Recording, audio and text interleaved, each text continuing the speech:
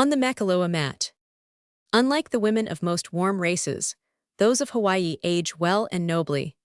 With no pretense of makeup or cunning concealment of time's inroads, the woman who sat under the Hau tree might have been permitted as much as 50 years by a judge competent anywhere over the world save in Hawaii. Yet her children and her grandchildren, and Roscoe Scandwell, who had been her husband for 40 years, knew that she was 64 and would be 65 come the next 22nd day of June. But she did not look it, despite the fact that she thrust reading glasses on her nose as she read her magazine and took them off when her gaze desired to wander in the direction of the half-dozen children playing on the lawn. It was a noble situation, noble as the ancient Hau tree, the size of a house, where she sat as if in a house, so spaciously and comfortably house-like was its shade furnished. Noble as the lawn that stretched away landward its plush of green at an appraisement of $200. A front foot to a bungalow equally dignified, noble, and costly. Seaward, glimpsed through a fringe of 100-foot coconut palms, was the ocean. Beyond the reef, a dark blue that grew indigo blue to the horizon. Within the reef, all the silken gamut of jade and emerald and tourmaline. And this was but one house of the half-dozen houses belonging to Martha Scandwell.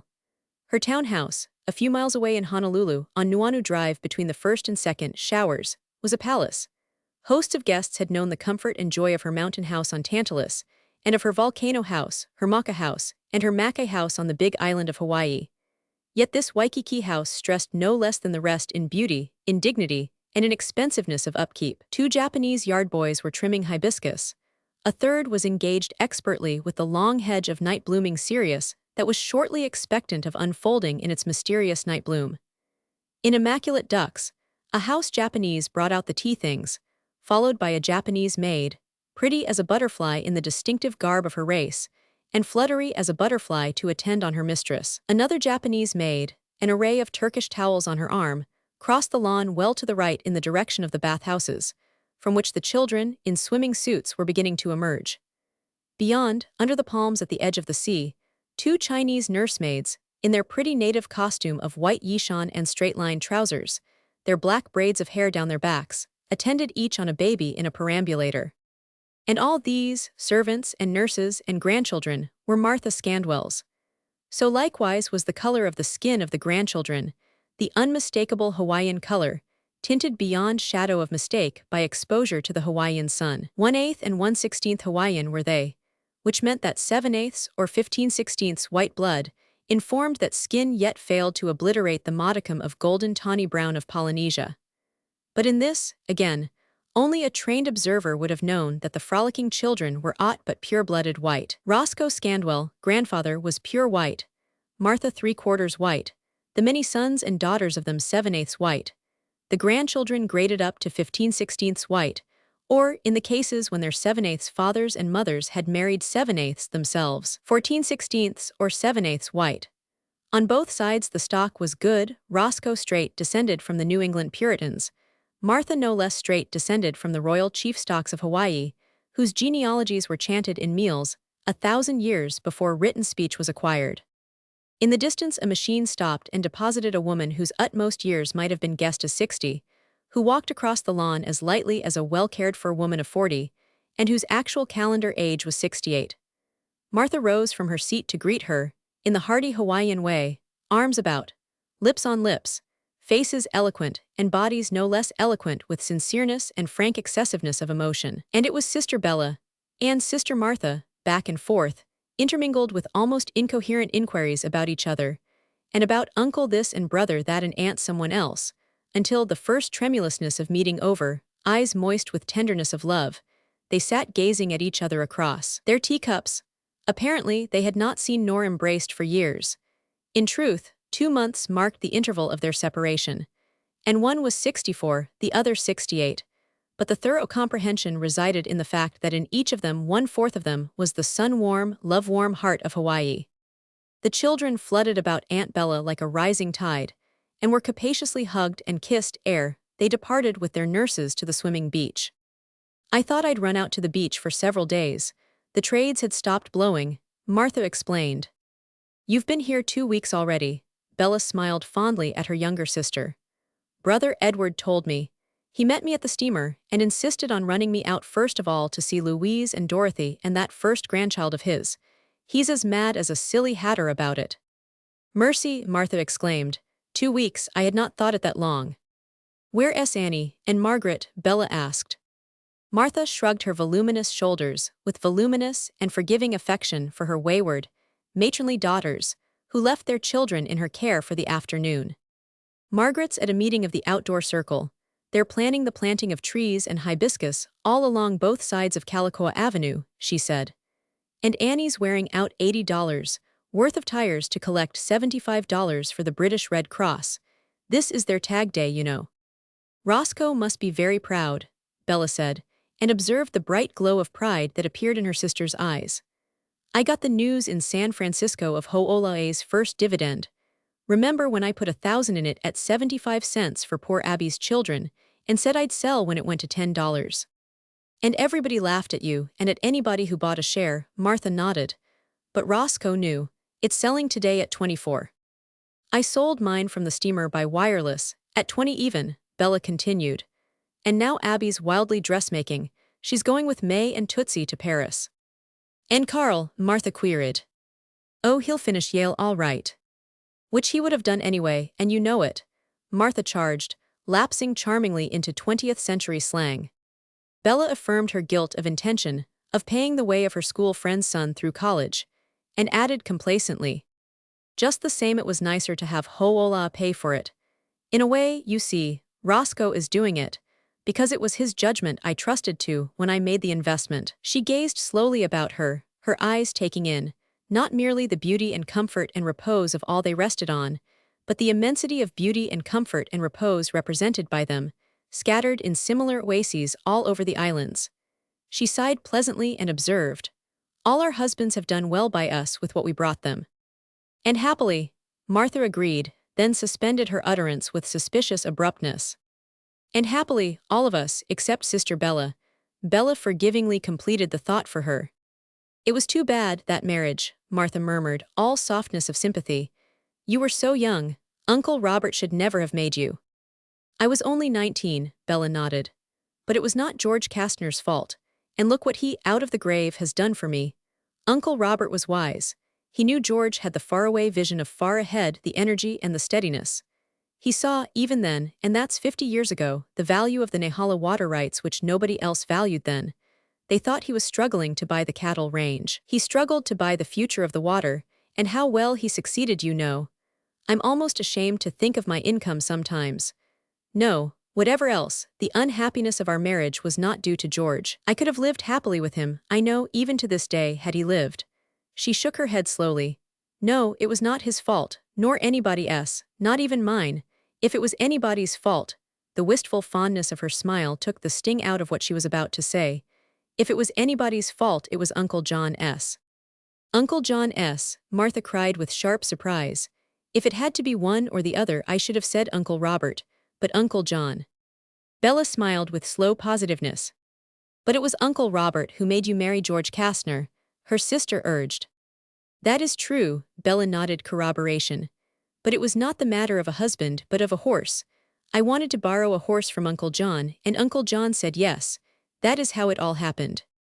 A silence fell, pregnant and cryptic, and while the voices of the children and the soft mandatory protests of the Asiatic maids drew nearer from the beach, Martha Scandwell felt herself vibrant and tremulous with sudden resolve of daring. She waved the children away. Run along, dears, run along, Grandma and Aunt Bella want to talk.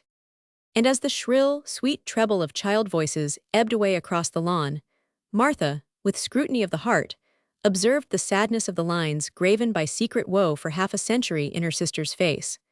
For nearly 50 years had she watched those lines. She steeled all the melting softness of the Hawaiian of her to break the half-century of silence. Bella, she said, we never knew, you never spoke, but we wondered, oh, often and often.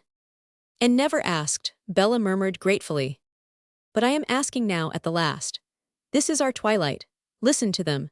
Sometimes it almost frightens me to think that they are grandchildren, my grandchildren. I who only the other day, it would seem, was as heart-free, leg-free, carefree a girl as ever bestrode a horse, or swam in the big surf, or gathered up his at low tide, or laughed at a dozen lovers. And here in our twilight, let us forget everything save that I am your dear sister as you are mine." The eyes of both were dewy moist. Bella palpably trembled to utterance. "We thought it was George Kastner," Martha went on, "and we could guess the details. He was a cold man, you were warm Hawaiian, he must have been cruel. Brother Walcott always insisted he must have beaten you." "No, no," Bella broke in. "George Kastner was never a brute, a beast. Almost have I wished often that he had been. He never laid hand on me, he never raised hand to me, he never raised his voice to me. Never, oh, can you believe it? Do, please, sister, believe it, did we have a high word nor a cross word. But that house of his, of ours, at Nehala, was gray. All the color of it was gray and cool and chill, while I was bright with all colors of sun and earth and blood and birth. It was very cold, gray cold, with that cold gray husband of mine at Nehala. You know he was gray, Martha. Gray like those portraits of Emerson we used to see at school. His skin was gray. Sun and weather and all hours in the saddle could never tan it. And he was as gray inside as out. And I was only 19 when Uncle Robert decided on the marriage. How was I to know? Uncle Robert talked to me. He pointed out how the wealth and property of Hawaii was already beginning to pass into the hands of the Howleys, whites. The Hawaiian chiefs let their possessions slip away from them. The Hawaiian chiefesses, who married Howleys, had their possessions, under the management of their Howley husbands, increase prodigiously. He pointed back to the original grandfather Roger Wilton, who had taken grandmother Wilton's poor Maka lands and added to them, and built up about them the Kilahana Ranch. Even then it was second only to the Parker Ranch, Martha interrupted proudly. And he told me that had our father, before he died, been as farseeing as grandfather, half the then Parker holdings would have been added to Kilahana, making Kilahana first. And he said that never, forever and ever, would beef be cheaper. And he said that the big future of Hawaii would be in sugar. That was 50 years ago, and he has been more than proved right. And he said that the young Howley, George Kastner, saw far and would go far, and that there were many girls of us, and that the Kilahana lands ought by rights to go to the boys, and that if I married George my future was assured in the biggest way. I was only 19, just back from the Royal Chief School, that was before our girls went to the States for their education. You were among the first, Sister Martha, who got their education on the mainland. And what did I know of love and lovers, much less of marriage? All women married. It was their business in life. Mother and grandmother, all the way back they had married. It was my business in life to marry George Kastner. Uncle Robert said so in his wisdom, and I knew he was very wise. And I went to live with my husband in the gray house at Nehala. You remember it. No trees, only the rolling grasslands, the high mountains behind, the sea beneath and the wind. The Waimea and Nehala winds, we got them both, and the Kona wind as well. Yet little would I have minded them, any more than we minded them at Kilahana, or than they minded them at Mana, had not Nehala itself been so gray, and husband George so gray. We were alone. He was managing Nehala for the Glens, who had gone back to Scotland. 1,800 a year, plus beef, horses, cowboy service, and the ranch house, was what he received. It was a high salary in those days, Martha said. And for George Kastner, and the service he gave, it was very cheap, Bella defended. I lived with him for 3 years. There was never a morning that he was out of his bed later than 4:30. He was the soul of devotion to his employers. Honest to a penny in his accounts, he gave them full measure and more of his time and energy. Perhaps that was what helped make our life so gray. But listen, Martha. Out of his 1,800, he laid aside 1,600 each year. Think of it, the two of us lived on 200 a year. Luckily he did not drink or smoke. Also, we dressed out of it as well. I made my own dresses. You can imagine them. Outside of the cowboys who chored the firewood, I did the work. I cooked and baked and scrubbed. You who had never known anything but servants from the time you were born. Martha pitied. Never less than a regiment of them at Kilahana. Oh, but it was the bare, naked, pinching meagerness of it. Bella cried out. How far I was compelled to make a pound of coffee go, a broom worn down to nothing before a new one was bought, and beef, fresh beef and jerky morning, noon, and night, and porridge. Never since have I eaten porridge or any breakfast food. She arose suddenly and walked a dozen steps away to gaze a moment with unseeing eyes at the color-lavish reef while she composed herself. And she returned to her seat with the splendid, sure, gracious, high-breasted, noble-headed port of which no outbreeding can ever rob the Hawaiian woman. Very Howley was Bella Kastner, fair-skinned, fine-textured. Yet as she returned, the high pose of head, The level-lidded gaze of her long brown eyes under royal arches of eyebrows, the softly set lines of her small mouth that fairly sang sweetness of kisses after 68 years, all made her the very picture of a chiefess of old Hawaii, full bursting through her ampleness of Howley blood. Taller she was than her sister Martha, if anything more queenly. You know we were notorious as poor feeders, Bella laughed lightly enough. It was many a mile on either side from Nehala to the next roof. Belated travelers, or stormbound ones, would, on occasion, stop with us overnight. And you know the lavishness of the big ranches, then and now. How we were the laughingstock. What do we care, George would say. They live today and now. 20 years from now will be our turn, Bella. They will be where they are now and they will eat out of our hand. We will be compelled to feed them, they will need to be fed, and we will feed them well, for we will be rich, Bella, so rich that I am afraid to tell you. But I know what I know, and you must have faith in me. George was right. 20 years afterward, though he did not live to see it, my income was $1,000 a month. Goodness, I do not know what it is today. But I was only 19 and I would say to George, now, we live now, we may not be alive 20 years from now. I do want a new broom. And there is a third-rate coffee that is only 2 cents a pound more than the awful stuff we are using. Why couldn't I fry eggs in butter, now? I should dearly love at least one new tablecloth. Our linen. I'm ashamed to put a guest between the sheets, though heaven knows they dare come seldom enough. Be patient, Bella, he would reply. In a little while, in only a few years, those that scorn to sit at our table now or sleep between our sheets will be proud of an invitation, those of them who will not be dead. You remember how Stevens passed out last year, free living and easy, everybody's friend but his own. The Kohala crowd had to bury him, for he left nothing but debts. Watch the others going the same pace. There's your brother Hal. He can't keep it up and live 5 years and he's breaking his uncle's hearts. And there's Prince Lilalilo. Dashes by me with 100 mounted, able-bodied, roistering Kanakas in his train who would be better at hard work and looking after their future, for he will never be king of Hawaii. He will not live to be king of Hawaii. George was right. Brother Hal died. So did Prince Lilalilo, but George was not all right. He, who neither drank nor smoked, who never wasted the weight of his arms in an embrace, nor the touch of his lips a second longer than the most perfunctory of kisses, who was invariably up before cockcrow and asleep ere the kerosene lamp had a tenth emptied itself, and who never thought to die, was dead even more quickly than Brother Hal and Prince Lilalilo. Be patient, Bella, Uncle Robert would say to me. George Kastner is a coming man. I have chosen well for you. Your hardships now are the hardships on the way to the promised land. Not always will the Hawaiians rule in Hawaii. Just as they let their wealth slip out of their hands, so will their rule slip out of their hands. Political power and the land always go together. There will be great changes, revolutions no one knows how many nor of what sort, save that in the end the Howley will possess the land and the rule.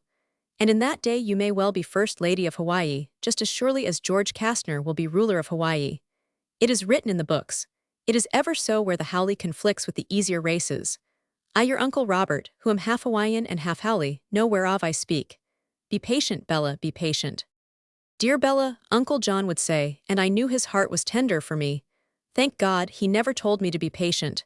He knew, he was very wise. He was warm human, and therefore wiser than Uncle Robert and George Kastner, who sought the thing, not the spirit, who kept records in ledgers rather than numbers of heartbeats breast to breast, who added columns of figures rather than remembered embraces and endearments of look and speech and touch.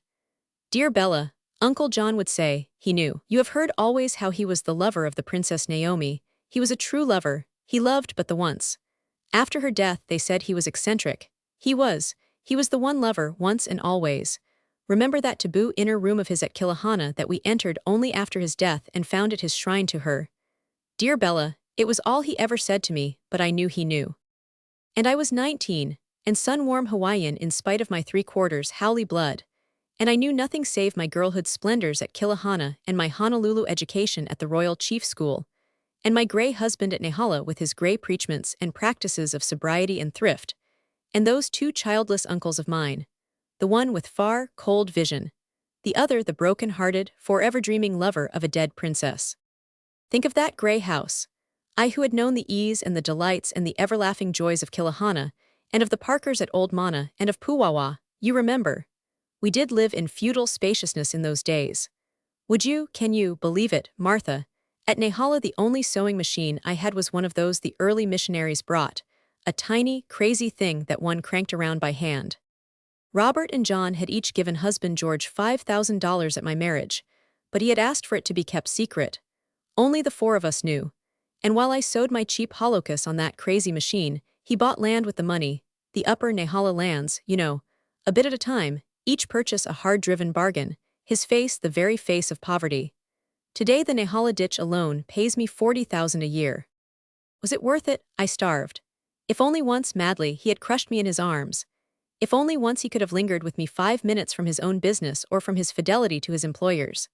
Sometimes I could have screamed, or showered the eternal bowl of hot porridge into his face, or smashed the sewing machine upon the floor and danced a hula on it, just to make him burst out and lose his temper and be human, be a brute, be a man of some sort instead of a gray, frozen demigod. Bella's tragic expression vanished, and she laughed outright in sheer genuineness of mirthful recollection. And when I was in such moods he would gravely look me over, gravely feel my pulse, examine my tongue, gravely dose me with castor oil and gravely put me to bed early with hot stove lids, and assure me that I'd feel better in the morning. Early to bed. Our wildest sitting up was 9 o'clock. 8 o'clock was our regular bedtime. It saved kerosene. We did not eat dinner at Nehala, remember the great table at Kilahana where we did have dinner. But husband George and I had supper. And then he would sit close to the lamp on one side the table and read old borrowed magazines for an hour, while I sat on the other side and darned his socks and underclothing. He always wore such cheap, shoddy stuff.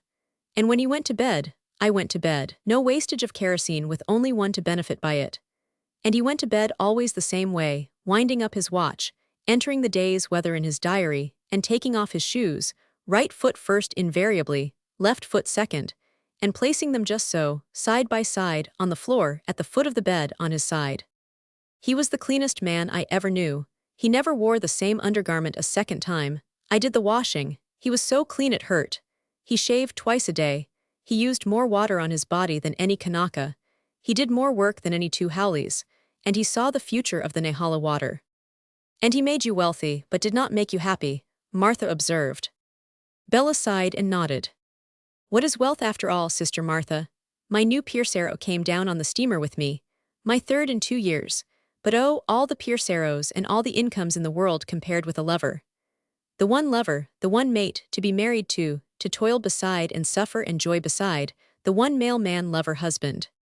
Her voice trailed off, and the sisters sat in soft silence while an ancient crone, staff in hand, twisted, doubled, and shrunken under 100 years of living, hobbled across the lawn to them. Her eyes, withered to scarcely more than peepholes, were sharp as a mongoose, and at Bella's feet she first sank down, in pure Hawaiian mumbling and chanting a toothless meal of Bella and Bella's ancestry, and adding to it an extemporized welcome back to Hawaii after her absence across the Great Sea to California. And while she chanted her meal, the old crone's shrewd fingers lomied or massaged Bella's silk-stockinged legs from ankle and calf to knee and thigh. Both Bella's and Martha's eyes were luminous moist, as the old retainer repeated the lomi and the meal to Martha, and as they talked with her in the ancient tongue and asked the immemorial questions about her health and age and great-great-grandchildren. She who had lomied them as babies in the great house at Kilahana, as her ancestresses had lomied their ancestresses back through the unnumbered generations. The brief duty visit over, Martha arose and accompanied her back to the bungalow, putting money into her hand, commanding proud and beautiful Japanese housemaids to wait upon the dilapidated aborigine with poi, which is compounded of the roots of the water lily, with ayamaka, which is raw fish, and with pounded kukui nut and limu, which latter is seawood, tender to the toothless, digestible, and savory. It was the old feudal tie, the faithfulness of the commoner to the chief, the responsibility of the chief to the commoner. And Martha, 3/4 Howley with the Anglo-Saxon blood of New England, was 4/4 Hawaiian in her remembrance and observance of the well-nigh vanished customs of old days. As she came back across the lawn to the How tree, Bella's eyes dwelt upon the moving authenticity of her and of the blood of her, and embraced her and loved her. Shorter than Bella was Martha, a trifle, but the merest trifle, less queenly of port, but beautifully and generously proportioned, mellowed rather than dismantled by years, her Polynesian chiefess figure eloquent and glorious under the satisfying lines of a half-fitting, grandly sweeping, black silk holoku trimmed with black lace more costly than a Paris gown. And as both sisters resumed their talk, an observer would have noted the striking resemblance of their pure, straight profiles, of their broad cheekbones, of their wide and lofty foreheads, of their iron-gray abundance of hair, of their sweet-lipped mouths set with the carriage of decades of assured and accomplished pride, and of their lovely slender eyebrows arched over equally lovely long brown eyes. The hands of both of them, little altered or defaced by age, were wonderful in their slender, tapering fingertips, love-loamied and love-formed, while they were babies by old Hawaiian women like to the one even then eating poi and ayamaka and limu in the house. I had a year of it, Bella resumed, and do you know, things were beginning to come right. I was beginning to draw to husband George. Women are so made, I was such a woman at any rate, for he was good, he was just. All the old sterling Puritan virtues were his. I was coming to draw to him, to like him, almost, might I say, to love him. And had not Uncle John loaned me that horse, I know that I would have truly loved him and have lived ever happily with him, in a quiet sort of way, of course. You see, I knew nothing else, nothing different, nothing better in the way of men. I came gladly to look across the table at him, while he read in the brief interval between supper and bed, gladly to listen for, and to catch the beat of his horse's hoofs coming home at night from his endless riding over the ranch. And his scant praise was praise indeed, that made me tingle with happiness. Yes, Sister Martha, I knew what it was to blush under his precise, just praise for the things I had done right or correctly. And all would have been well for the rest of our lives together, except that he had to take steamer to Honolulu. It was business. He was to be gone 2 weeks or longer, first, for the Glens in ranch affairs, and next for himself, to arrange the purchase of still more of the upper Nehala lands. Do you know, he bought lots of the Wilder and up-and-down lands, worthless for aught save water, and the very heart of the watershed, for as low as 5 and 10 cents an acre. And he suggested I needed a change. I wanted to go with him to Honolulu, but with an eye to expense, he decided Kilahana for me. Not only would it cost him nothing for me to visit at the old home, but he saved the price of the poor food I should have eaten had I remained alone at Nehala, which meant the purchase price of more Nehala acreage. And at Kilahana Uncle John said yes, and loaned me the horse. Oh, it was like heaven, getting back, those first several days. It was difficult to believe at first that there was so much food in all the world. The enormous wastage of the kitchen appalled me. I saw waste everywhere, so well trained had I been by husband George. Why, out in the servants' quarters the aged relatives and most distant hangers-on of the servants fed better than George and I ever fed. You remember our Kilahana way, same as the Parker way. A bullock killed for every meal, fresh fish by runners from the ponds of Waipio and Kihilo, the best and rarest at all times of everything. And love, our family way of loving, you know what Uncle John was. And Brother Walcott was there, and Brother Edward, and all the younger sisters save you and Sally away at school, and Aunt Elizabeth, and Aunt Janet with her husband and all her children on a visit. It was arms around, and perpetual endearings, and all that I had missed for a weary 12-month. I was thirsty for it. I was like a survivor from the open boat falling down on the sand and lapping the fresh bubbling springs at the roots of the palms. And they came, riding up from Kauai, where they had landed from the royal yacht, the whole glorious cavalcade of them, 2 by 2, flower-garlanded, young and happy, gay on Parker Ranch horses, 30 of them in the party, 100 Parker Ranch cowboys, and as many more of their own retainers. A royal progress. It was Princess Lihu's progress, of course, she flaming and passing as we all knew with the dreadful tuberculosis. But with her were her nephews, Prince Lilalilo, hailed everywhere as the next king, and his brothers, Prince Kahekili and Prince Kamilau. And with the princess was Ella Higginsworth, who rightly claimed higher chief bloodlines through the Kauai descent than belonged to the reigning family, and Dora Niles and Emily Lowcroft, and, oh, why enumerate them all? Ella Higginsworth and I had been roommates at the Royal Chief School. And there was a great resting time for an hour, no luau, for the luau awaited them at the Parkers, but beer and stronger drinks for the men, and lemonade and oranges, and refreshing watermelon for the women. And it was arms around with Ella Higginsworth and me, and the princess, who remembered me, and all the other girls and women, and Ella spoke to the princess, and the princess herself invited me to the progress, joining them at Mana whence they would depart 2 days later. And I was mad, mad with it all, I from a 12-month of imprisonment at Grey Nehala. And I was 19 yet, just turning 20 within the week. Oh, I had not thought of what was to happen. So occupied was I with the women that I did not see Lilalilo, except at a distance, bulking large and tall above the other men. But I had never been on a progress. I had seen them entertained at Kilahana and Mana, but I had been too young to be invited along, and after that it had been school and marriage. I knew what it would be like, 2 weeks of paradise, and little enough for another 12 months at Nehala. And I asked Uncle John to lend me a horse, which meant 3 horses of course, one mounted cowboy and a pack horse to accompany me.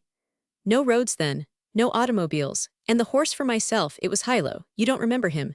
You were away at school then, and before you came home the following year he'd broken his back and his rider's neck wild cattle roping up Mauna Kea. You heard about it, that young American naval officer. Lieutenant Bosefield, Martha nodded. But Hilo, I was the first woman on his back. He was a 3-year-old, almost a 4-year, and just broken. So black and in such a vigor of coat that the high lights on him clad him in shimmering silver. He was the biggest riding animal on the ranch, descended from the king's sparkling doe with a range mare for dam, and roped wild only 2 weeks before. I never have seen so beautiful a horse. He had the round, deep-chested, big-hearted, well-coupled body of the ideal mountain pony, and his head and neck were true thoroughbred, slender yet full, with lovely alert ears not too small to be vicious nor too large to be stubborn mulish. And his legs and feet were lovely too, unblemished, sure and firm, with long springy pasterns that made him a wonder of ease under the saddle. I remember hearing Prince Lilalilo tell Uncle John that you were the best woman rider in all Hawaii, Martha interrupted to say. That was 2 years afterward when I was back from school, and while you were still living at Nehala. Lilalilo said that. Bella cried. Almost as with a blush, her long brown eyes were illumined, as she bridged the years to her lover near half a century dead in dust. With the gentleness of modesty so innate in the women of Hawaii, she covered her spontaneous exposure of her heart with added panegyric of Hilo. Oh, when he ran with me up the long grass slopes, and down the long grass slopes, it was like hurdling in a dream, for he cleared the grass at every bound, leaping like a deer, a rabbit, or a fox terrier, you know how they do. And cut up and prance and high life. He was a mount for a general, for a Napoleon or a Kitchener, and he had not a wicked eye but oh such a roguish eye, intelligent and looking as if it cherished a joke behind and wanted to laugh or to perpetrate it. And I asked Uncle John for Hilo. And Uncle John looked at me and I looked at him, and though he did not say it, I knew he was feeling dear Bella, and I knew, somewhere in his seeing of me was all his vision of the Princess Naomi. And Uncle John said yes. That is how it happened. But he insisted that I should try Hilo out myself rather at private rehearsal. He was a handful, a glorious handful, but not vicious, not malicious. He got away from me over and over again, but I never let him know. I was not afraid, and that helped me keep always a feel of him that prevented him from thinking that he was even a jump ahead of me. I have often wondered if Uncle John dreamed of what possibly might happen. I know I had no thought of it myself. That day I rode across and joined the princess at Mana. Never was there such festal time. You know the grand way the old Parkers had of entertaining. The pig sticking and wild cattle shooting, the horse breaking and the branding. The servants' quarters overflowing, Parker cowboys in from everywhere. And all the girls from Waimea up, and the girls from Waipio and Hanaka and Paiuelo, I can see them yet, sitting in long rows on top the stone walls of the breaking pen and making leis, flower garlands, for their cowboy lovers. And the nights, the perfumed nights, the chanting of the meals and the dancing of the hulas, and the big mana grounds with lovers everywhere strolling 2 by 2 under the trees.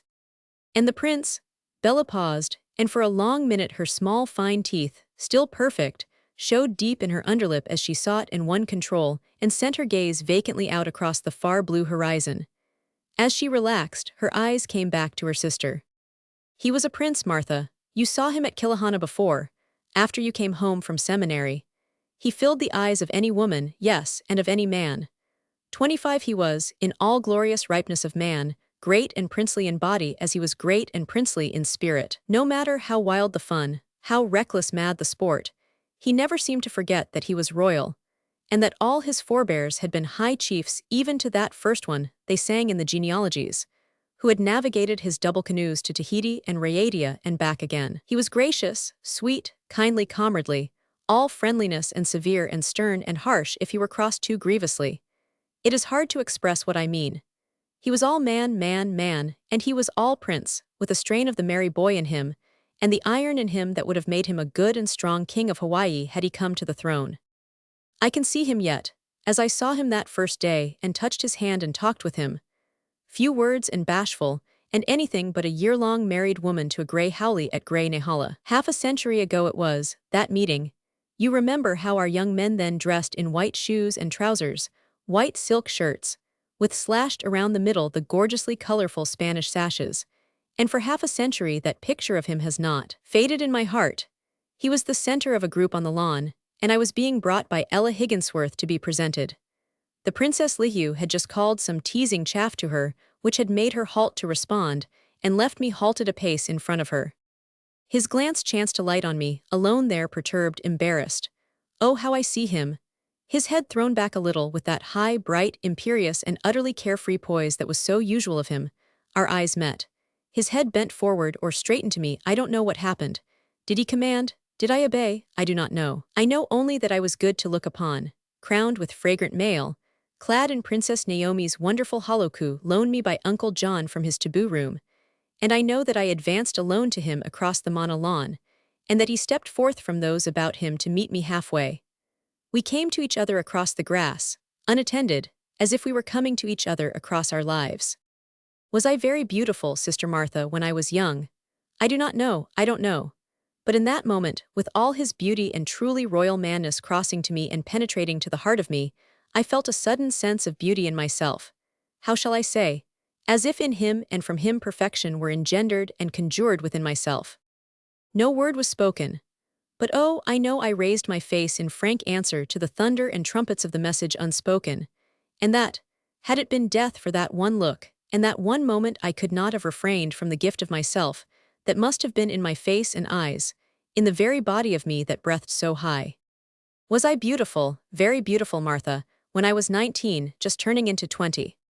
And Martha, 64, looked upon Bella, 68, and nodded genuine affirmation, and to herself added the appreciation of the instant in what she beheld. Bella's neck, still full and shapely, longer than the ordinary Hawaiian woman's neck, a pillar that carried regally her high-cheeked, high-browed, high-chiefess face and head. Bella's hair, high-piled, intact, sparkling, the silver of the years, ringleted still and contrasting definitely and sharply with her clean, slim black brows and deep brown eyes. And Martha's glance, in modest overwhelming of modesty by what she saw, dropped down the splendid breast of her and generously true lines of body to the feet, silken clad, high-heeled slippered, small, plump, with an almost Spanish arch and faultlessness of instep. When one is young, the one young time, Bella laughed. Lilalilo was a prince. I came to know his every feature and their every phase. Afterward, in our wonder days and nights by the singing waters, by the slumber-drowsy surfs, and on the mountain ways. I knew his fine, brave eyes with their straight, black brows, the nose of him that was assuredly a Kamehameha nose, and the last, least, lovable curve of his mouth. There is no mouth more beautiful than the Hawaiian, Martha. And his body. He was a king of athletes, from his wicked, wayward hair to his ankles of bronze steel. Just the other day I heard one of the Wilder grandsons referred to as the Prince of Harvard. Mercy! What could they have called my Lilalilo, could they have matched him against this Wilder lad and all his team at Harvard? Bella ceased and breathed deeply, the while she clasped her fine small hands in her ample silken lap. But her pink fairness blushed faintly through her skin and warmed her eyes as she relived her prince days. Well, you have guessed, Bella said, with defiant shrug of shoulders and a straight gaze into her sister's eyes. We rode out from gay Mana and continued the gay progress. Down the lava trails to Kihilo, to the swimming and the fishing and the feasting and the sleeping in the warm sand under the palms. And up to Puwawa, and more pig sticking, and roping and driving, and wild mutton from the upper pasture lands. And on through Kona, now Maka, mountainward, now down to the king's palace at Kailua, and to the swimming at Kohu, and to Kilekua Bay, and Napopu and Hananau. And everywhere the people turning out, in their hands gifts of flowers and fruit and fish and pig, in their hearts love and song, their heads bowed in obeisance to the royal ones, while their lips ejaculated exclamations of amazement or chanted meals of old and unforgotten days. What would you, Sister Martha? You know what we Hawaiians are, you know what we were 100 years ago. Lilalilo was wonderful, I was reckless. Lilalilo of himself could make any woman reckless. I was twice reckless, for I had cold, grey Nehala to spur me on. I knew, I had never a doubt, never hope. Divorces in those days were undreamed. The wife of George Kastner could never be Queen of Hawaii, even if Uncle Robert's prophesied revolutions were delayed, and if Lilalilo himself became king. But I never thought of the throne. What I wanted would have been the queendom of being Lilalilo's wife and mate. But I made no mistake. What was impossible, and I dreamed no false dream. It was the very atmosphere of love. And Lilalilo was a lover. I was forever crowned with lays by him, and he had his runners bring me lays all the way from the rose gardens of Mana, you remember them, 50 miles across the lava and the ranges, dewy fresh as the moment they were plucked, in their jewel cases of banana bark. Yard-long, they were, the tiny pink buds like threaded beads of Neapolitan coral. And at the luau's, feasts, the forever never-ending luau's, I must be seated on Lilalilo's Makaloa Mat, the prince's mat, his alone and taboo to any lesser mortal save by his own condescension and desire. And I must dip my fingers into his own pa-wai hall, finger bowl, where scented flower petals floated in the warm water. Yes, and careless that all should see his extended favor, I must dip into his pa-pakai for my pinches of red salt, and limu, and kukui nut and chili pepper, and into his ipu kai, fish sauce dish, of ku wood that the great Kamehameha himself had eaten from on many a similar progress. And it was the same for special delicacies that were for Lilalilo and the princess alone for his nelu, and the ake, and the palu, and the alala. And his kahilis were waved over me, and his attendants were mine, and he was mine, and from my flower-crowned hair to my happy feet I was a woman loved. Once again, Bella's small teeth pressed into her underlip, as she gazed vacantly seaward, and won control of herself and her memories.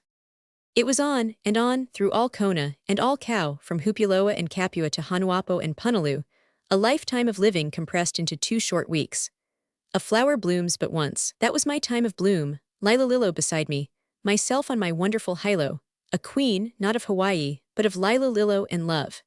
He said I was a bubble of color and beauty on the black back of Leviathan, that I was a fragile dewdrop on the smoking crest of a lava flow, that I was a rainbow riding the thunder cloud. Bella paused for a moment. I shall tell you no more of what he said to me, she declared gravely, save that the things he said were fire of love and essence of beauty, and that he composed hulas to me, and sang them to me, before all, of nights under the stars as we lay on our mats at the feasting, and I on the Makaloa Mat of Lilalilo.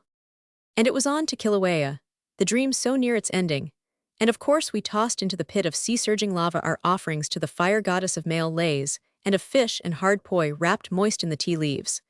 And we continued down through Old Puna, and feasted and danced and sang at Kowalia and Kamili and Apihiko, and swam in the clear, sweet water pools of Kalapana. And in the end came to Hilo by the sea. It was the end, we had never spoken. It was the end recognized and unmentioned. The yacht waited. We were days late. Honolulu called, and the news was that the king had gone particularly pupule, insane, that there were Catholic and Protestant missionary plottings, and that trouble with France was brewing. As they had landed at Kauai 2 weeks before with laughter and flowers and song, so they departed from Hilo. It was a merry parting, full of fun and frolic, and 1,000 last messages and reminders and jokes. The anchor was broken out to a song of farewell from Lilalilo's singing boys on the quarterdeck, while we, in the big canoes and whaleboats, saw the first breeze fill the vessel's sails, and the distance begin to widen. Through all the confusion and excitement, Lilalilo at the rail, who must say last farewells and quip last jokes to many, looked squarely down at me. On his head he wore my ilima, which I had made for him and placed there. And into the canoes, to the favored ones, they on the yacht began tossing their many lays. I had no expectancy of hope, and yet I hoped, in a small wistful way that I know did not show in my face, which was as proud and merry as any there. But Lilalilo did what I knew he would do, what I had known from the first he would do. Still looking me squarely and honestly in the eyes, he took my beautiful ilima from his head and tore it across. I saw his lips shape, but not utter aloud, the single word pow, finish. Still looking at me, he broke both parts of the lei in 2 again and tossed the deliberate fragments, not to me, but down overside into the widening water. Pow, it was finished. For a long space Bella's vacant gaze rested on the sea horizon. Martha ventured no mere voice expression of the sympathy that moistened her own eyes. And I rode on that day, up the old bad trail along the Hamakua coast. Bella resumed, with a voice at first singularly dry and harsh. That first day was not so hard, I was numb. I was too full with the wonder of all I had to forget to know that I had to forget it. I spent the night at Lapahoho. Do you know, I had expected a sleepless night. Instead, weary from the saddle, still numb, I slept the night through as if I had been dead. But the next day, in driving wind and drenching rain, how it blew and poured, the trail was really impassable. Again and again our horses went down.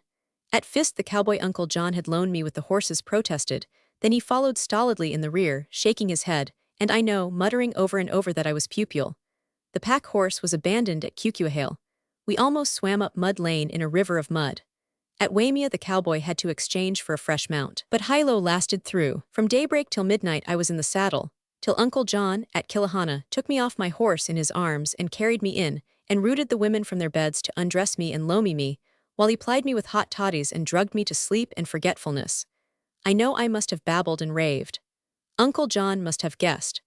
But never to another, nor even to me, did he ever breathe a whisper. Whatever he guessed he locked away in the taboo room of Naomi.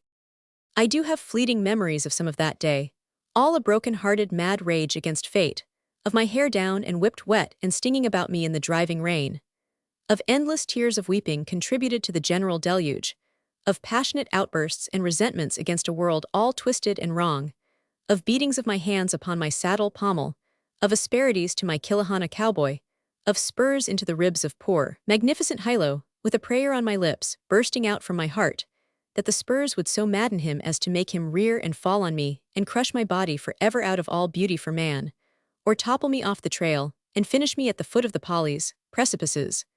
Writing Pow at the end of my name as final as the unuttered Pow on Lilalillo's lips when he tore across my Ilima and dropped it in the sea. Husband George was delayed in Honolulu. When he came back to Nehala, I was there waiting for him. And solemnly he embraced me, perfunctorily kissed my lips, gravely examined my tongue, decried my looks and state of health, and sent me to bed with hot stove lids and a dosage of castor oil. Like entering into the machinery of a clock and becoming one of the cogs or wheels, inevitably and remorselessly turning around and around, so I entered back into the gray life of Nehala.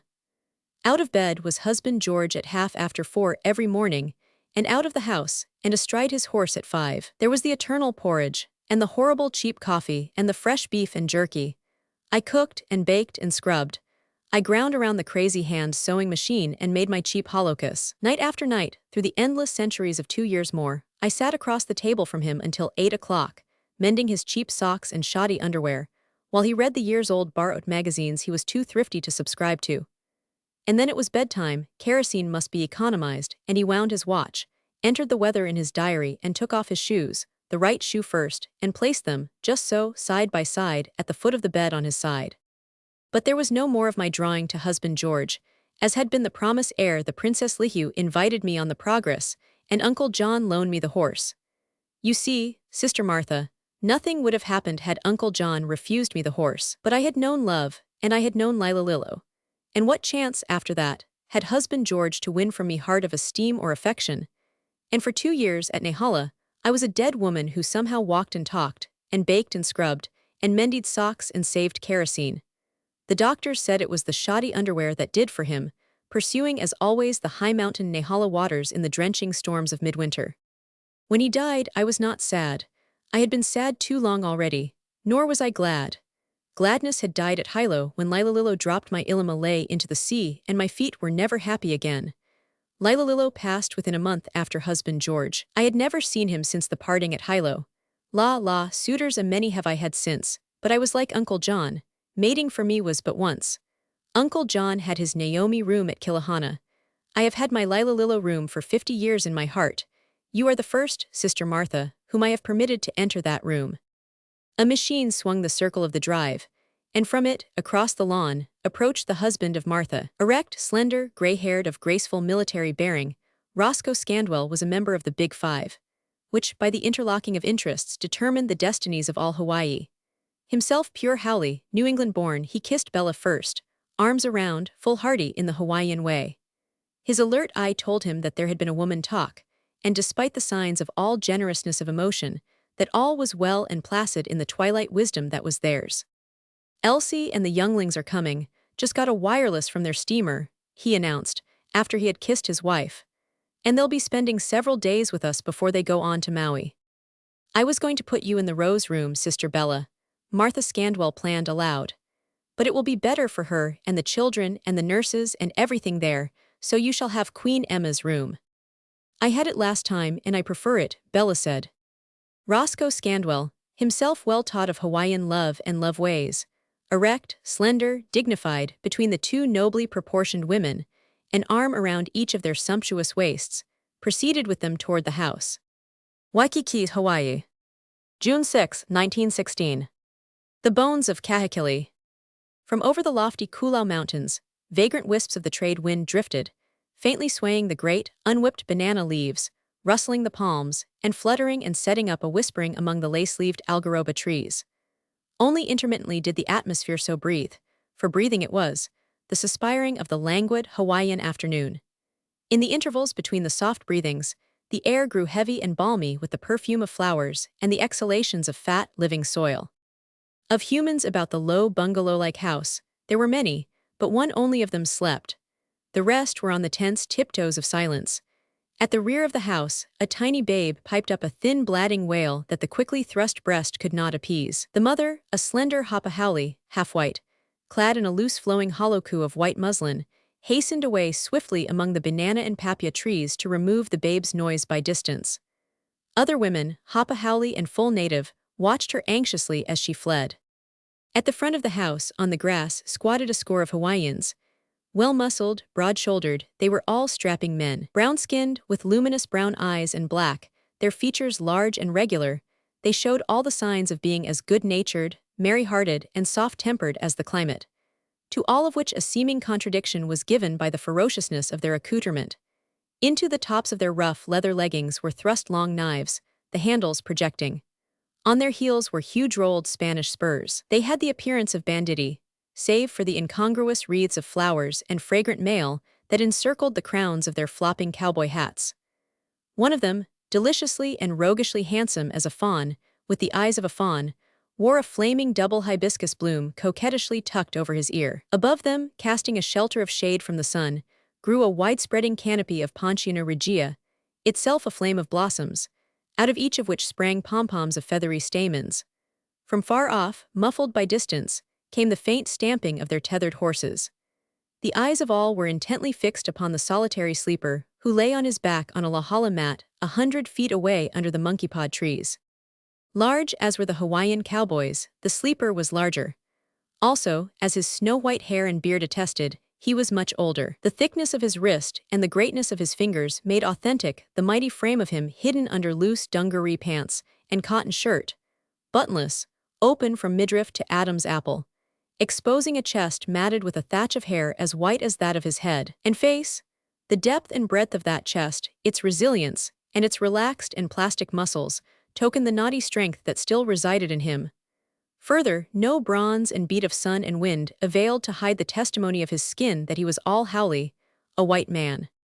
On his back, his great white beard, thrust skyward, untrimmed of barbers, stiffened and subsided with every breath, while with the outblow of every exhalation the white mustache erected perpendicularly like the quills of a porcupine, and subsided with each intake. A young girl of 14, clad only in a single shift or muumuu, herself a granddaughter of the sleeper, crouched beside him and with a feathered fly flapper brushed away the flies.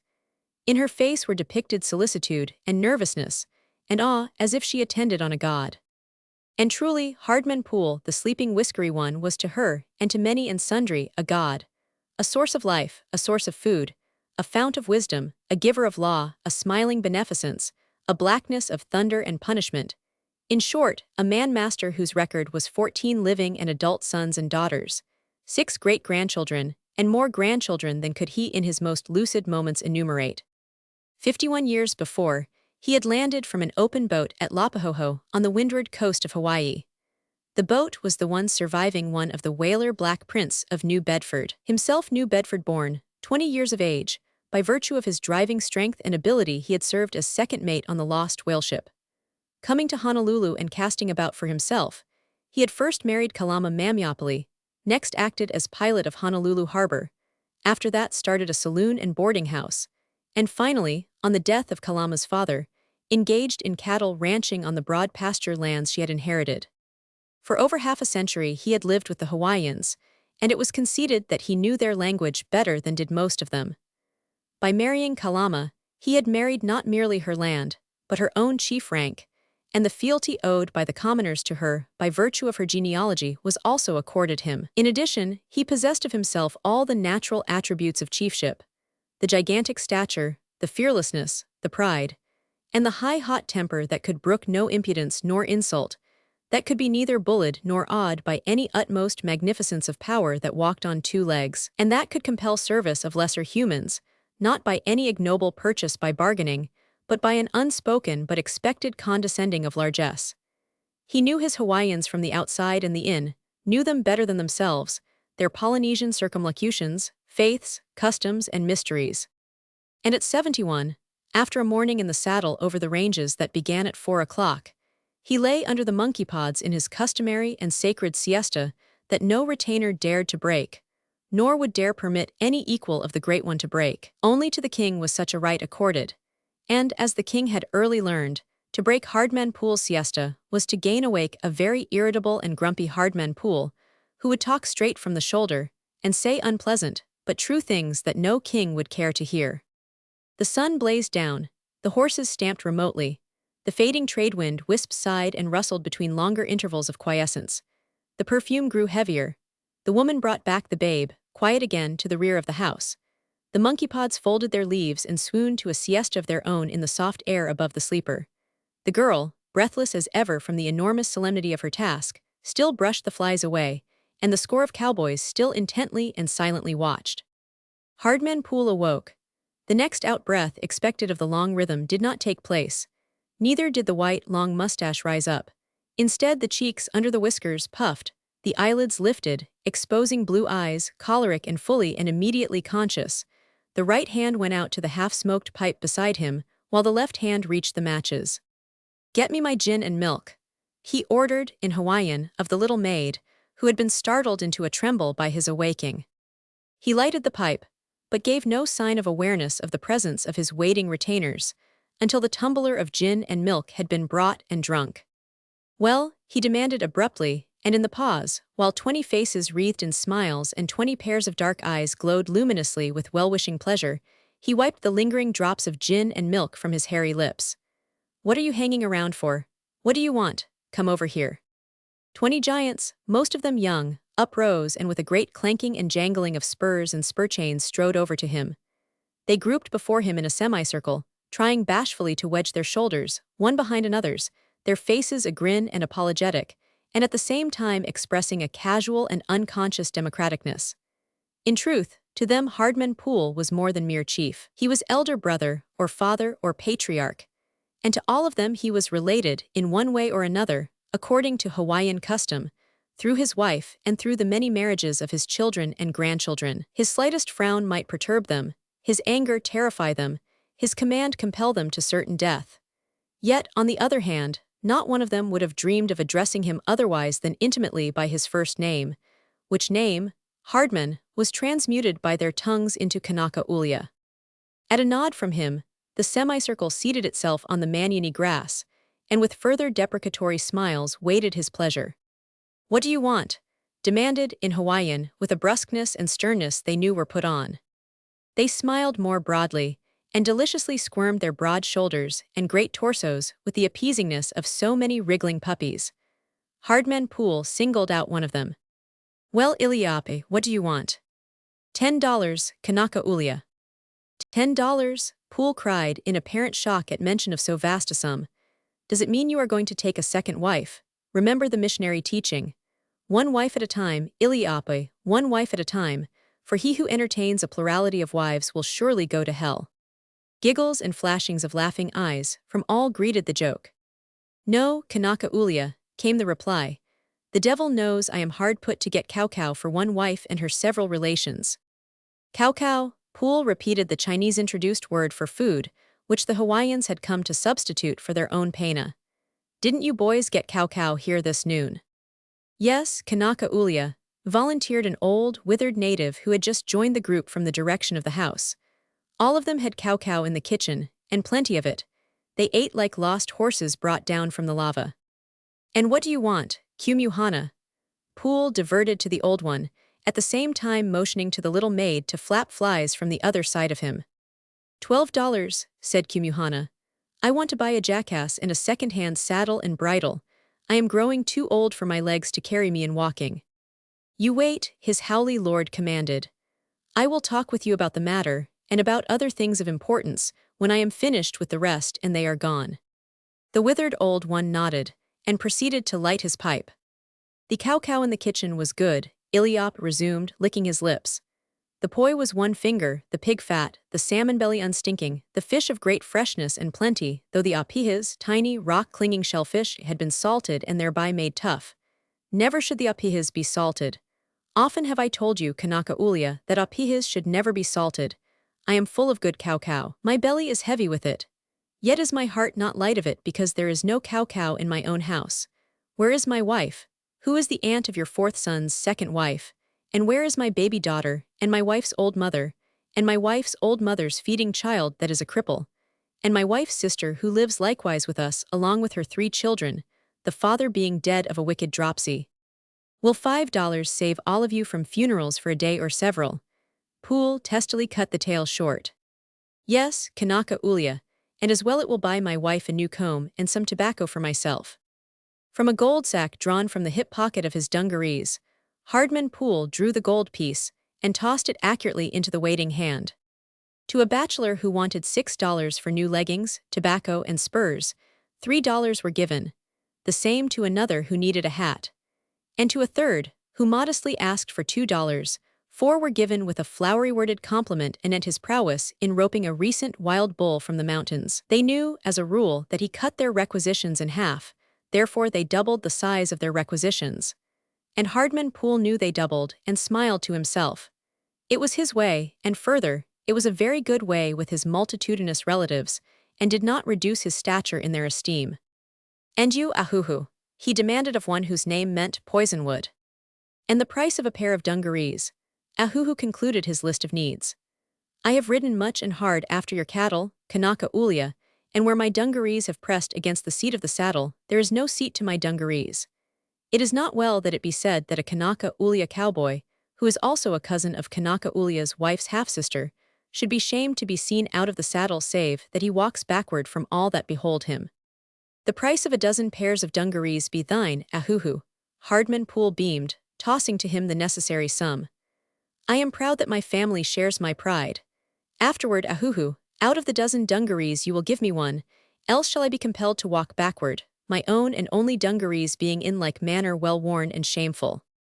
And in laughter of love at their howly chief's final sally, all the sweet child-minded and physically gorgeous company of them departed to their waiting horses, save the old withered one, Kumuhana, who had been bidden to wait. For a full 5 minutes they sat in silence. Then Hardman Poole ordered the little maid to fetch a tumbler of gin and milk, which, when she brought it, he nodded her to hand to Kumuhana. The glass did not leave his lips until it was empty, whereon he gave a great audible outbreath of ah, and smacked his lips.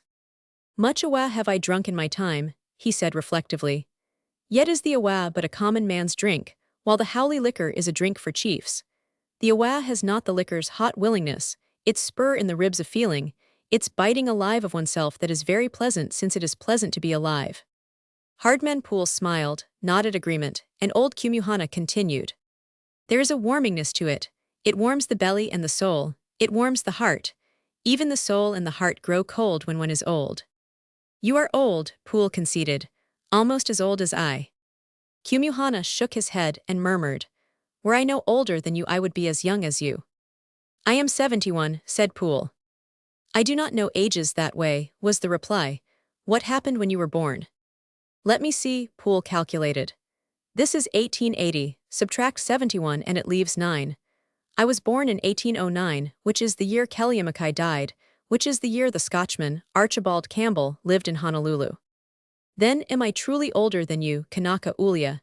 I remember the Scotchman well, for I was playing among the grass houses of Honolulu at the time, and already riding a surfboard in the Wahine, woman, surf at Waikiki. I can take you now to the spot where was the Scotchman's grass house. The seaman's mission stands now on the very ground. Yet do I know when I was born. Often my grandmother and my mother told me of it. I was born when Madame Peel, the fire goddess or volcano goddess, became angry with the people of Paia because they sacrificed no fish to her from their fish pool, and she sent down a flow of lava from Hulalai and filled up their pond. Forever was the fish pond of Paia filled up.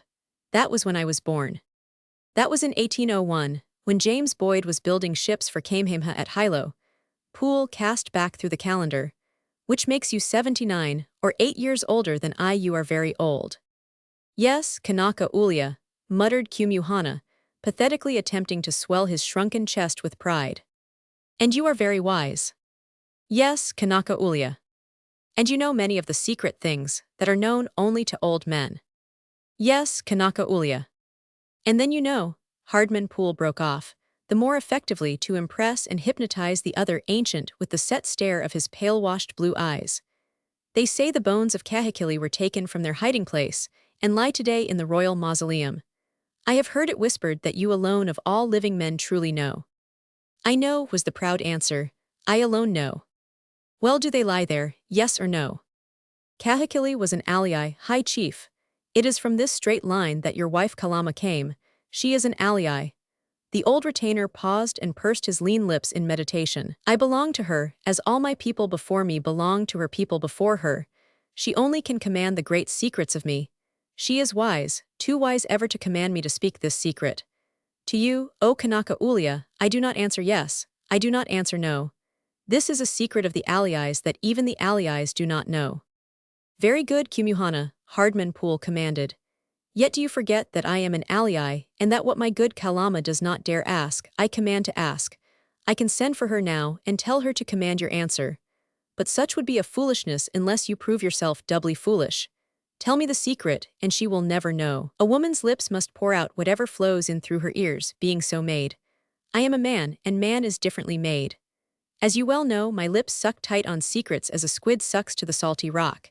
If you will not tell me alone, then will you tell Kalama and me together, and her lips will talk, so that the latest Malahini will shortly know what, otherwise, you and I alone will know.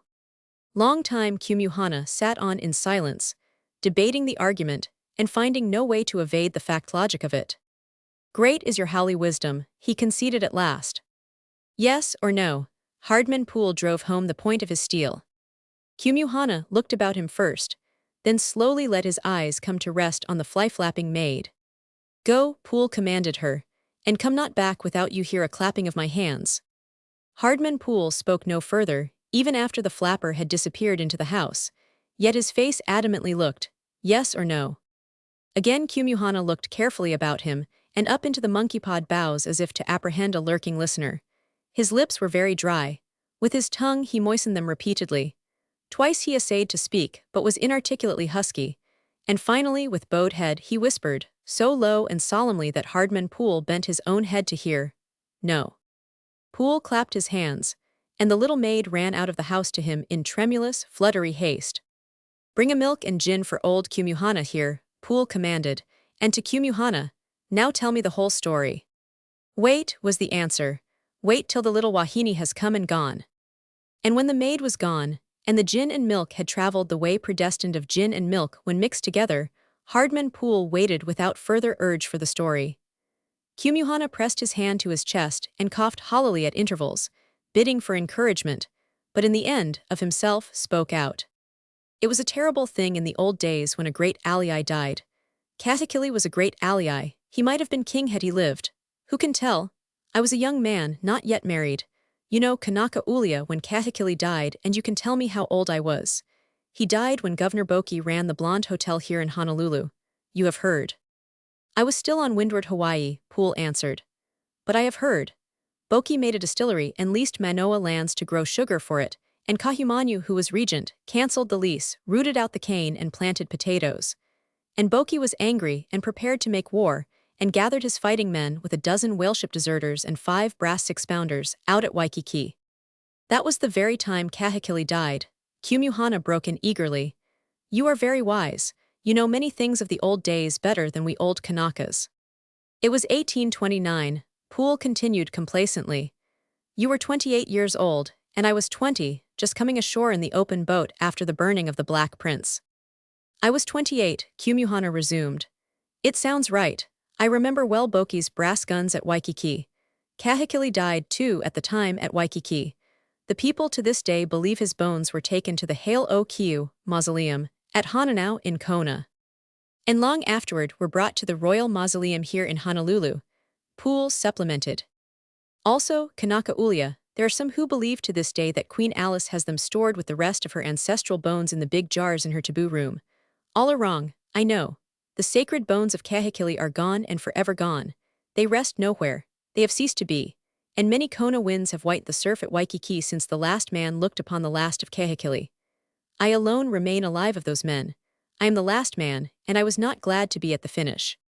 For see, I was a young man, and my heart was white-hot lava for Malia, who was in Kahekili's household. So was Annapuni's heart white-hot for her, though the color of his heart was black, as you shall see. We were at a drinking that night, Annapuni and I, the night that Kahekili died. Annapuni and I were only commoners, as were all of us Kanakas and Wahinis who were at the drinking with the common sailors and whaleship men from before the mast. We were drinking on the mats by the beach at Waikiki, close to the old Heiau temple, that is not far from what is now the Wilders Beach place. I learned then, and forever what quantities of drink haole sailormen can stand. As for us Kanakas, our heads were hot and light and rattly as dry gourds with the whiskey and the rum. It was past midnight, I remember well, when I saw Malia, whom never had I seen at a drinking, come across the wet hard sand of the beach. My brain burned like red cinders of hell as I looked upon Annapuni look upon her, he being nearest to her by being across from me in the drinking circle. Oh, I know it was whiskey and rum and youth that made the heat of me. But there, in that moment, the mad mind of me resolved, if she spoke to him and yielded to dance with him first, that I would put both my hands around his throat and throw him down and under the Wahine surf there beside us, and drown and choke out his life and the obstacle of him that stood between me and her. For know, that she had never decided between us, and it was because of him that she was not already and long since mine. She was a grand young woman with a body generous as that of a chiefess, and more wonderful, as she came upon us, across the wet sand, in the shimmer of the moonlight. Even the haole sailormen made pause of silence, and with open mouths stared upon her. Her walk, I have heard you talk, O Kanaka Ulia, of the woman Helen who caused the war of Troy. I say of Malia that more men would have stormed the walls of hell for her, than went against that old-time city of which it is your custom to talk over much and long, when you have drunk too little milk, and too much gin. Her walk, in the moonlight there, the soft glow fire of the jellyfishes in the surf like the kerosene lamp footlights I have seen in the new Howley Theatre. It was not the walk of a girl, but a woman.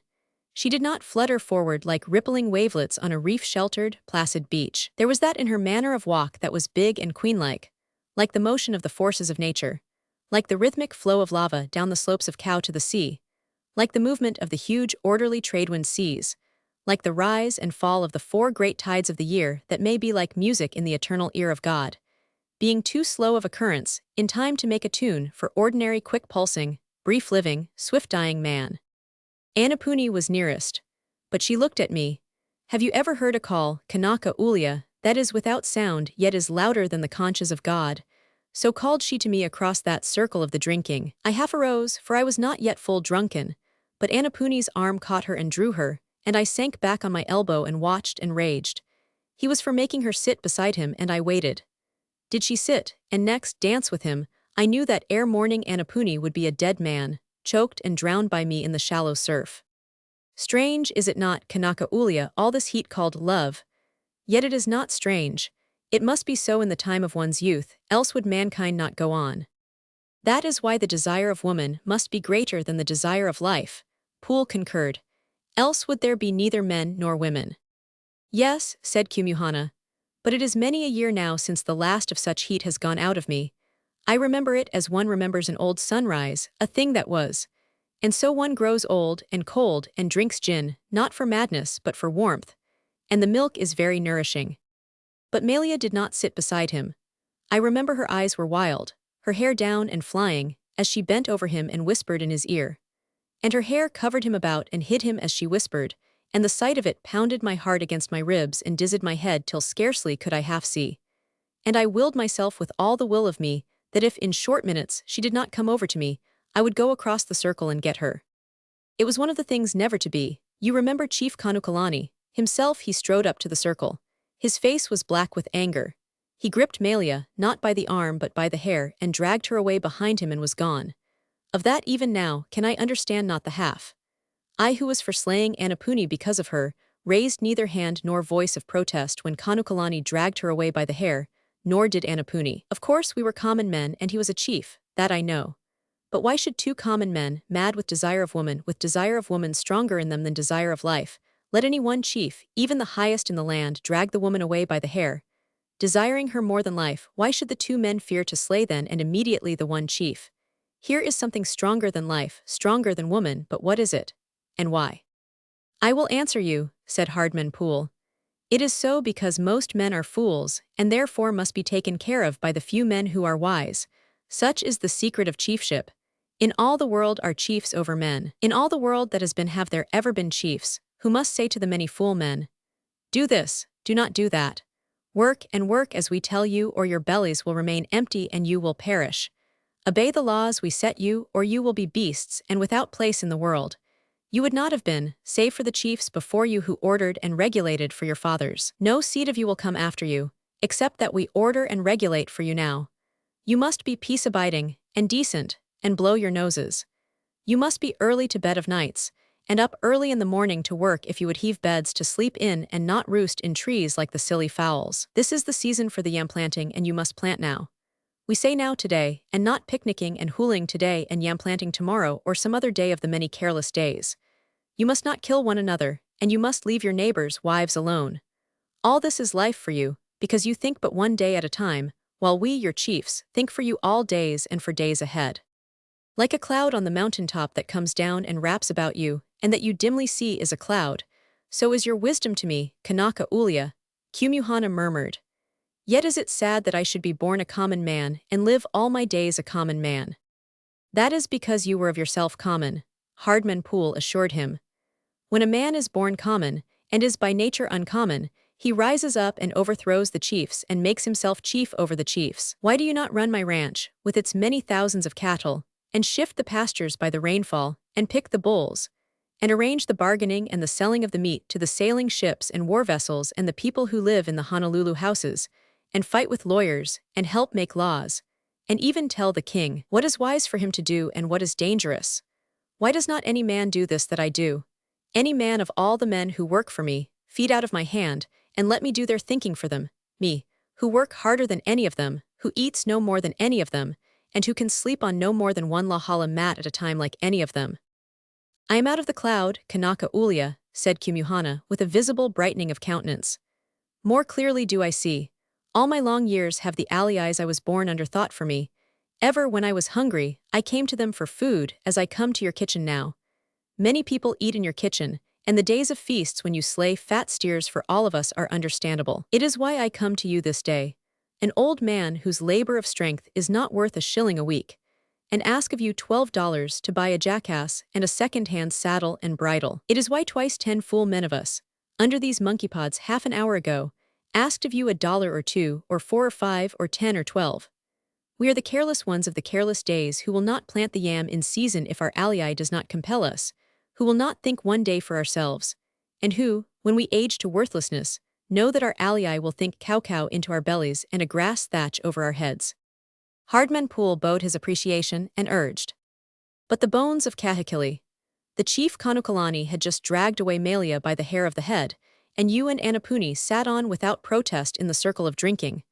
What was it Malia whispered in Anapuni's ear, bending over him, her hair hiding the face of him? Kahekili was dead. That was what she whispered to Anapuni. That Kahekili was dead, just dead, and that the chiefs, ordering all within the house to remain within, were debating the disposal of the bones and meat of him before word of his death should get abroad. That the high priest Yapo was deciding them, and that she had overheard no less than Anapuni and me chosen as the sacrifices to go the way of Kahekili and his bones, and to care for him afterward, and forever in the shadowy other world. The mopu, the human sacrifice, Poole commented, yet it was 9 years since the coming of the missionaries.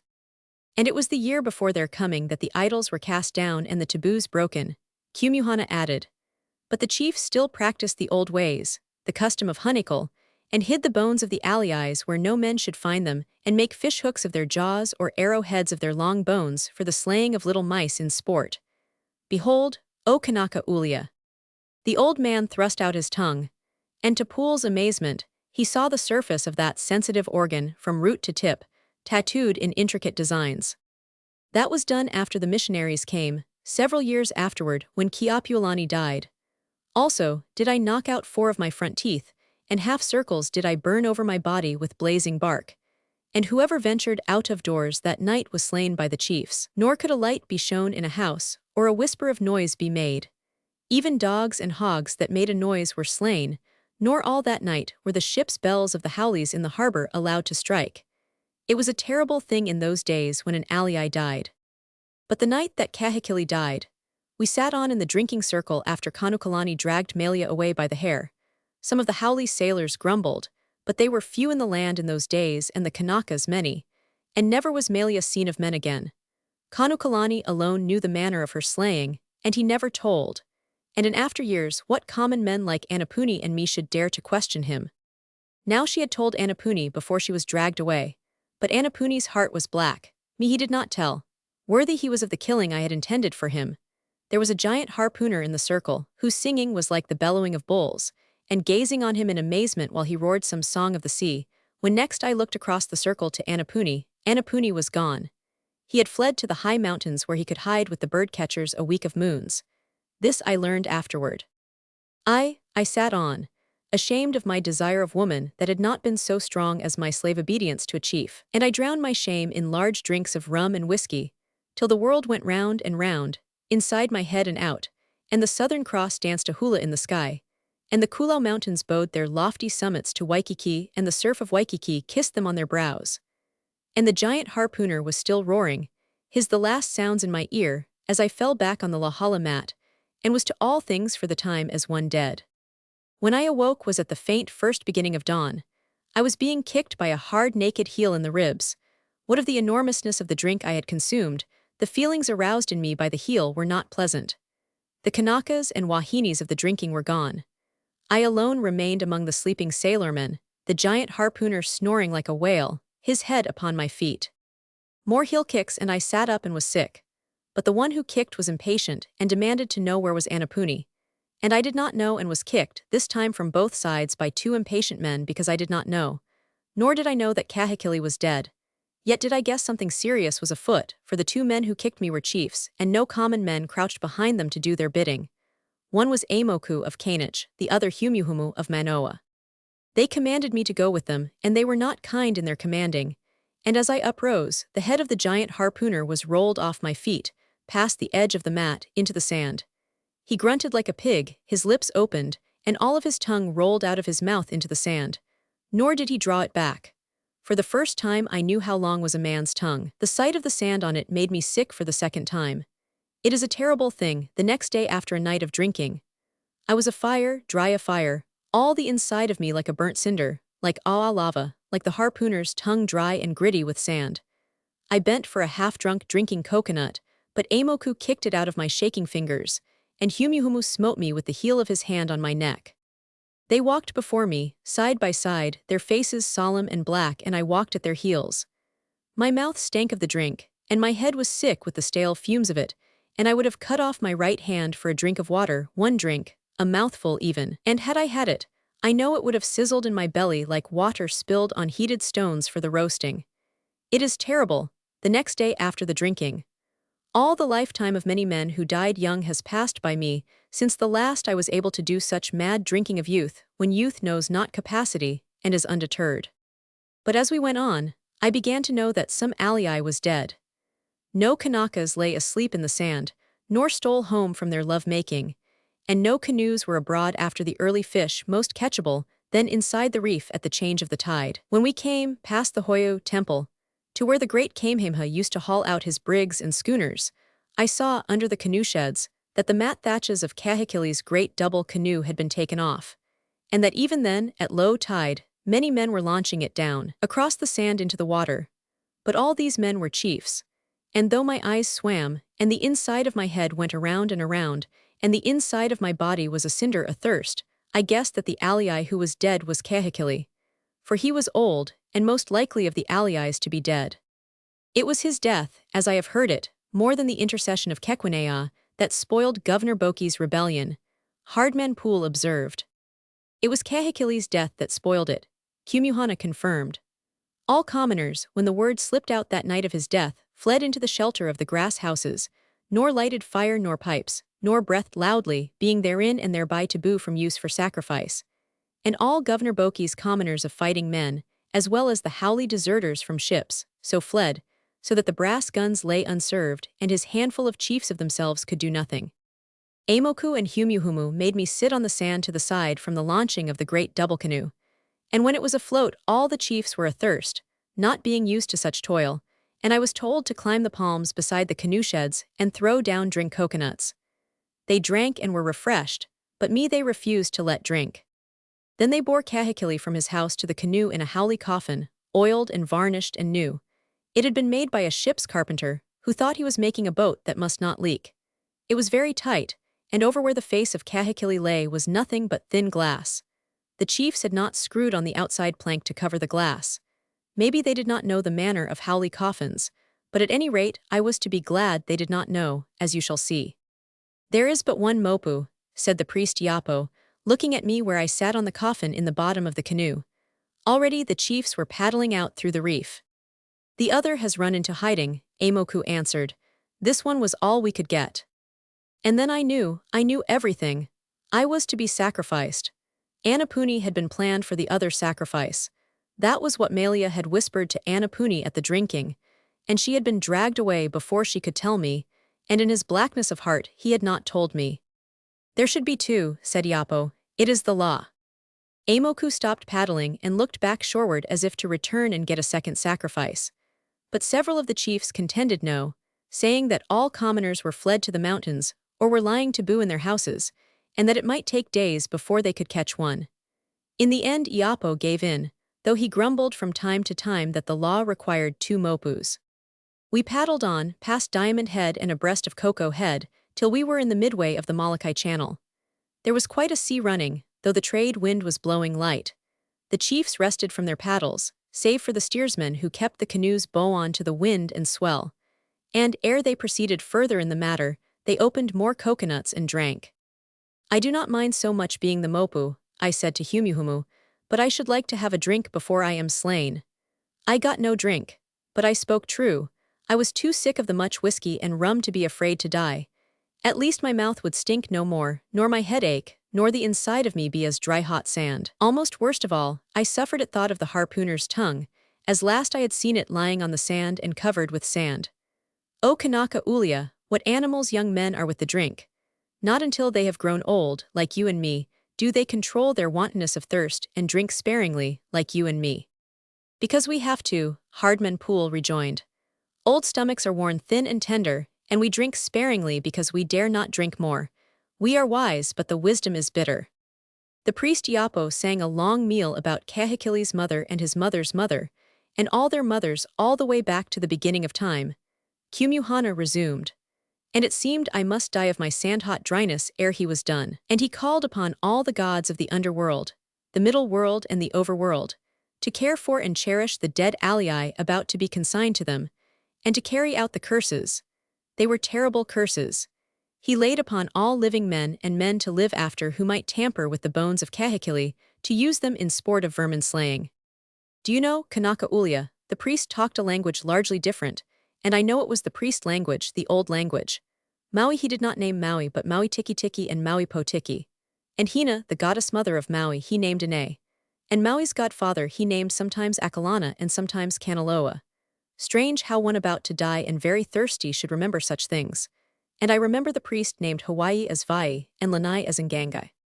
Those were the Maori names, Hardman Poole explained, and the Samoan and Tongan names that the priests brought with them in their first voyages from the south in the long ago when they found Hawaii and settled to dwell upon it. "Great is your wisdom, O Kanaka Ulia," the old man accorded solemnly. Ku, our supporter of the heavens, the priest named Tu and also Ru, and La, our god of the sun, he named Ra. And Ra was a sun god in Egypt in the long ago, Poole interrupted with a sparkle of interest. "Truly, you Polynesians have traveled far in time and space since first you began. A far cry it is from old Egypt, when Atlantis was still afloat, to young Hawaii in the North Pacific. But proceed, Kumuhana. Do you remember anything also of what the priest Yapo sang?" At the very end came the confirming nod. Though I was near dead myself and nearer to die under the priest's knife, he sang what I have remembered every word of. Listen, it was thus. And in quavering falsetto, with the customary broken notes, the old man sang. A Maori death chant unmistakable, Pool exclaimed, sung by an Hawaiian with a tattooed tongue. Repeat it once again, and I shall say it to you in English. And when it had been repeated, he spoke it slowly in English. But death is nothing new. Death is and has been ever since old Maui died. Then Padatai laughed loud and woke the goblin god, who severed him in two and shut him in. So dusk of eve came on. And at the last, Kumuhana resumed, I was not slain. Yapo, the killing knife in hand and ready to lift for the blow, did not lift. And how did I feel and think? Often, Kanaka Ulia, have I since laughed at the memory of it. I felt very thirsty. I did not want to die. I wanted a drink of water. I knew I was going to die, and I kept remembering the 1,000 waterfalls falling to waste down the polys, precipices, of the windward Kulau Mountains. I did not think of Annapuni. I was too thirsty. I did not think of Malia. I was too thirsty. But continually, inside my head, I saw the tongue of the harpooner, covered dry with sand as I had last seen it, lying in the sand. My tongue was like that, too, and in the bottom of the canoe rolled about many drinking nuts. Yet I did not attempt to drink, for these were chiefs and I was a common man. No, said Yapo, commanding the chiefs to throw overboard the coffin. There are not two mopus, therefore there shall be none. Slay the one, the chiefs cried. But Yapo shook his head and said, we cannot send Kahekili on his way with only the tops of the taro. Half a fish is better than none, Amoku said the old saying. Not at the burying of an alii, was the priest's quick reply. It is the law. We cannot be niggard with Kahekili and cut his allotment of sacrifice in half. So, for the moment, while the coffin went overside, I was not slain. And it was strange that I was glad immediately that I was to live. And I began to remember Malia, and to begin to plot a vengeance on Annapuni. And with the blood of life thus freshening in me, my thirst multiplied on itself tenfold, and my tongue and mouth and throat seemed as sanded as the tongue of the harpooner. The coffin being overboard, I was sitting in the bottom of the canoe. A coconut rolled between my legs and I closed them on it. But as I picked it up in my hand, Amoku smote my hand with the paddle edge. Behold. He held up the hand, showing 2 fingers crooked from never having been set. I had no time to vex over my pain, for worse things were upon me. All the chiefs were crying out in horror. The coffin, head end up, had not sunk. It bobbed up and down in the sea astern of us. And the canoe, without way on it, bow on to sea and wind, was drifted down by sea and wind upon the coffin. And the glass of it was to us, so that we could see the face and head of Kahekili through the glass. And he grinned at us through the glass and seemed alive already in the other world and angry with us, and with other world power, about to wreak his anger upon us. Up and down he bobbed, and the canoe drifted closer upon him. Kill him, bleed him, thrust to the heart of him. These things the chiefs were crying out to Yapo in their fear. Over with the taro tops. Let the alii have the half of a fish. Yapo, priest though he was likewise afraid, and his reason weakened before the sight of Kahekili in his howly coffin that would not sink. He seized me by the hair, drew me to my feet, and lifted the knife to plunge to my heart. And there was no resistance in me. I knew again only that I was very thirsty, and before my swimming eyes, in midair and close up, dangled the sanded tongue of the harpooner. But before the knife could fall and drive in, the thing happened that saved me. Akai, half-brother to Governor Boki, as you will remember, was steersman of the canoe, and therefore in the stern, was nearest to the coffin and its dead that would not sink. He was wild with fear, and he thrust out with the point of his paddle to fend off the coffined alii that seemed bent to come on board. The point of the paddle struck the glass. The glass broke. And the coffin immediately sank. Hardman Pool broke in, the air that floated it escaping through the broken glass. The coffin immediately sank, being builded by the ship's carpenter like a boat, Kumuhana confirmed. And I, who was a mopu, became a man once more. And I lived, though I died 1,000 deaths from thirst before we gained back to the beach at Waikiki. And so, O Kanaka Ulia, the bones of Kahekili do not lie in the royal mausoleum. They are at the bottom of Molokai Channel. If not long since, they have become floating dust of slime, or, builded into the bodies of the coral creatures dead and gone, are builded into the coral reef itself. Of men I am the one living who saw the bones of Kahekili sink into the Molokai Channel. In the pause that followed, wherein Hardman Pool was deep sunk in meditation, Kumuhana licked his dry lips many times. At the last he broke silence. The $12, Kanaka Ulia, for the jackass and the second-hand saddle and bridle.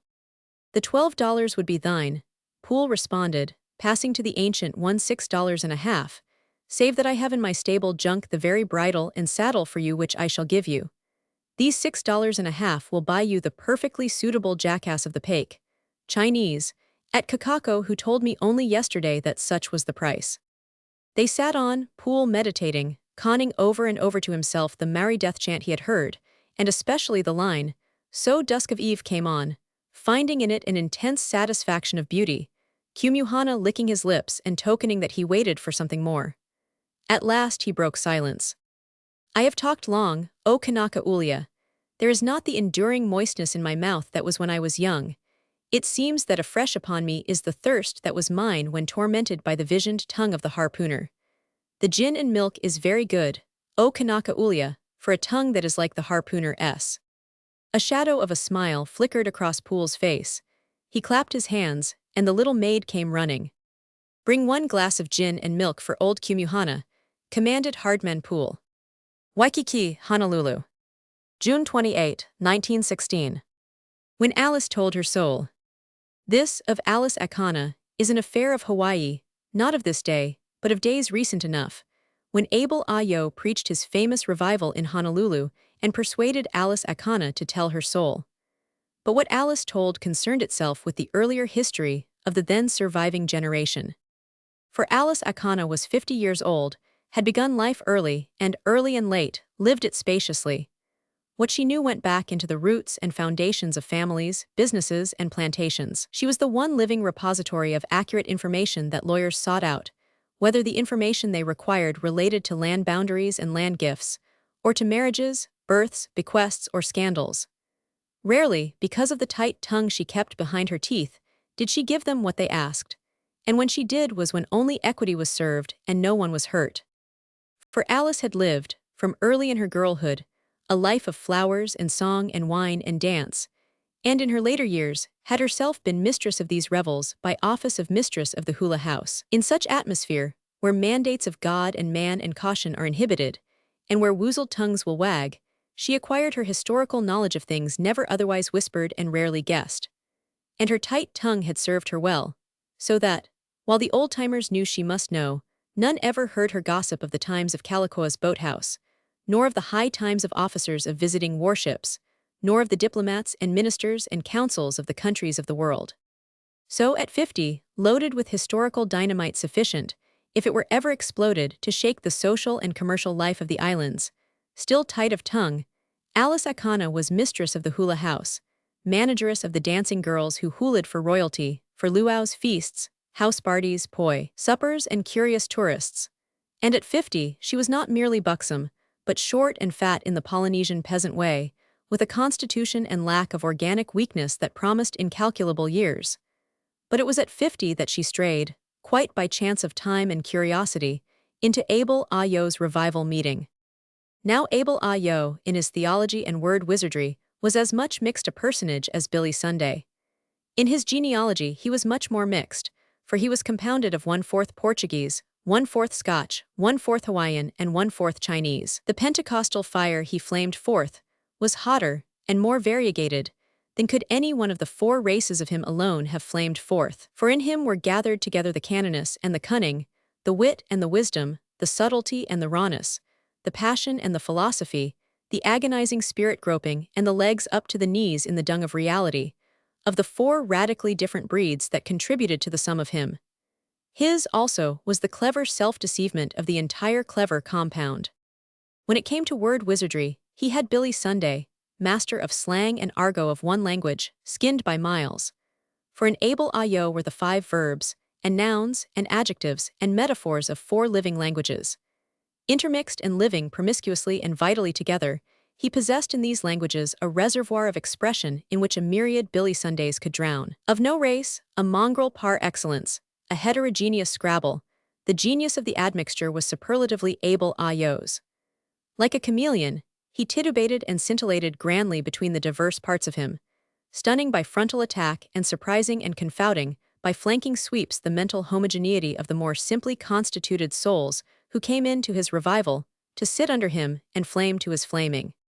Abel Ayo believed in himself and his mixedness, as he believed in the mixedness of his weird concept that God looked as much like him as like any man, being no mere tribal god, but a world god that must look equally like all races of all the world, even if it led to piebaldness. And the concept worked. Chinese, Korean, Japanese, Hawaiian, Puerto Rican, Russian, English, French, members of all races, knelt without friction, side by side to his revision of deity. Himself in his tender youth an apostate to the Church of England, Abel Ayo had for years suffered the lively sense of being a Judas sinner. Essentially religious, he had forsworn the Lord. Like Judas therefore he was. Judas was damned. Wherefore he, Abel Ayo, was damned, and he did not want to be damned. So, quite after the manner of humans, he squirmed and twisted to escape damnation. The day came when he solved his escape. The doctrine that Judas was damned, he concluded, was a misinterpretation of God, who, above all things, stood for justice. Judas had been God's servant, specially selected to perform a particularly nasty job. Therefore Judas, ever faithful, a betrayer only by divine command, was a saint. Ergo he, Abel Ayo, was a saint by very virtue of his apostasy to a particular sect, and he could have access with clear grace any time to God. This theory became one of the major tenets of his preaching, and was especially efficacious in cleansing the consciences of the backsliders from all other faiths who else, in the secrecy of their subconscious selves, were being crushed by the weight of the Judas sin. To Abel Ayo, God's plan was as clear as if he, Abel Ayo, had planned it himself. All would be saved in the end, although some took longer than others, and would win only to backseats. Man's place in the ever-fluxing chaos of the world was definite and preordained, if by no other token, then by denial that there was any ever-fluxing chaos. This was a mere bugbear of mankind's addled fancy, and by stinging audacities of thought and speech, by vivid slang that bit home by sheerest intimacy into his listeners' mental processes, he drove the bugbear from their brains, showed them the loving clarity of God's design, and thereby induced in them spiritual serenity and calm.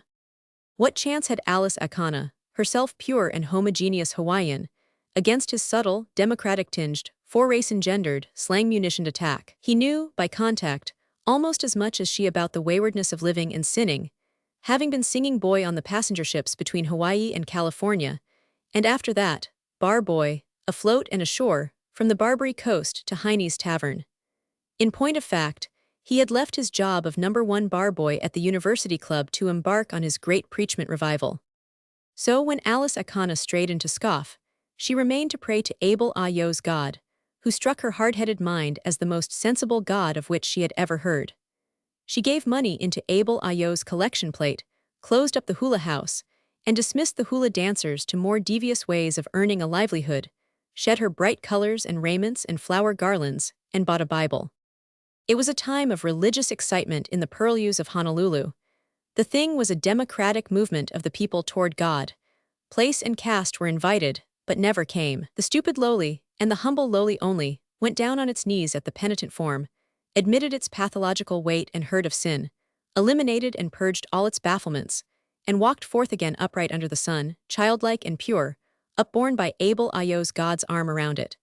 In short, Abel Ayo's revival was a clearing-house for sin and sickness of spirit, wherein sinners were relieved of their burdens and made light and bright and spiritually healthy again. But Alice was not happy. She had not been cleared. She bought and dispersed Bibles, contributed more money to the plate, contraltoed gloriously in all the hymns, but would not tell her soul. In vain Abel Ayo wrestled with her. She would not go down on her knees at the penitent form and voice the things of tarnish within her, the ill things of good friends of the old days. You cannot serve two masters, Abel Ayo told her. Hell is full of those who have tried. Single of heart and pure of heart must you make your peace with God. Not until you tell your soul to God right out in meeting will you be ready for redemption. In the meantime, you will suffer the canker of the sin you carry about within you. Scientifically, though he did not know it, and though he continually jeered at science, Abel Ayo was right. Not could she be again as a child and become radiantly clad in God's grace, until she had eliminated from her soul, by telling, all the sophistications that had been hers, including those she shared with others. In the Protestant way, she must bear her soul in public, as in the Catholic way it was done in the privacy of the confessional. The result of such bearing would be unity, tranquility, happiness, cleansing, redemption, and immortal life. Choose, Abel Ayo thundered. Loyalty to God or loyalty to man, and Alice could not choose. Too long had she kept her tongue locked with the honor of man. I will tell all my soul about myself, she contended. God knows I am tired of my soul and should like to have it clean and shining once again as when I was a little girl at Kaneohe. But all the corruption of your soul has been with other souls, was Abel Ayo's invariable reply. When you have a burden, lay it down. You cannot bear a burden and be quit of it at the same time. I will pray to God each day, and many times each day, she urged. I will approach God with humility, with sighs and with tears. I will contribute often to the plate, and I will buy Bibles, Bibles, Bibles without end. And God will not smile upon you, God's mouthpiece retorted. And you will remain weary and heavy-laden, for you will not have told all your sin, and not until you have told all will you be rid of any. This rebirth is difficult, Alice sighed. Rebirth is even more difficult than birth. Abel Ayo did anything but comfort her, not until you become as a little child. If ever I tell my soul, it will be a big telling, she confided. The bigger the reason to tell it then. And so the situation remained at deadlock. Abel Ayo demanding absolute allegiance to God, and Alice Akana flirting on the fringes of paradise. You bet it will be a big telling, if Alice ever begins. The beachcombing and disreputable Kaminas old-timers gleefully told one another over their palm tree gin. In the clubs, the possibility of her telling was of more moment. The younger generation of men announced that they had applied for front seats at the telling, while many of the older generation of men joked hollowly about the conversion of Alice. Further, Alice found herself abruptly popular with friends who had forgotten her existence for 20 years. One afternoon, as Alice, Bible in hand, was taking the electric streetcar at Hotel and Fort, Cyrus Hodge, sugar factor and magnate, ordered his chauffeur to stop beside her. Willy-nilly, in excess of friendliness, he had her into his limousine beside him and went 3/4 of an hour out of his way and time personally to conduct her to her destination. Good for sore eyes to see you, he burbled. How the years fly, you're looking fine, the secret of youth is yours. Alice smiled, and complimented in return, in the royal Polynesian way of friendliness. My, Cyrus Hodge reminisced. I was such a boy in those days. Some boy, she laughed acquiescence. But knowing no more than the foolishness of a boy in those long-ago days. Remember the night your hack driver got drunk and left you. SSSH, he cautioned. That Jap driver is a high school graduate and knows more English than either of us.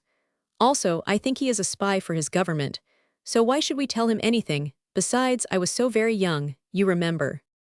Your cheeks were like the peaches we used to grow before the Mediterranean fruit fly got into them, Alice agreed. I don't think you shaved more than once a week then. You were a pretty boy. Don't you remember the hula we composed in your honor, the SSSH, he hushed her. All that's buried and forgotten, may it remain forgotten. And she was aware that in his eyes was no longer any of the ingenuousness of youth she remembered. Instead, his eyes were keen and speculative, searching into her for some assurance that she would not resurrect his particular portion of that buried past. Religion is a good thing for us as we get along into middle age, another old friend told her. He was building a magnificent house on Pacific Heights, but had recently married a second time, and was even then on his way to the steamer to welcome home his 2 daughters just graduated from Vassar. We need religion in our old age, Alice. It softens, makes us more tolerant and forgiving of the weaknesses of others, especially the weaknesses of youth of others, when they played high and low and didn't know what they were doing. He waited anxiously. Yes, she said, we are all born to sin and it is hard to grow out of sin, but I grow. Don't forget, Alice, in those other days I always played square. You and I never had a falling out. Not even the night you gave that luau when you were 21 and insisted on breaking the glassware after every toast. But of course you paid for it. Handsomely, he asserted almost pleadingly. Handsomely, she agreed. I replaced more than double the quantity with what you paid me, so that at the next luau I catered 120 plates without having to rent or borrow a dish or glass. Lord Mainwether gave that luau, you remember him. I was pig-sticking with him at Mana, the other nodded. We were at a 2 weeks house party there. But say, Alice, as you know, I think this religion stuff is all right and better than all right. But don't let it carry you off your feet. And don't get to telling your soul on me. What would my daughters think of that broken glassware? I always did have an aloha, warm regard, for you, Alice. A member of the Senate, fat and bald-headed, assured her. And another, a lawyer and a grandfather. We were always friends, Alice. And remember, any legal advice or handling of business you may require, I'll do for you gladly, and without fees, for the sake of our old-time friendship. Came a banker to her late Christmas Eve, with formidable, legal-looking envelopes in his hand, which he presented to her. Quite by chance, he explained, when my people were looking up land records in Apio Valley, I found a mortgage of 2,000 on your holdings there, that rice land leased to Ah Chin. And my mind drifted back to the past when we were all young together and wild, a bit wild to be sure. And my heart warmed with the memory of you, and so just as an aloha, here's the whole thing cleared off for you. Nor was Alice forgotten by her own people. Her house became a mecca for native men and women, usually performing pilgrimage privily after darkness fell, with presents always in their hands. Squid fresh from the reef, apihis and limu, baskets of alligator pears, roasting corn of the earliest from windward kahu, mangoes and star apples, taro pink and royal of the finest selection, sucking pigs, banana poi, breadfruit and crabs caught the very day. From Pearl Harbor, Mary Mendana, wife of the Portuguese consul, remembered her with a $5 box of candy and a mandarin coat that would have fetched $750 at a fire sale. And Elvira Miyahara Makina Yin Wap, the wife of Yin Wap, the wealthy Chinese importer, brought personally to Alice 2 entire bolts of pina cloth from the Philippines and a dozen pairs of silk stockings. The time passed, and Abel Ayo struggled with Alice for a properly penitent heart, and Alice struggled with herself for her soul, while half of Honolulu wickedly or apprehensively hung on the outcome. Carnival week was over, polo and the races had come and gone, and the celebration of 4th of July was ripening, ere Abel Ayo beat down by brutal psychology the citadel of her reluctance. It was then that he gave his famous exhortation, which might be summed up as Abel Ayo's definition of eternity. Of course, like Billy Sunday on certain occasions, Abel Ayo had cribbed the definition. But no one in the islands knew it, and his rating as a revivalist uprose 100%. So successful was his preaching that night, that he reconverted many of his converts, who fell and moaned about the penitent form, and crowded for room amongst scores of new converts burnt by the Pentecostal fire, including half a company of Negro soldiers from the garrison 25th Infantry, a dozen troopers from the 4th Cavalry on its way to the Philippines, as many drunken man-o'-war's men, divers ladies from Iwalay, and half the riffraff of the beach. Abel Ayo, subtly sympathetic himself by virtue of his racial admixture, knowing human nature like a book and Alice Akana even more so, knew just what he was doing when he arose that memorable night and exposited God, hell, and eternity in terms of Alice Akana's comprehension.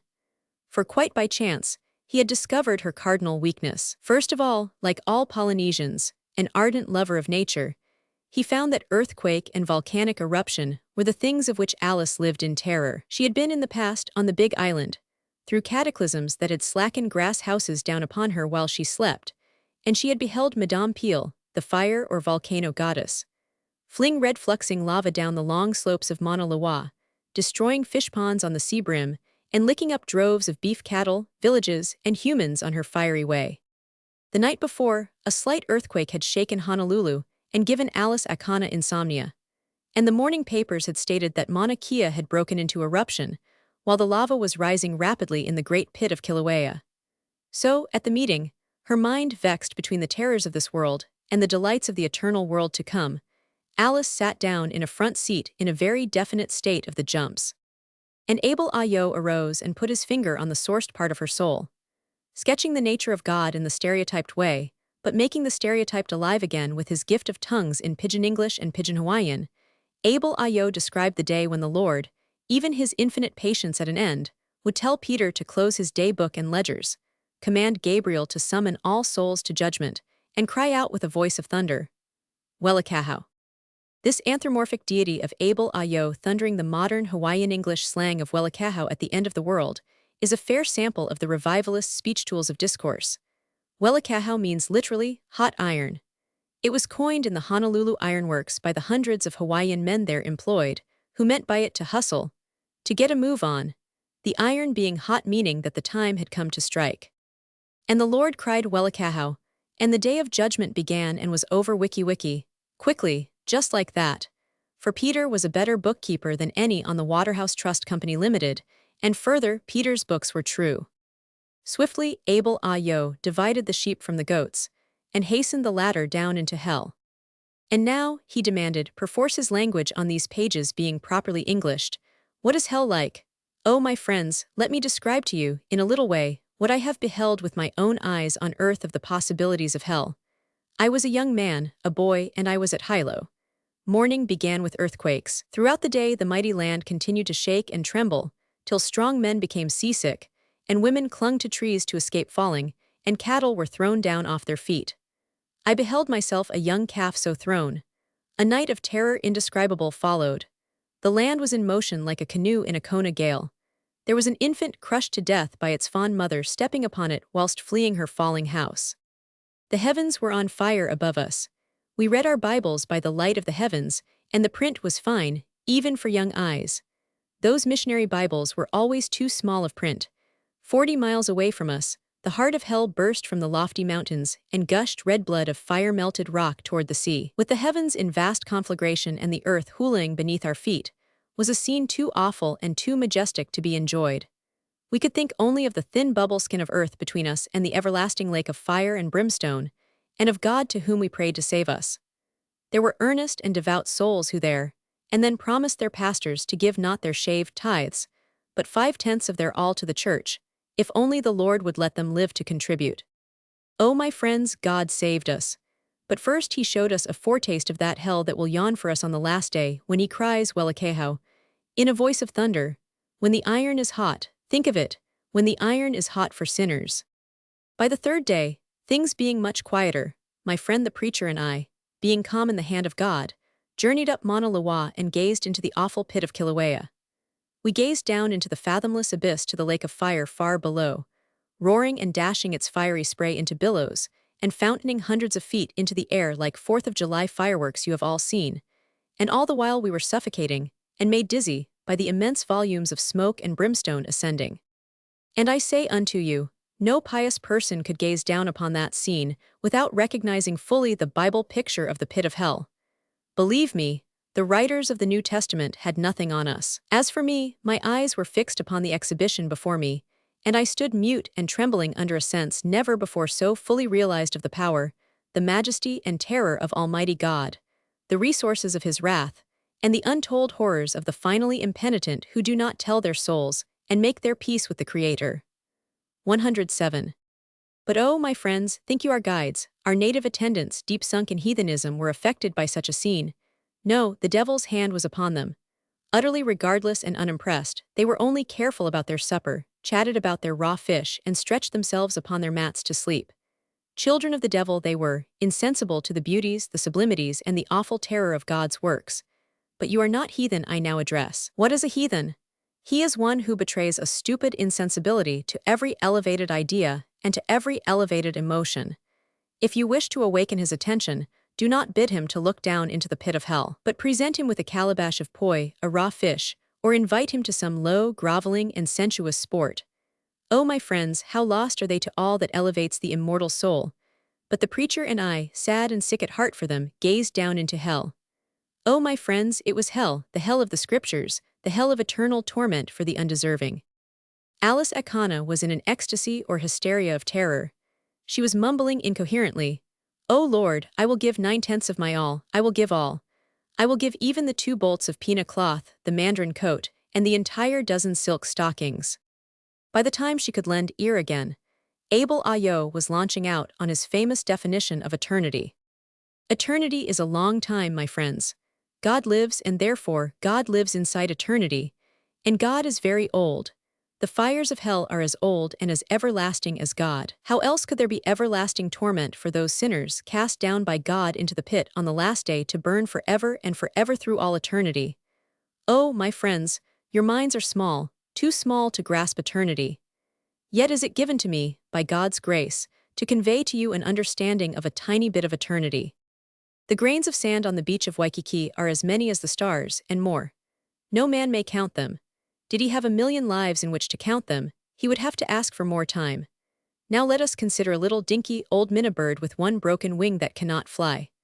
At Waikiki, the minna bird that cannot fly takes 1 grain of sand in its beak and hops, all day long and for many days, all the day to Pearl Harbor and drops that one grain of sand into the harbor. Then it hops all day and for many days, all the way back to Waikiki for another grain of sand.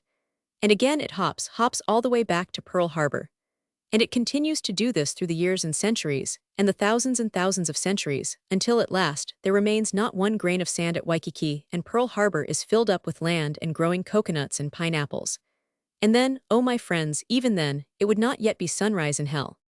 Here, at the smashing impact of so abrupt a climax, unable to withstand the sheer simplicity and objectivity of such artful measurement of a trifle of eternity, Alice Akana's mind broke down and blew up. She uprose, reeled blindly, and stumbled to her knees at the penitent form. Abel Ayo had not finished his preaching, but it was his gift to know crowd psychology, and to feel the heat of the Pentecostal conflagration that scorched his audience. He called for a rousing revival hymn from his singers, and stepped down to wade among the hallelujah-shouting Negro soldiers to Alice Akana. And ere the excitement began to ebb, 9/10 of his congregation, and all his converts were down on knees and praying and shouting, aloud an immensity of contriteness and sin. Word came, via telephone, almost simultaneously to the Pacific and University clubs, that at last Alice was telling her soul in meeting, and, by private machine and taxicab, for the first time Abel Ayo's revival was invaded by those of caste and place. The first comers beheld the curious sight of Hawaiian, Chinese, and all variegated racial mixtures of the smelting pot of Hawaii, men and women, fading out and slinking away through the exits of Abel Ayo's tabernacle. But those who were sneaking out were mostly men, while those who remained were avid-faced as they hung on Alice's utterance. Never was a more fearful and damning community narrative enunciated in the entire Pacific, North and South, than that enunciated by Alice Akana, the penitent Frine of Honolulu. The first comers heard her saying, having already disposed of most of the venial sins of the lesser ones of her memory, "You think this man, Stephen Makaloa, is the son of Moses Makaloa and Minnie Ah Ling, and has a legal right to the $208 he draws down each month from Park Richards Limited for the lease of the fish pond to Bill Kong at Amana. Not so. Stephen Makaloa is not the son of Moses. He is the son of Aaron, and Tilly Nayon. He was given as a present, as a feeding child, to Moses and Minnie by Aaron and Tilly. I know. Moses and Minnie and Aaron and Tilly are dead, yet I know and can prove it. Old Mrs. Popo is still alive. I was present when Stephen was born, and in the night time, when he was 2 months old, I myself carried him as a present to Moses and Minnie, and old Mrs. Popo carried the lantern. This secret has been one of my sins. It has kept me from God. Now I am free of it. Young Archie Makaloa, who collects bills for the gas company and plays baseball in the afternoons and drinks too much gin, should get that $208 the first of each month from Park Richards Limited. He will blow it in on gin and a Ford automobile. Stephen is a good man. Archie is no good. Also he is a liar, and he has served 2 sentences on the reef and was in reform school before that. Yet God demands the truth, and Archie will get the money and make a bad use of it." And in such fashion Alice rambled on through the experiences of her long and full-packed life. And women forgot they were in the tabernacle, and men too, and faces darkened with passion as they learned for the first time the long-buried secrets of their other halves. The lawyers' offices will be crowded tomorrow morning. Mac Ilwain, chief of detectives, paused long enough from storing away useful information to lean and mutter in Colonel Stilton's ear. Colonel Stilton grinned affirmation, although the chief of detectives could not fail to note the ghastliness of the grin. "There is a banker in Honolulu. You all know his name. He is way up, swell society because of his wife. He owns much stock in General Plantations and Inter-Island." Mac Ilwain recognized the growing portrait and forbore to chuckle. "His name is Colonel Stilton. Last Christmas Eve he came to my house with big aloha, love, and gave me mortgages on my land in Apio Valley, all canceled for $2,000 worth. Now why did he have such big cash aloha for me? I will tell you." And tell she did, throwing the searchlight on ancient business transactions and political deals, which from their inception had lurked in the dark. "This," Alice concluded the episode, "has long been a sin upon my conscience, and kept my heart from God." And Harold Miles was that time president of the Senate, and next week he bought 3 town lots at Pearl Harbor, and painted his Honolulu house, and paid up his back dues in his clubs. Also the Ramsay home at Hanakiki was left by will to the people if the government would keep it up. But if the government, after 2 years, did not begin to keep it up, then would it go to the Ramsay heirs, whom old Ramsay hated like poison? Well, it went to the heirs all right. Their lawyer was Charlie Middleton, and he had me help fix it with the government men. And their names were 6 names from both branches of the legislature, Alice recited and added. Maybe they all painted their houses after that. For the first time have I spoken. My heart is much lighter and softer. It has been coated with an armor of house paint against the Lord, and there is Harry Werther. He was in the Senate that time. Everybody said bad things about him, and he was never re-elected. Yet his house was not painted. He was honest. To this day his house is not painted, as everybody knows. There is Jim Lokendamper. He has a bad heart. I heard him only last week, right here before you all, tell his soul. He did not tell all his soul, and he lied to God. I am not lying to God. It is a big telling, but I am telling everything. Now Azalea Acko, sitting right over there, is his wife. But Lizzie Lokendamper is his married wife. A long time ago he had the great aloha for Azalea. You think her uncle, who went to California and died, left her by will that $2,500 she got. Her uncle did not, I know. Her uncle cried broke in California, and Jim Lokendamper sent $80 to California to bury him. Jim Lokendamper had a piece of land in Kohala he got from his mother's aunt. Lizzie, his married wife, did not know this. So he sold it to the Kohala Ditch Company and waved the $2,500 to Azalea Acko. Here Lizzie, the married wife, upstood like a fury long thwarted, and in lieu of her husband, already fled, flung herself tooth and nail on Azalea. Wait, Lizzie Lokendamper, Alice cried out. I have much weight of you on my heart and some house paint too. And when she had finished her disclosure of how Lizzie had painted her house, Azalea was up and raging. Wait, Azalea Acko, I shall now lighten my heart about you, and it is not house paint. Jim always paid that. It is your new bathtub and modern plumbing that is heavy on me.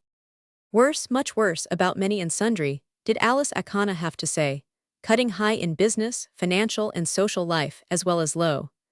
None was too high nor too low to escape, and not until 2 in the morning, before an entranced audience that packed the tabernacle to the doors, did she complete her recital of the personal and detailed iniquities she knew of the community in which she had lived intimately all her days. Just as she was finishing, she remembered more. Huh, she sniffed. I gave last week one lot worth $800 cash market price to Abel Ayo to pay running expenses and add up in Peter's books in heaven. Where did I get that lot? You all think Mr. Fleming Jason is a good man. He is more crooked than the entrance was to Pearl Locks before the United States government straightened the channel. He has liver disease now, but his sickness is a judgment of God, and he will die crooked. Mr. Fleming Jason gave me that lot 22 years ago, when its cash market price was $35. Because his aloha for me was big. No, he never had aloha inside of him except for dollars. You listen, Mr. Fleming Jason put a great sin upon me. When Frank Lamalali was at my house, full of gin, for which gin Mr. Fleming Jason paid me in advance 5 times over, I got Frank Lamalali to sign his name to the sale paper of his town land for $100. It was worth $600 then. It is worth $20,000 now. Maybe you want to know where that town land is. I will tell you and remove it off my heart. It is on King Street, where is now the Come Again Saloon, the Japanese taxicab company garage, the Smith & Wilson plumbing shop, and the Ambrosia ice cream parlors, with the 2 more stories big Addison lodging house overhead. And it is all wood and always has been well painted. Yesterday they started painting it again. But that paint will not stand between me and God. There are no more paint pots between me and my path to heaven.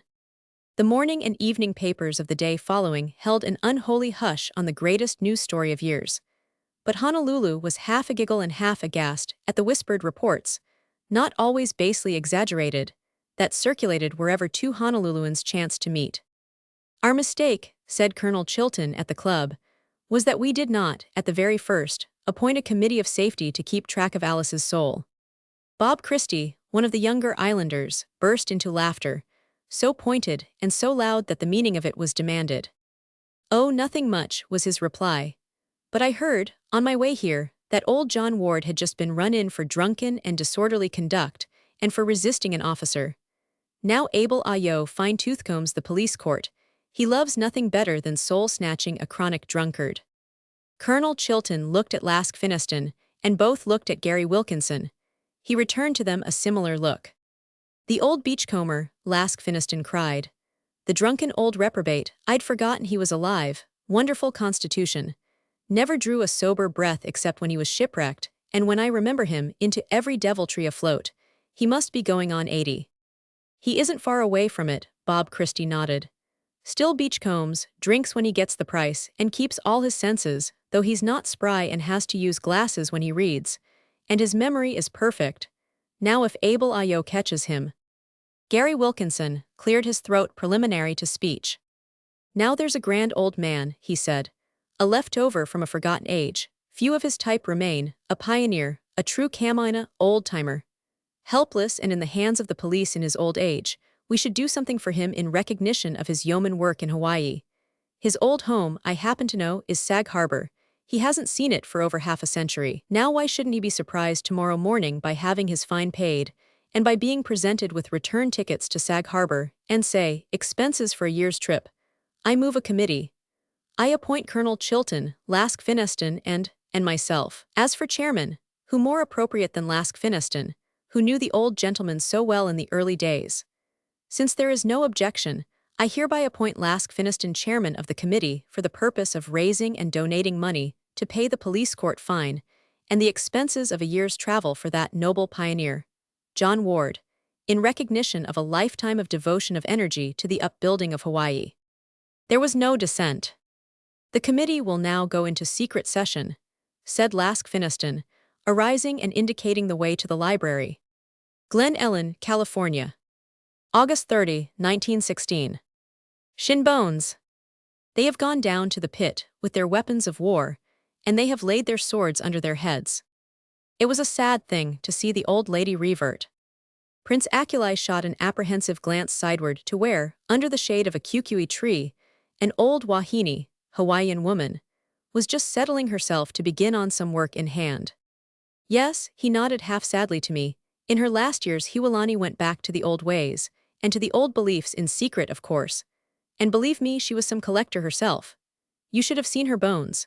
She had them all about her bedroom, in big jars, and they constituted most all her relatives, except a half-dozen or so that Kano beat her out of by getting to them first. The way the pair of them used to quarrel about those bones was awe-inspiring, and it gave me the creeps, when I was a boy, to go into that big, forever twilight room of hers, and know that in this jar was all that remained of my maternal grandaunt, and that in that jar was my great-grandfather, and that in all the jars were the preserved bone remnants of the shadowy dust of the ancestors whose seed had come down and been incorporated in the living, breathing me. Hiwalani had gone quite native at the last, sleeping on mats on the hard floor. She'd fired out of the room the great, royal, canopied four-poster that had been presented to her grandmother by Lord Byron, who was the cousin of the Don Juan Byron, and came here in the frigate Blonde in 1825. She went back to all native at the last, and I can see her yet, biting a bite out of the raw fish ere she tossed them to her women to eat. And she made them finish her poi, or whatever else she did not finish of herself. But he broke off abruptly, and by the sensitive dilation of his nostrils, and by the expression of his mobile features, I saw that he had read in the air, and identified the odor that offended him. "Deuce take it," he cried to me. "It stinks to heaven, and I shall be doomed to wear it until we're rescued." There was no mistaking the object of his abhorrence. The ancient crone was making a dearest-loved lei wreath of the fruit of the hala, which is the screw pine or pandanus of the South Pacific. She was cutting the many sections or nut envelopes of the fruit into fluted bell shapes preparatory to stringing them on the twisted and tough inner bark of the hau tree. It certainly smelled to heaven, but to me, a Malahini newcomer, the smell was wine-woody and fruit-juicy, and not unpleasant. Prince Akulai's limousine had broken an axle a quarter of a mile away, and he and I had sought shelter from the sun in this veritable bowery of a mountain home. Humble and grass-thatched was the house, but it stood in a treasure garden of begonias that sprayed their delicate blooms a score of feet above our heads, that were like trees, with willowy trunks of trees as thick as a man's arm. Here we refreshed ourselves with drinking coconuts, while a cowboy rode a dozen miles to the nearest telephone and summoned a machine from town. The town itself we could see, the Lakanai metropolis of Alakona, a smudge of smoke on the shoreline, as we looked down across the miles of cane fields, the billow-wreathed reef lines, and the blue haze of ocean to where the island of Oahu shimmered like a dim opal on the horizon. Maui is the Valley Isle of Hawaii, and Kauai the Garden Isle. But Lakanai, lying abreast of Oahu, is recognized in the present and was known of old and always as the jewel isle of the group. Not the largest, nor merely the smallest, Lakanai is conceded by all to be the wildest, the most wildly beautiful, and in its size the richest of all the islands. Its sugar tonnage per acre is the highest, its mountain beef cattle the fattest, its rainfall the most generous without ever being disastrous. It resembles Kauai in that it is the first formed, and therefore the oldest island, so that it had had time sufficient to break down its lava rock into the richest soil, and to erode the canyons between the ancient craters, until they are like grand canyons of the Colorado, with numberless waterfalls plunging thousands of feet in the sheer or dissipating into veils of vapor, and evanescing in midair to descend softly and invisibly through a mirage of rainbows, like so much dew or gentle shower, upon the abyss floors. Yet Lakanai is easy to describe, but how can one describe Prince Akulai? To know him is to know all Lakanai most thoroughly. In addition, one must know thoroughly a great deal of the rest of the world. In the first place, Prince Akulai has no recognized nor legal right to be called prince. Furthermore, Akulai means the squid, so that Prince Squid could scarcely be the dignified title of the straight descendant of the oldest and highest alii, high chiefs of Hawaii, an old and exclusive stock, wherein, in the ancient way of the Egyptian pharaohs, brothers and sisters had even wed on the throne for the reason that they could not marry beneath rank, that in all their known world there was none of higher rank, and that, at every hazard, the dynasty must be perpetuated.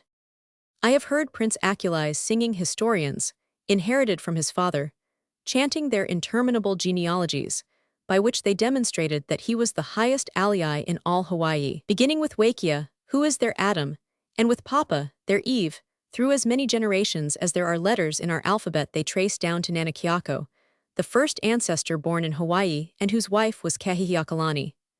Later, but always highest, their generations split from the generations of Ua, who was the founder of the two distinct lines of the Kauai and Oahu kings.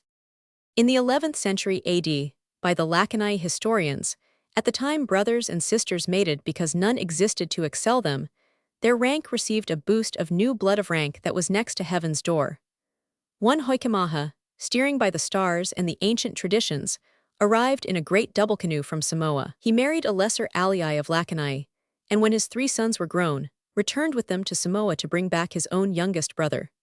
But with him he brought back Kumi, the son of Tui Manua, which latter's rank was highest in all Polynesia, and barely second to that of the demigods and gods. So the estimable seed of Kumi, 8 centuries before, had entered into the allies of Lakanai, and been passed down by them in the undeviating line to reposit in Prince Akulai. Him I first met, talking with an Oxford accent, in the officers' mess of the Black Watch in South Africa.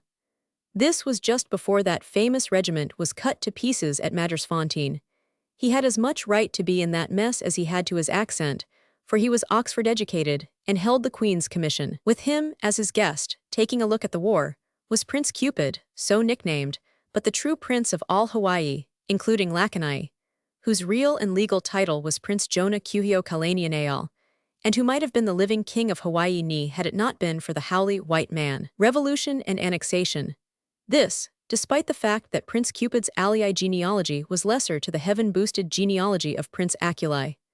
For Prince Akulai might have been king of Lakanai, and of all Hawaii, perhaps, had not his grandfather been soundly thrashed by the first and greatest of the Kamehamehas. This had occurred in the year 1810, in the booming days of the sandalwood trade, and in the same year that the king of Kauai came in, and was good, and ate out of Kamehameha's hand. Prince Akulai's grandfather in that year had received his trouncing and subjugating because he was old school. He had not imaged island empire in terms of gunpowder and haole gunners. Kamehameha, farther visioned, had annexed the service of haoles, including such men as Isaac Davis, mate and sole survivor of the massacred crew of the schooner Fair American, and John Young, captured boatswain of the Skowaliner. And Isaac Davis and John Young, and others of their waywardly adventurous ilk, with 6-pounder brass carronades from the captured Iphigenia and Fair American, had destroyed the war canoes and shattered the morale of the king of Lakanai's land fighters, receiving duly in return from Kamehameha, according to agreement, Isaac Davis, 600 mature and fat hogs, John Young, 500 of the same described pork on the hoof that was split. And so, out of all incests and lusts of the primitive cultures and beastman's gropings toward the stature of manhood, out of all red murders and brute battlings, and matings with the younger brothers of the demigods, world-polished, Oxford-accented, 20th century to the tick of the second, comes Prince Aculi, Prince Squid, pure-veined Polynesian, a living bridge across the 1,000 centuries, comrade, friend, and fellow traveler out of his wrecked $7,000 limousine, marooned with me in a begonia paradise, 1,400 feet above the sea, and his island metropolis of Alacona, to tell me of his mother, who reverted in her old age to ancientness of religious concept and ancestor worship, and collected and surrounded herself with the charnel bones of those who had been her forerunners back in the darkness of time. King Kalakaua started this collecting fad over on Oahu, Prince Aculi continued, and his queen, Kapiolani, caught the fad from him. They collected everything: old Makaloa mats, old tapas, old calabashes, old double canoes, and idols which the priests had saved from the general destruction in 1819. I haven't seen a pearl-shell fishhook in years, but I swear that Kalakaua accumulated 10,000 of them, to say nothing of human jawbone fishhooks, and feather cloaks, and capes and helmets, and stone adzes, and poi-pounders of phallic design. When he and Kapiolani made their royal progresses around the islands, their hosts had to hide away their personal relics.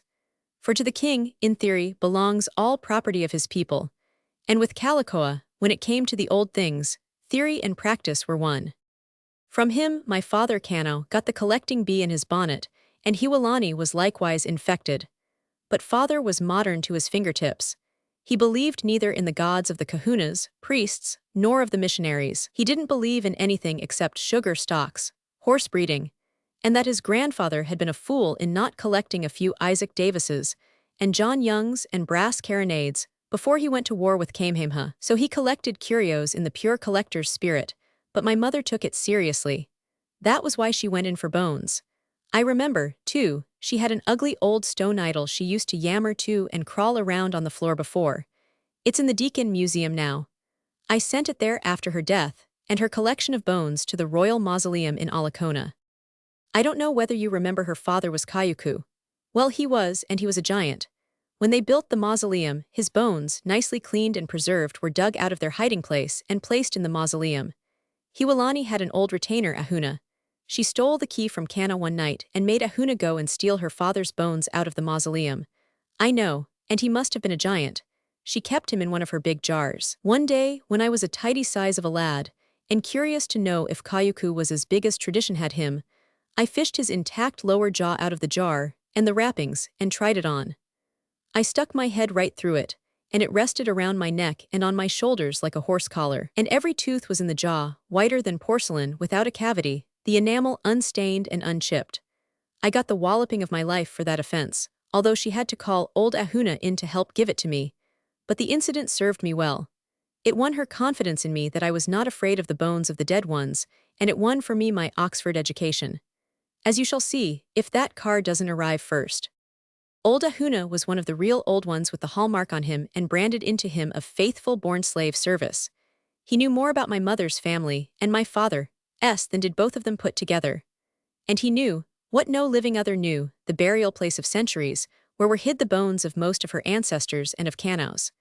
Kano couldn't worm it out of the old fellow, who looked upon Kano as an apostate. Hiwalani struggled with the old codger for years. How she ever succeeded is beyond me. Of course, on the face of it, she was faithful to the old religion. This might have persuaded Ahuna to loosen up a little. Or she may have jolted fear into him, for she knew a lot of the line of chatter of the old Huni sorcerers, and she could make a noise like being on terms of utmost intimacy with Uli, who is the chiefest god of sorcery of all the sorcerers. She could skin the ordinary kahuna lapo, medicine man. When it came to praying to Lanapuha and Kolomoku, read dreams and visions and signs and omens and indigestions to beat the band. Make the practitioners under the medicine god, Mayola, look like 30 cents. Pull off a Pule-He incantation that would make them dizzy. And she claimed to a practice of kahuna honoho, which is modern spiritism, second to none. I have myself seen her drink the wind, throw a fit and prophesy. The Aumakuas were brothers to her when she slipped offerings to them across the altars of the ruined heiaus, temples, with a line of prayer that was as unintelligible to me as it was hair-raising.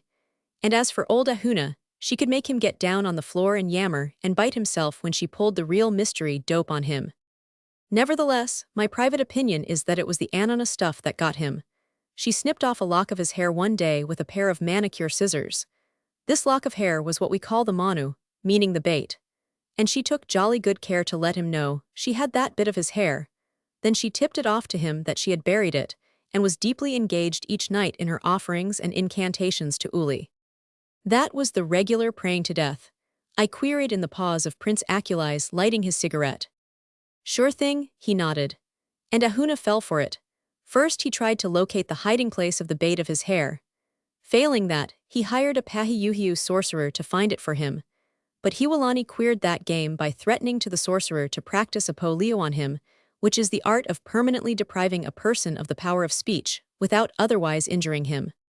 Then it was that Ahuna began to pine away and get more like a corpse every day. In desperation, he appealed to Kano. I happened to be present. You have heard what sort of a man my father was. Pig, he called Ahuna. Swine brains, stinking fish, die and be done with it. You are a fool, it is all nonsense. There is nothing in anything. The drunken Howley Howard can prove the missionaries wrong. Square-face Jin proves Howard wrong. The doctors say he won't last 6 months. Even square-face Jin lies. Life is a liar too, and here are hard times upon us and a slump in sugar. Glanders has got into my brood mares. I wish I could lie down and sleep for 100 years and wake up to find sugar up 100 points. Father was something of a philosopher himself, with a bitter wit and a trick of spitting out staccato epigrams. He clapped his hands. Bring me a highball, he commanded. No, bring me 2 highballs. Then he turned on Ahuna. Go and let yourself die, old heathen, survival of darkness, blight of the pit that you are.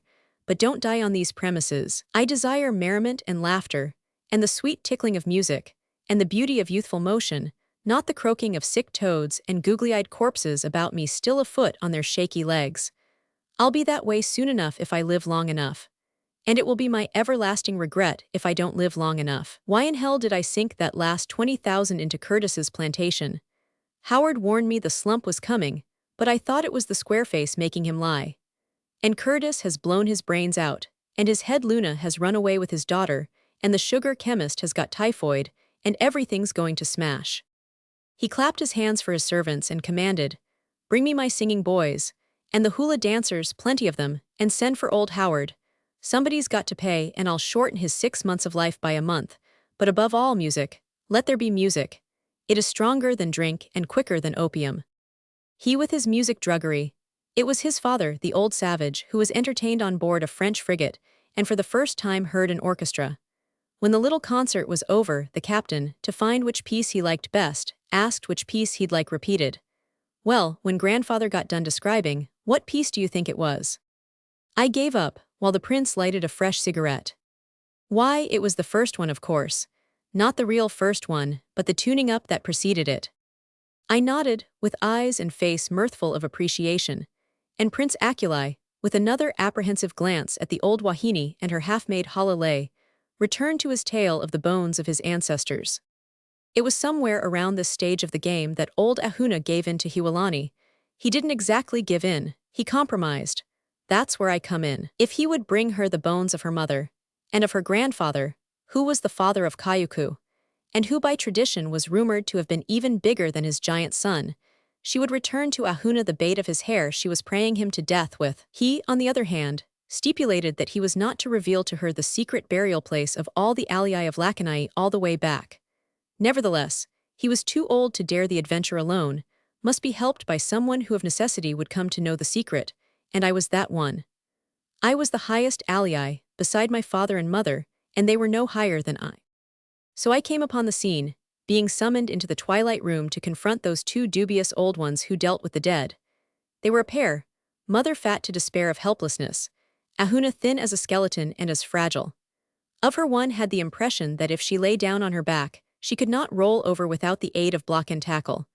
Of Ahuna one's impression was that the toothpickedness of him would shatter to splinters if one bumped into him. And when they had broached the matter, there was more palikia, trouble. My father's attitude stiffened my resolution. I refused to go on the bone-snatching expedition. I said I didn't care a whoop for the bones of all the allies of my family and race. You see, I had just discovered Jules Verne, loaned me by old Howard, and was reading my head off. Bones, when there were North Poles and centers of Earths, and hairy comets to ride across space among the stars. Of course I didn't want to go on any bone-snatching expedition. I said my father was able-bodied, and he could go, splitting equally with her whatever bones he brought back. But she said he was only a blamed collector, or words to that effect, only stronger. I know him, she assured me. He'd bet his mother's bones on a horse race or an ace full. I stood with father when it came to modern skepticism, and I told her the whole thing was rubbish. Bones, I said. What are bones? Even field mice and many rats and cockroaches have bones, though the roaches wear their bones outside their meat instead of inside. The difference between man and other animals, I told her, is not bones but brain. Why a bullock has bigger bones than a man, and more than one fish I've eaten has more bones, while a whale beats creation when it comes to bone. It was frank talk, which is our Hawaiian way, as you have long since learned. In return, equally frank, she regretted she hadn't given me away as a feeding child when I was born. Next she bewailed that she had ever borne me. From that it was only a step to anonomy. She threatened me with it, and I did the bravest thing I have ever done.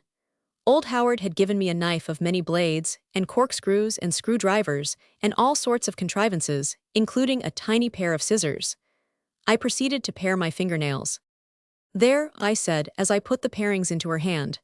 Just to show you what I think of it, there's bait and to spare. Go on and anonomy if you can. I have said it was brave. It was.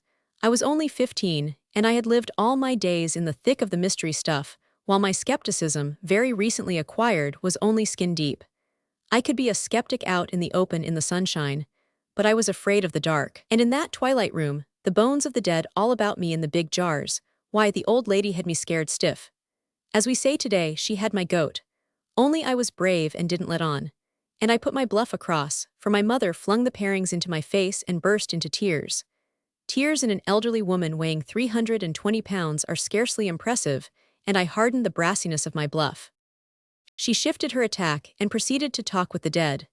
Nay more, she summoned them there, and though I was all ripe to see but couldn't, Ahuna saw the father of Kayuku in the corner and lay down on the floor and yammered.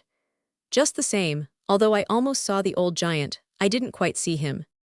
Let him talk for himself, I said.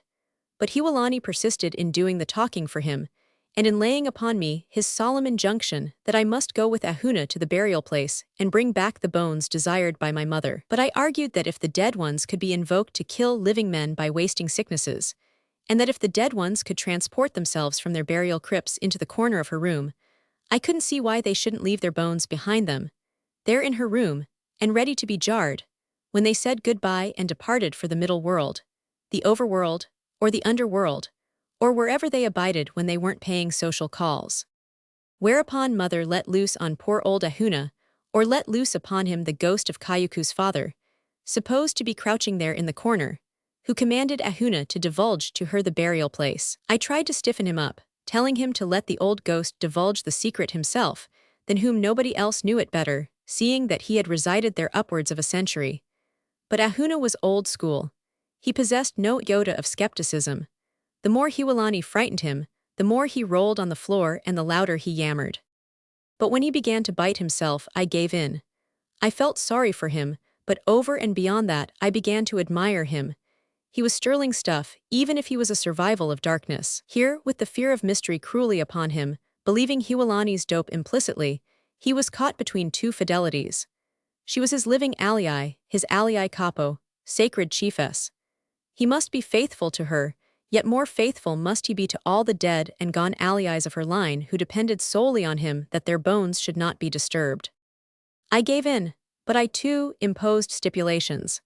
Steadfastly had my father, new school, refused to let me go to England for my education. That sugar was slumping was reason sufficient for him. Steadfastly had my mother, old school, refused. Her heathen mind too dark to place any value on education, while it was shrewd enough to discern that education led to unbelief in all that was old. I wanted to study science, the arts, philosophy, to study everything old Howard knew, which enabled him, on the edge of the grave, undauntedly to sneer at superstition, and to give me Jules Verne to read. He was an Oxford man before he went wild and wrong, and it was he who had set the Oxford bee buzzing in my noddle. In the end, Ahuna and I, old school and new school, leagued together, won out. Mother promised that she'd make father send me to England, even if she had to pester him into a prolonged drinking that would make his digestion go back on him. Also, Howard was to accompany me, so that I could decently bury him in England. He was a queer one, old Howard, an individual if there ever was one. Let me tell you a little story about him. It was when Kalakaua was starting on his trip around the world. You remember when Armstrong and Judd and the drunken valet of a German baron accompanied him. Kalakaua made the proposition to Howard. But here the long-apprehended calamity fell upon Prince Akuli. The old Wahine had finished her lay hala. Barefooted, with no adornment of femininity, clad in a shapeless shift of much-washed cotton, with age-withered face and labor-gnarled hands, she cringed before him and crooned a meal in his honor, and still cringing, put the lei around his neck. It is true the hala smelled most freshly strong, yet was the act beautiful to me, and the old woman herself beautiful to me. My mind leapt into the prince's narrative so that to Ahuna I could not help likening her. Oh, truly, to be an alii in Hawaii, even in this second decade of the 20th century, is no light thing. The alii, utterly of the new, must be kindly and kingly to those old ones absolutely of the old. Nor did the prince without a kingdom, his loved island long since annexed by the United States and incorporated into a territory along with the rest of the Hawaiian Islands. Nor did the prince betray his repugnance for the odor of the hala. He bowed his head graciously, and his royal condescending words of pure Hawaiian I knew would make the old woman's heart warm until she died with remembrance of the wonderful occasion. The wry grimace he stole to me would not have been made had he felt any uncertainty of its escaping her. And so, Prince Akuli resumed, after the Wahine had tottered away in an ecstasy, Ahuna and I departed on our grave-robbing adventure. You know the iron-bound coast. I nodded, knowing full well the spectacle of those lava leagues of weather coast, truly iron-bound so far as landing places or anchorages were concerned, great forbidding cliff walls thousands of feet in height, their summits wreathed in cloud and rain squall, their knees hammered by the tradewind billows into spouting, spuming white, the air, from sea to rain cloud, spanned by a myriad leaping waterfalls, provocative in day or night, of countless sun and lunar rainbows. Valleys, so called but fissures rather, slit the cyclopean walls here and there, and led away into a lofty and madly vertical back country, most of it inaccessible to the foot of man and trod only by the wild goat. Precious little you know of it, Prince Akuli retorted in reply to my nod. You've seen it only from the decks of steamers. There are valleys there, inhabited valleys, out of which there is no exit by land, and perilously accessible by canoe only on the selected days of 2 months in the year. When I was 28, I was over there in one of them on a hunting trip. Bad weather in the auspicious period marooned us for 3 weeks. Then 5 of my party and myself swam for it out through the surf. 3 of us made the canoes waiting for us. The other 2 were flung back on the sand, each with a broken arm. Save for us, the entire party remained there until the next year, 10 months afterward. And one of them was Wilson, of Wilson and Wall, the Honolulu sugar factors. And he was engaged to be married. I've seen a goat, shot above by a hunter above, land at my feet 1,000 yards underneath. Believe me, that landscape seemed to rain goats and rocks for 10 minutes. One of my canoemen fell off the trail between the 2 little valleys of Apio and Luno. He hit first 1,500 feet beneath us, and fetched up in a ledge 300 feet farther down. We didn't bury him. We couldn't get to him, and flying machines had not yet been invented. His bones are there now, and barring earthquake and volcano, will be there when the trumps of judgment sound. Goodness me! Only the other day, when our promotion committee, trying to compete with Honolulu for the tourist trade, called in the engineers to estimate what it would cost to build a scenic drive around the iron-bound coast, the lowest figures were $250,000 a mile. And Ahuna and I, an old man and a young boy, started for that stern coast in a canoe paddled by old men. The youngest of them, the steersman, was over 60, while the rest of them averaged 70 at the very least. There were 8 of them, and we started in the nighttime so that none should see us go. Even these old ones, trusted all their lives, knew no more than the fringe of the secret. To the fringe only could they take us. And the fringe was, I don't mind telling that much, the fringe was Honolulu Valley. We got there the 3rd afternoon following. The old chaps weren't strong on the paddles. It was a funny expedition, into such wild waters, with now one and now another of our Ancient Mariner crew collapsing and even fainting. One of them actually died on the 2nd morning out. We buried him overside. It was positively uncanny, the heathen ceremonies those gray ones pulled off in burying their gray brother. And I was only 15, alii capo over them by blood of heathenness and right of hereditary heathen rule, with a penchant for Jules Verne, and shortly to sail for England for my education. So one learns. Small wonder my father was a philosopher, in his own lifetime spanning the history of man from human sacrifice and idol worship, through the religions of man's upward striving, to the Medusa of rank atheism at the end of it all. Small wonder that, like old Ecclesiastes, he found vanity in all things and surcease in sugar stocks, singing boys, and hula dancers. Prince Aculi debated with his soul for an interval. "Oh well," he sighed, "I have done some spanning of time myself." He sniffed disgustedly of the odor of the hollow lay that stifled him. "It stinks of the ancient," he vouchsafed. I stink of the modern. My father was right. The sweetest of all is sugar up 100 points, or 4 aces in a poker game. If the big war lasts another year, I shall clean up 750,000 over 1,000,000. If peace breaks tomorrow, with the consequent slump, I could enumerate 100 who will lose my direct bounty, and go into the old natives. Homes my father and I long since endowed for them." He clapped his hands, and the old Wahine tottered toward him in an excitement of haste to serve. She cringed before him, as he drew pad and pencil from his breast pocket. "Each month, old woman of our old race," he addressed her, "will you receive, by rural free delivery, a piece of written paper that you can exchange with any storekeeper anywhere for $10 gold. This shall be so for as long as you live. Behold, I write the record and the remembrance of it, here and now, with this pencil on this paper. And this is because you are of my race and service, and because you have honored me this day with your mats to sit upon and your thrice blessed and thrice delicious lay hala." He turned to me a weary and skeptical eye, saying, "And if I die tomorrow, not alone will the lawyers contest my disposition of my property, but they will contest my benefactions and my pensions accorded, and the clarity of my mind." It was the right weather of the year, but even then, with our old weak ones at the paddles, we did not attempt the landing until we had assembled half the population of Honolulu Valley down on the steep little beach. Then we counted our waves, selected the best one, and ran in on it. Of course, the canoe was swamped and the outrigger smashed, but the ones on shore dragged us up unharmed beyond the wash. Ahuna gave his orders. In the night time all must remain within their houses, and the dogs be tied up and have their jaws bound so that there should be no barking. And in the night time Ahuna and I stole out on our journey, no one knowing whether we went to the right or left or up the valley toward its head. We carried jerky and hard poi and dried aku, and from the quantity of the food I knew we were to be gone several days. Such a trail, a Jacob's ladder to the sky truly for that first poly precipice, almost straight up, was 3,000 feet above the sea. And we did it in the dark. At the top, beyond the sight of the valley we had left, we slept until daylight on the hard rock in a hollow nook Ahuna knew, and that was so small that we were squeezed. And the old fellow, for fear that I might move in the heavy restlessness of lad's sleep, lay on the outside with one arm resting across me. At daybreak I saw why. Between us and the lip of the cliff scarcely a yard intervened. I crawled to the lip and looked, watching the abyss take on immensity in the growing light, and trembling from the fear of height that was upon me. At last I made out the sea, over half a mile straight beneath. And we had done this thing in the dark. Down in the next valley, which was a very tiny one, we found evidence of the ancient population, but there were no people.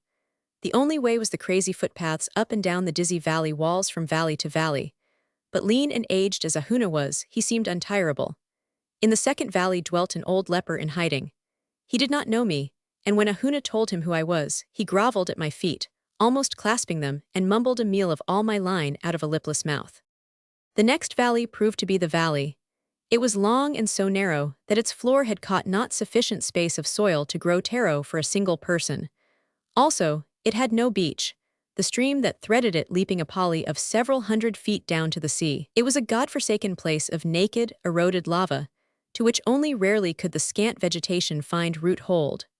For miles, we followed up that winding fissure through the towering walls, far into the chaos of back country that lies behind the iron-bound coast. How far that valley penetrated I do not know, but from the quantity of water in the stream, I judged it far. We did not go to the valley's head. I could see Ahuna casting glances to all the peaks, and I knew he was taking bearings, known to him alone, from natural objects. When he halted at the last, it was with abrupt certainty. His bearings had crossed. He threw down the portion of food and outfit he had carried. It was the place. I looked on either hand at the hard, implacable walls, naked of vegetation, and could dream of no burial place possible in such bare adamant. We ate, then stripped for work. Only did Ahuna permit me to retain my shoes. He stood beside me at the edge of a deep pool, likewise apparelled and prodigiously skinny. You will dive down into the pool at this spot, he said. Search the rock with your hands as you descend, and about a fathom and a half down you will find a hole. Enter it head first, but going slowly, for the lava rock is sharp and may cut your head and body. And then, I queried. You will find the hole growing larger, was his answer. When you have gone all of 8 fathoms along the passage, come up slowly, and you will find your head in the air above water in the dark. Wait there then for me. The water is very cold. It didn't sound good to me. I was thinking, not of the cold water and the dark, but of the bones. You go first, I said, but he claimed he could not. You are my ally, my prince, he said. It is impossible that I should go before you into the sacred burial place of your kingly ancestors. But the prospect did not please. Just cut out this prince stuff, I told him. It isn't what it's cracked up to be. You go first and I'll never tell on you. Not alone the living must we please, he admonished, but more so the dead must we please, nor can we lie to the dead. We argued it out, and for half an hour it was stalemate. I wouldn't, and he simply couldn't. He tried to buck me up by appealing to my pride. He chanted the heroic deeds of my ancestors.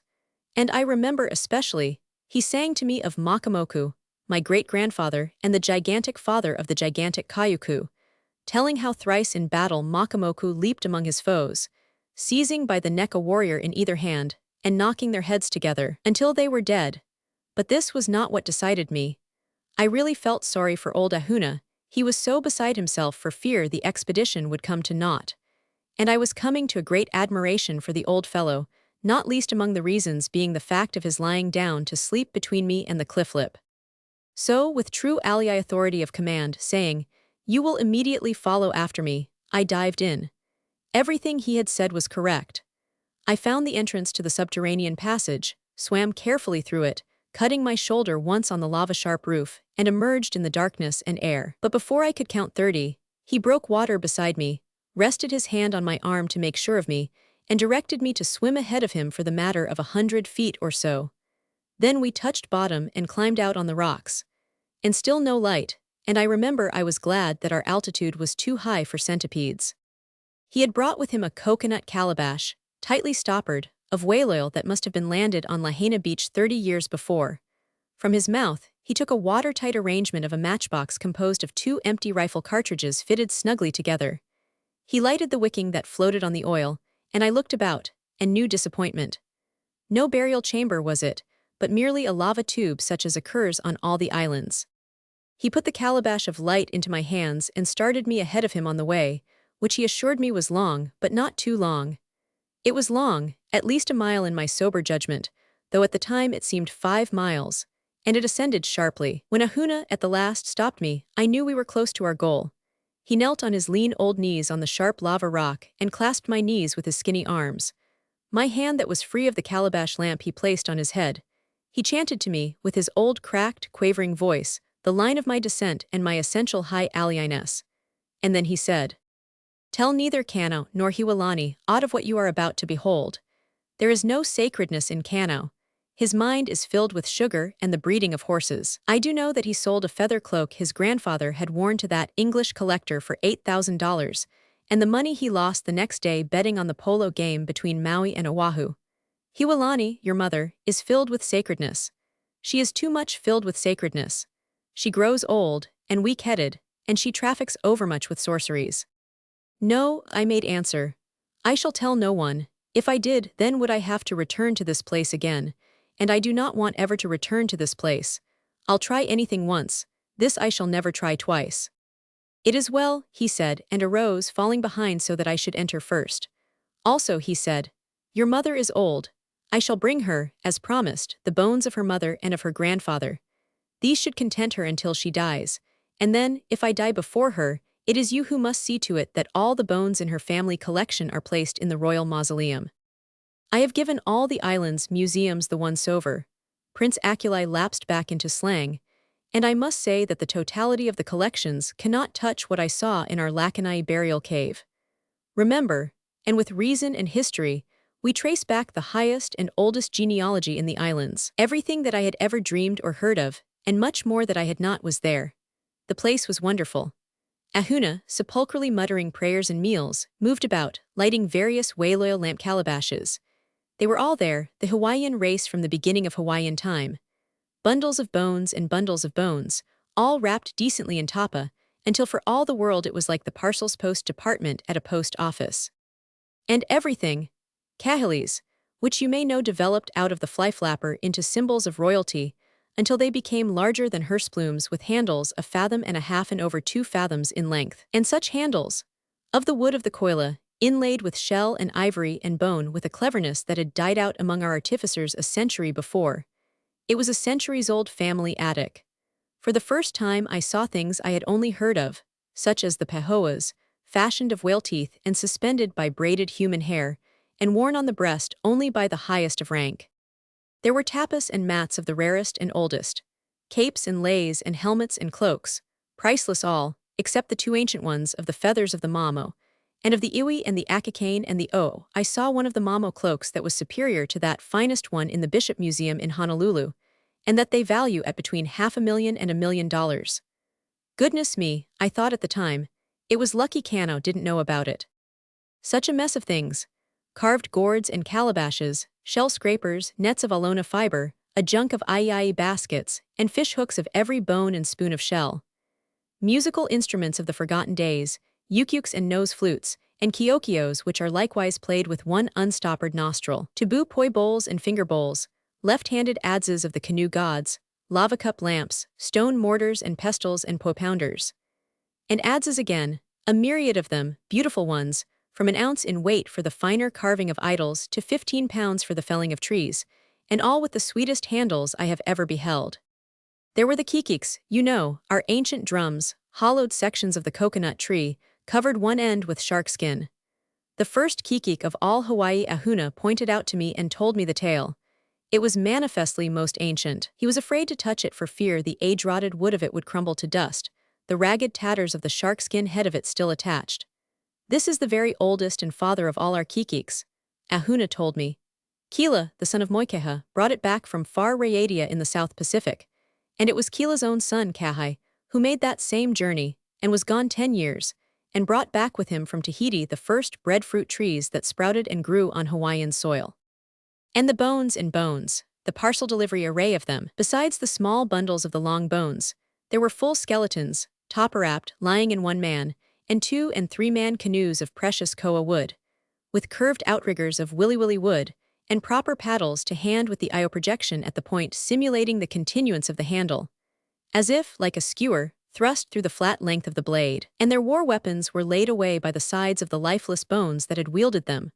Rusty old horse pistols, derringers, pepper boxes, 5-barreled fanastiques, Kentucky long rifles, muskets handled in trade by John Company and Hudson's Bay, shark-tooth swords, wooden stabbing knives, arrows and spears bone-headed of the fish and the pig and of man, and spears and arrows wooden-headed and fire-hardened.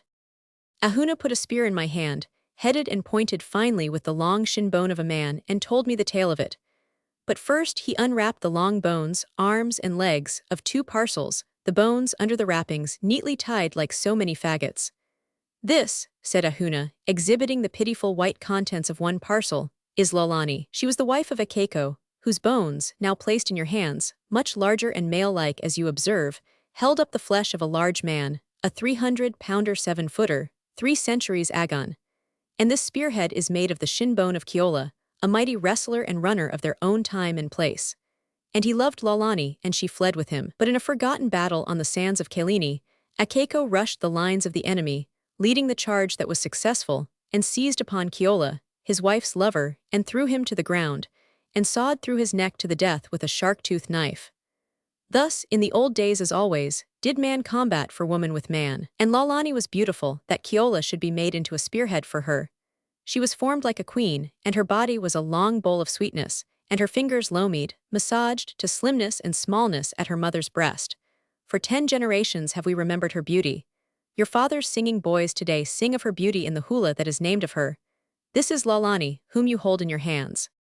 And Ahunadun, I could but gaze, with imagination at the one time sobered and fired. Old drunken Howard had lent me his Tennyson, and I had mooned long and often over the idylls of the king.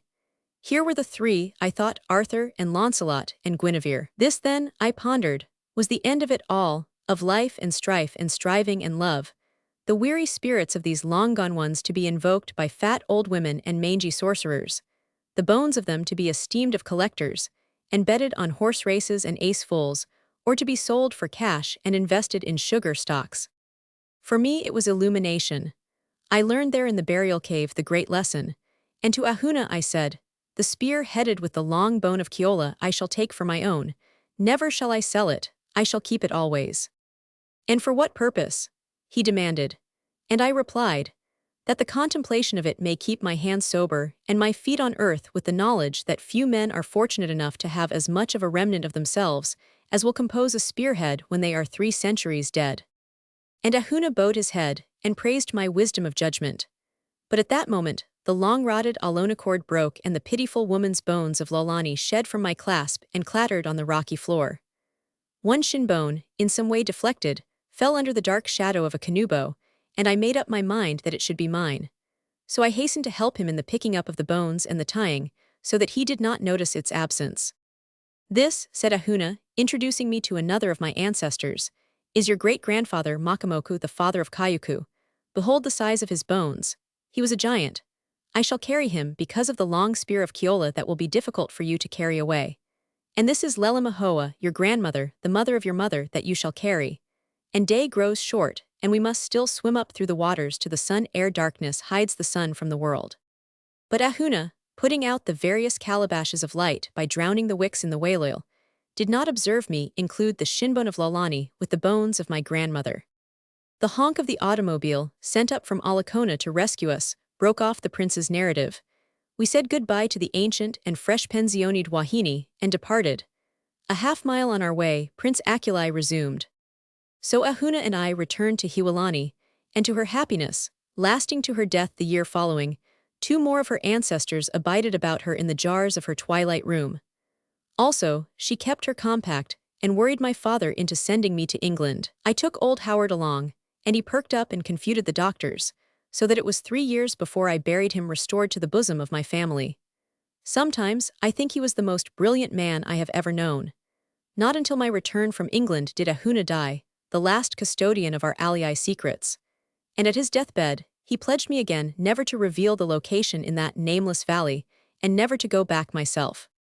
Much else I have forgot to mention did I see there in the cave that one time. There were the bones of Kumi, the near demigod, son of Tui Manu of Samoa, who, in the long before, married into my line and heaven boosted my genealogy.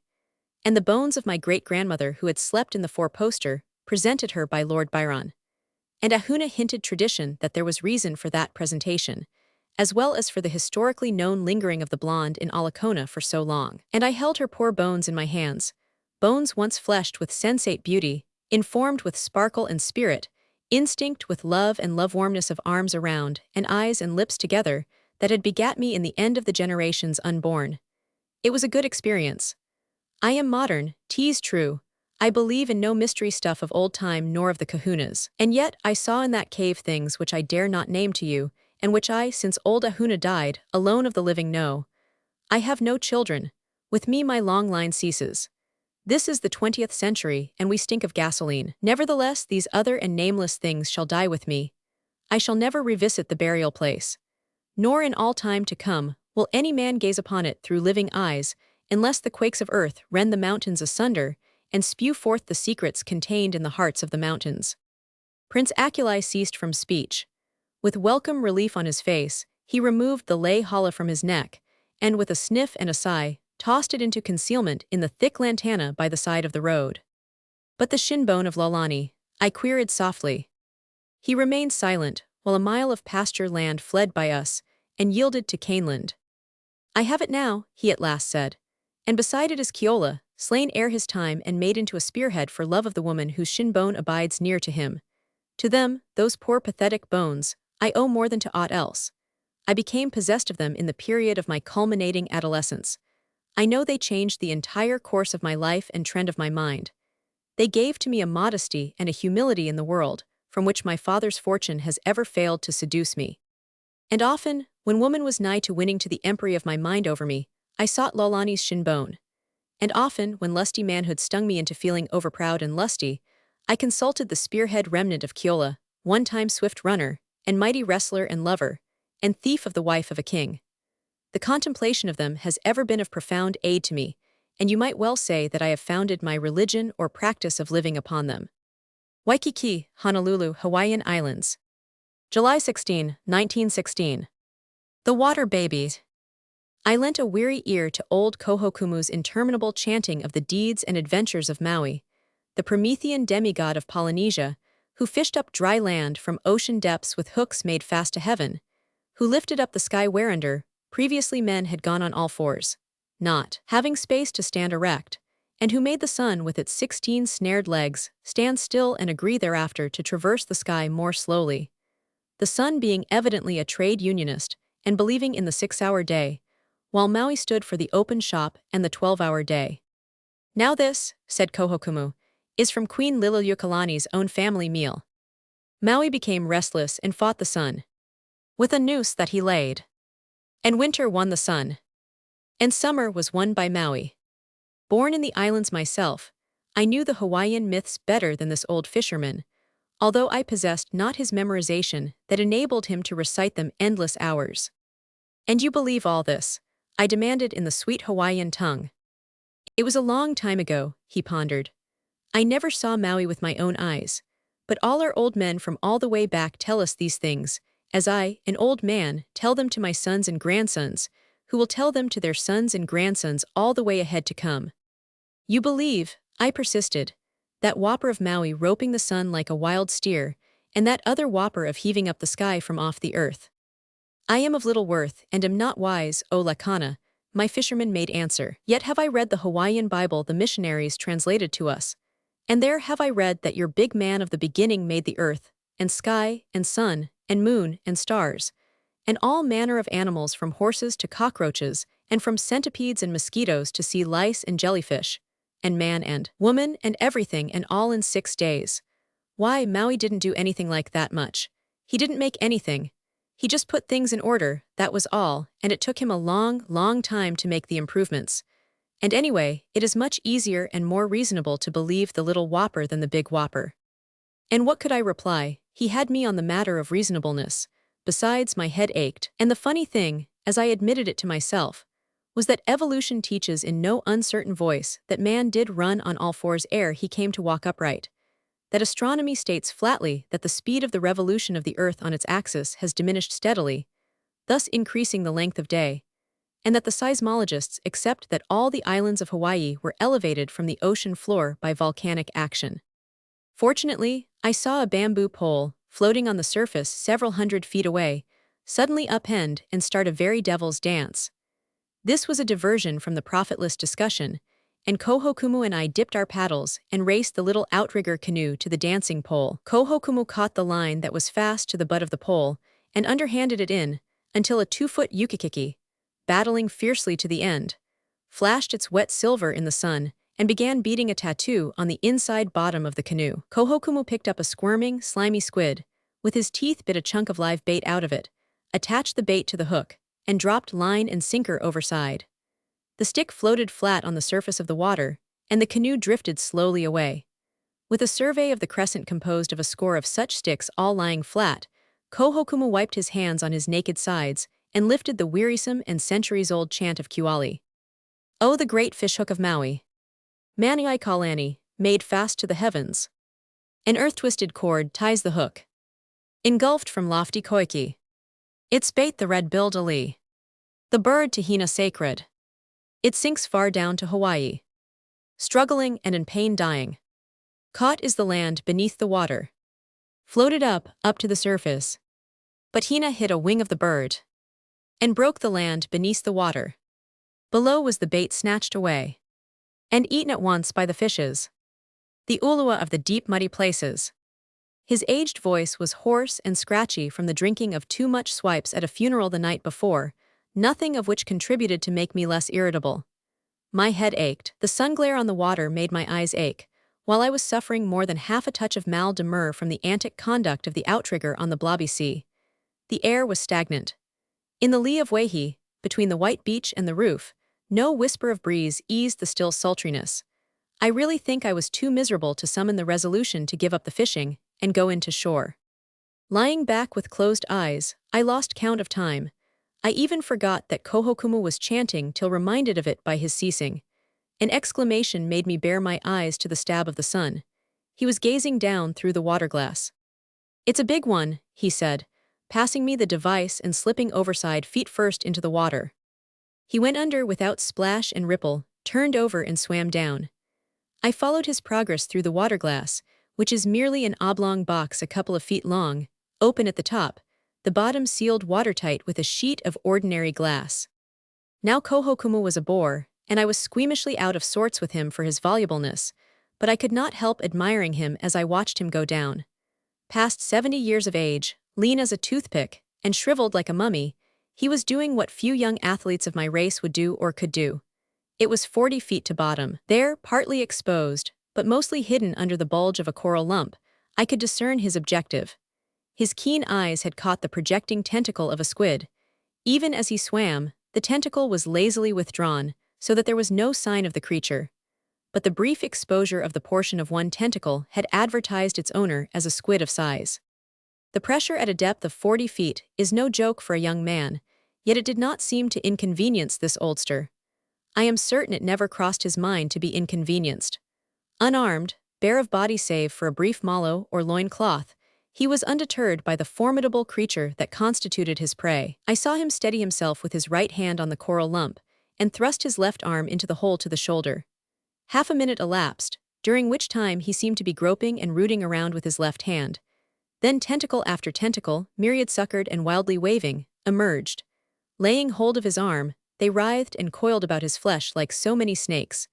With a heave and a jerk appeared the entire squid, a proper devilfish or octopus. But the old man was in no hurry for his natural element, the air above the water. There, 40 feet beneath, wrapped about by an octopus that measured 9 feet across from tentacle tip to tentacle tip, and that could well drown the stoutest swimmer, he coolly and casually did the one thing that gave to him and his empery over the monster. He shoved his lean, hawk-like face into the very center of the slimy, squirming mass, and with his several ancient fangs bit into the heart and the life of the matter. This accomplished, he came upward slowly, as a swimmer should who is changing atmospheres from the depths. Alongside the canoe, still in the water and peeling off the grisly clinging thing, the incorrigible old sinner burst into the peal of triumph which had been chanted by the countless squid-catching generations before him.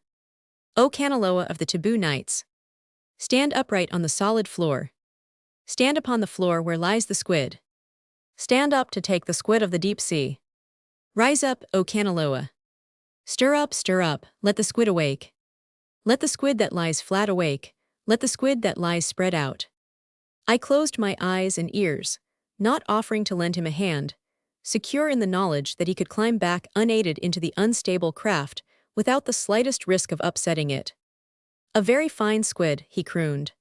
It is a wahine, female, squid. I shall now sing to you the song of the cowrie shell, the red cowrie shell that we used as a bait for the squid. You were disgraceful last night at the funeral, I headed him off.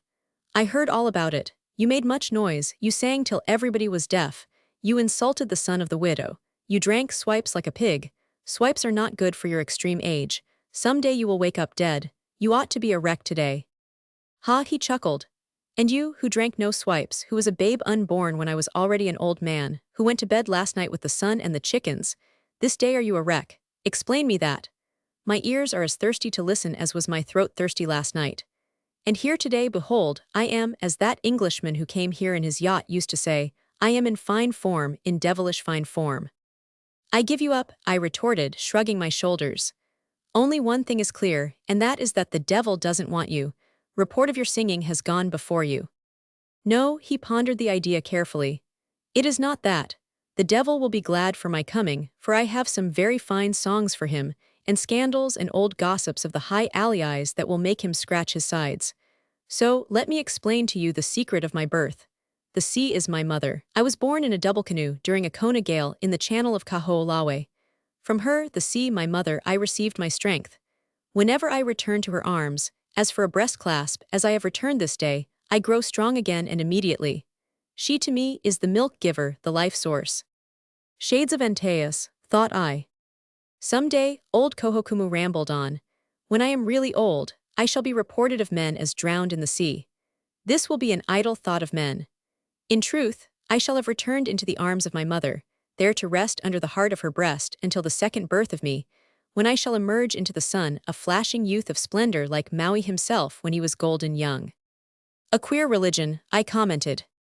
When I was younger I muddled my poor head over queerer religions, old Kohokumu retorted. But listen, O young wise one, to my elderly wisdom. This I know, as I grow old I seek less for the truth from without me, and find more of the truth from within me. Why have I thought this thought of my return to my mother and of my rebirth from my mother into the sun? You do not know. I do not know save that, without whisper of man's voice or printed word, without prompting from otherwhere, this thought has arisen from within me, from the deeps of me that are as deep as the sea. I am not a god, I do not make things. Therefore I have not made this thought. I do not know its father or its mother. It is of old time before me and therefore it is true. Man does not make truth. Man, if he be not blind, only recognizes truth when he sees it. Is this thought that I have thought a dream? Perhaps it is you that are a dream, I laughed. And that I and sky and sea and the iron-hard land are dreams, all dreams. I have often thought that, he assured me soberly. It may well be so. Last night I dreamed I was a lark bird, a beautiful singing lark of the sky like the larks on the upland pastures of Haleakala. And I flew up toward the sun, singing, singing, as old Kohokumu never sang. I tell you now that I dreamed I was a lark bird singing in the sky. But may not I, the real I, be the lark bird? And may not the telling of it be the dream that I, the lark bird, am dreaming now? Who are you to tell me I or no? Dare you tell me I am not a lark bird asleep and dreaming that I am old Kohokumu? I shrugged my shoulders, and he continued triumphantly. And how do you know but what you are old Maui himself asleep, and dreaming that you are John Lakana talking with me in a canoe? And may you not awake old Maui yourself, and scratch your sides, and say that you had a funny dream in which you dreamed you were a haole? I don't know, I admitted. Besides, you wouldn't believe me. There is much more in dreams than we know, he assured me with great solemnity. Dreams go deep, all the way down, maybe to before the beginning. May not old Maui have only dreamed he pulled Hawaii up from the bottom of the sea? Then would this Hawaii land be a dream, and you, and I, and the squid there, only parts of Maui's dream? And the lark bird too. He sighed and let his head sink on his breast. And I worry my old head about the secrets undiscoverable, he resumed, until I grow tired and want to forget, and so I drink swipes and go fishing and sing old songs and dream I am a lark bird singing in the sky. I like that best of all, and often I dream it when I have drunk much swipes. In great dejection of mood, he peered down into the lagoon through the water glass. There will be no more bites for a while, he announced. The fish sharks are prowling around, and we shall have to wait until they are gone. And so that the time shall not be heavy, I will sing you the canoe-hauling song to Lono. You remember. Give to me the trunk of the tree, O Lono. Give me the tree's main root, O Lono. Give me the ear of the tree, O Lono. For the love of mercy, don't sing. I cut him short. I've got a headache and your singing hurts.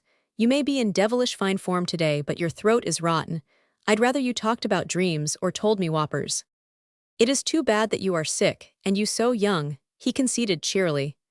And I shall not sing any more. I shall tell you something you do not know and have never heard, something that is no dream and no whopper, but is what I know to have happened. Not very long ago there lived here, on the beach beside this very lagoon, a young boy whose name was Kekiwai, which, as you know, means water baby. He was truly a water baby. His gods were the sea and fish gods, and he was born with knowledge of the language of fishes, which the fishes did not know until the sharks found it out one day when they heard him talk it. It happened this way. The word had been brought, and the commands, by swift runners, that the king was making a progress around the island, and that on the next day a luau feast was to be served him by the dwellers here of Waihi. It was always a hardship, when the king made a progress, for the few dwellers in small places to fill his many stomachs with food. For he came always with his wife and her women, with his priests and sorcerers, his dancers and flute players and hula singers and fighting men and servants, and his high chiefs with their wives and sorcerers and fighting men and servants. Sometimes, in small places like Waihi, the path of his journey was marked afterward by leanness and famine. But a king must be fed, and it is not good to anger a king. So, like warning in advance of disaster, Wei heard of his coming, and all food-getters of field and pond and mountain and sea were busied with getting food for the feast. And behold, everything was got, from the choicest of royal taro to sugar-cane joints for the roasting, from apihis to limu, from fowl to wild pig and poi-fed puppies, everything save one thing. The fishermen failed to get lobsters. Now be it known that the king's favorite food was lobster. He esteemed it above all kai food, and his runners had made special mention of it. And there were no lobsters, and it is not good to anger a king in the belly of him. Too many sharks had come inside the reef. That was the trouble. A young girl and an old man had been eaten by them. And of the young men who dared dive for lobsters, one was eaten, and one lost an arm, and another lost one hand and one foot. But there was Kekiwai, the water baby, only 11 years old, but half fish himself, and talking the language of fishes. To his father the headmen came, begging him to send the water baby to get lobsters to fill the king's belly and divert his anger. Now this what happened was known and observed. For the fishermen, and their women, and the taro growers and the bird catchers, and the headmen, and all Wehi, came down and stood back from the edge of the rock where the water baby stood, and looked down at the lobsters far beneath on the bottom. And a shark, looking up with its cat's eyes, observed him, and sent out the shark call of fresh meat to assemble all the sharks in the lagoon. For the sharks work thus together, which is why they are strong. And the sharks answered the call till there were 40 of them, long ones and short ones and lean ones and round ones, 40 of them by count. And they talked to one another, saying, "Look at that tidbit of a child, that morsel delicious of human flesh sweetness without the salt of the sea in it, of which salt we have too much, savory and good to eat, melting to delight under our hearts as our bellies embrace it and extract from it its sweet." Much more they said, saying, "He has come for the lobsters. When he dives in he is for one of us. Not like the old man we ate yesterday, tough to dryness with age, nor like the young men whose members were too hard-muscled, but tender, so tender that he will melt in our gullets ere our bellies receive him. When he dives in we will all rush for him, and the lucky one of us will get him, and gulp, he will be gone, one bite and one swallow, into the belly of the luckiest one of us." And Kekiwai the water baby heard the conspiracy, knowing the shark language, and he addressed a prayer in the shark language to the shark god Mokuhaliai, and the sharks heard and waved their tails to one another and winked their cat's eyes in token that they understood his talk. And then he said, "I shall now dive for a lobster for the king, and no hurt shall befall me, because the shark with the shortest tail is my friend and will protect me." And so saying, he picked up a chunk of lava rock and tossed it into the water with a big splash, 20 feet to one side. The 40 sharks rushed for the splash, while he dived, and by the time they discovered they had missed him, he had gone to bottom and come back and climbed out, within his hand a fat lobster, a wahine lobster, full of eggs for the king. "Ha," said the sharks, very angry, "there is among us a traitor. The titbit of a child, the morsel of sweetness, has spoken, and has exposed the one among us who has saved him. Let us now measure the lengths of our tails."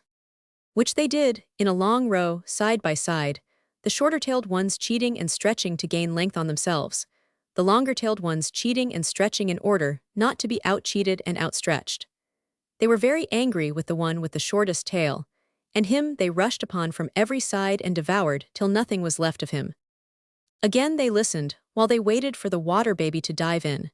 And again the water baby made his prayer in the shark language to Mokuhaliai, and said, "The shark with the shortest tail is my friend and will protect me." And again the water baby tossed in a chunk of lava, this time 20 feet away off to the other side. The sharks rushed for the splash, and in their haste ran into one another, and splashed with their tails till the water was all foam, and they could see nothing, each thinking some other was swallowing the titbit. And the water baby came up and climbed out with another fat lobster for the king. And the 39 sharks measured tails, devouring the one with the shortest tail, so that there were only 38 sharks. And the water baby continued to do what I have said, and the sharks to do what I have told you, while for each shark that was eaten by his brothers there was another fat lobster laid on the rock for the king. Of course, there was much quarreling and argument among the sharks when it came to measuring tails, but in the end it worked out in rightness and justice, for when only 2 sharks were left, they were the 2 biggest of the original 40. And the water baby again claimed the shark with the shortest tail was his friend, fooled the 2 sharks with another lava chunk, and brought up another lobster. The 2 sharks each claimed the other had the shorter tail, and each fought to eat the other, and the one with the longer tail won. "Hold, O Kohokumu," I interrupted, "remember that that shark had already I know just what you are going to say. He snatched his recital back from me. And you are right. It took him so long to eat the 39th shark, for inside the 39th shark were already the 19 other sharks he had eaten, and inside the 40th shark were already the 19 other sharks he had eaten, and he did not have the appetite he had started with. But do not forget he was a very big shark to begin with. It took him so long to eat the other shark, and the 19 sharks inside the other shark, that he was still eating when darkness fell, and the people of Waihi went away home with all the lobsters for the king. And didn't they find the last shark on the beach next morning dead, and burst wide open with all he had eaten? Kohokumu fetched a full stop, and held my eyes with his own shrewd ones. Hold, O Lakana, he checked the speech that rushed to my tongue. I know what next you would say. You would say that with my own eyes I did not see this, and therefore that I do not know what I have been telling you. But I do know, and I can prove it. My father's father knew the grandson of the water baby's father's uncle. Also there, on the rocky point to which I point my finger now, is where the water baby stood and dived. I have dived for lobsters there myself. It is a great place for lobsters. Also, and often, have I seen sharks there. And there, on the bottom, as I should know, for I have seen and counted them, are the 39 lava rocks thrown in by the water baby as I have described. But I began. Ha, he baffled me. Look, while we have talked the fish have begun again to bite. He pointed to 3 of the bamboo poles erect, and devil dancing, in token that fish were hooked and struggling on the lines beneath. As he bent to his paddle, he muttered, for my benefit. Of course I know, the 39 lava rocks are still there, you can count them any day for yourself. Of course I know, and I know for a fact. Glen Ellen. October 2, 1916. The Tears of Ah Kim. There was a great noise and racket, but no scandal, in Honolulu's Chinatown. Those within hearing distance merely shrugged their shoulders and smiled tolerantly at the disturbance as an affair of accustomed usualness. What is it? Asked Chin Mo, down with a sharp pleurisy of his wife, who had paused for a second at the open window to listen. Only Ah Kim, was her reply. His mother is beating him again. The fracas was taking place in the garden, behind the living rooms that were at the back of the store that fronted on the street with the proud sign above. Ah Kim Company, General Merchandise. The garden was a miniature domain, 20 feet square, that somehow cunningly seduced the eye into a sense, and seeming of illimitable vastness. There were forests of dwarf pines and oaks, centuries old yet 2 or 3 feet in height, and imported at enormous care and expense. A tiny bridge, a pace across, arched over a miniature river that flowed with rapids and cataracts from a miniature lake stocked with myriad-finned, orange-miracled goldfish, that in proportion to the lake and landscape were whales. On every side, the many windows of the several-storied shack buildings looked down. In the center of the garden, on the narrow, graveled walk close beside the lake, Ah Kim was noisily receiving his beating. No Chinese lad of tender and beatable years was Ah Kim. His was the store of Ah Kim Company, and his was the achievement of building it up through the long years, from the shoestring of savings of a contract coolie laborer to a bank account in 4 figures, and a credit that was gilt-edged. An even half-century of summers and winters had passed over his head, and in the passing, fattened him comfortably and snugly. Short of stature, his full front was as rotund as a watermelon seed. His face was moon-faced. His garb was dignified and silken, and his black silk skullcap with the red button atop, now, alas, fallen on the ground, was the skullcap worn by the successful and dignified merchants of his race. But his appearance, in this moment of the present, was anything but dignified.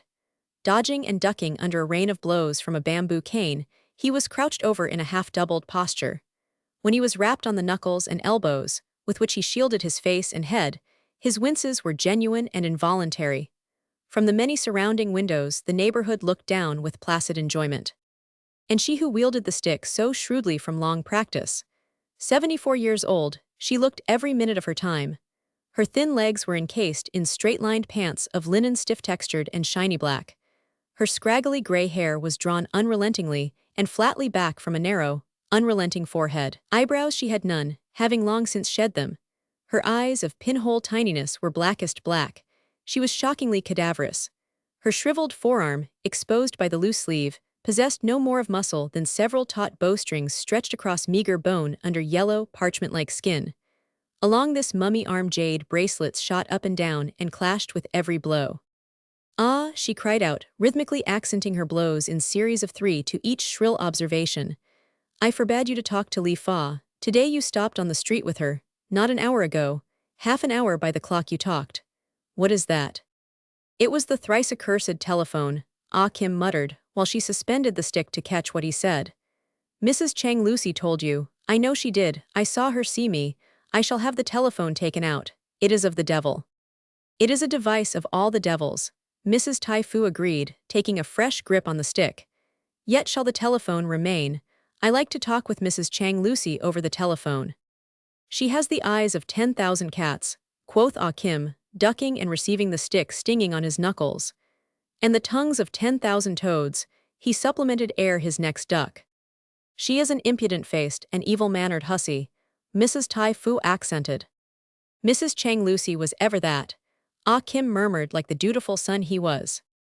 I speak of Li Fa, his mother corrected with stick emphasis. She is only half Chinese, as you know. Her mother was a shameless Kanaka. She wears skirts like the degraded Howley women, also corsets, as I have seen for myself. Where are her children? Yet has she buried 2 husbands. The one was drowned, the other kicked by a horse. Ah Kim qualified. A year of her, unworthy son of a noble father, and you would gladly be going out to get drowned or be kicked by a horse. Subdued chucklings and laughter from the window audience applauded her point. You buried 2 husbands yourself, revered mother. Ah Kim was stung to retort. I had the good taste not to marry a third. Besides, my 2 husbands died honorably in their beds. They were not kicked by horses nor drowned at sea. What business is it of our neighbors that you should inform them I have had 2 husbands, or 10, or none? You have made a scandal of me, before all our neighbors, and for that I shall now give you a real beating. Ah Kim endured the staccato rain of blows, and said when his mother paused, breathless and weary. Always have I insisted and pleaded, honorable mother, that you beat me in the house, with the windows and doors closed tight, and not in the open street or the garden open behind the house. You have called this unthinkable Li Fa the silvery moon blossom. Mrs. Tai Fu rejoined, quite illogically and femininely, but with utmost success in so far as she deflected her son from continuance of the thrust he had so swiftly driven home. Mrs. Chang Lucy told you, he charged. I was told over the telephone, his mother evaded. I do not know all voices that speak to me over that contrivance of all the devils.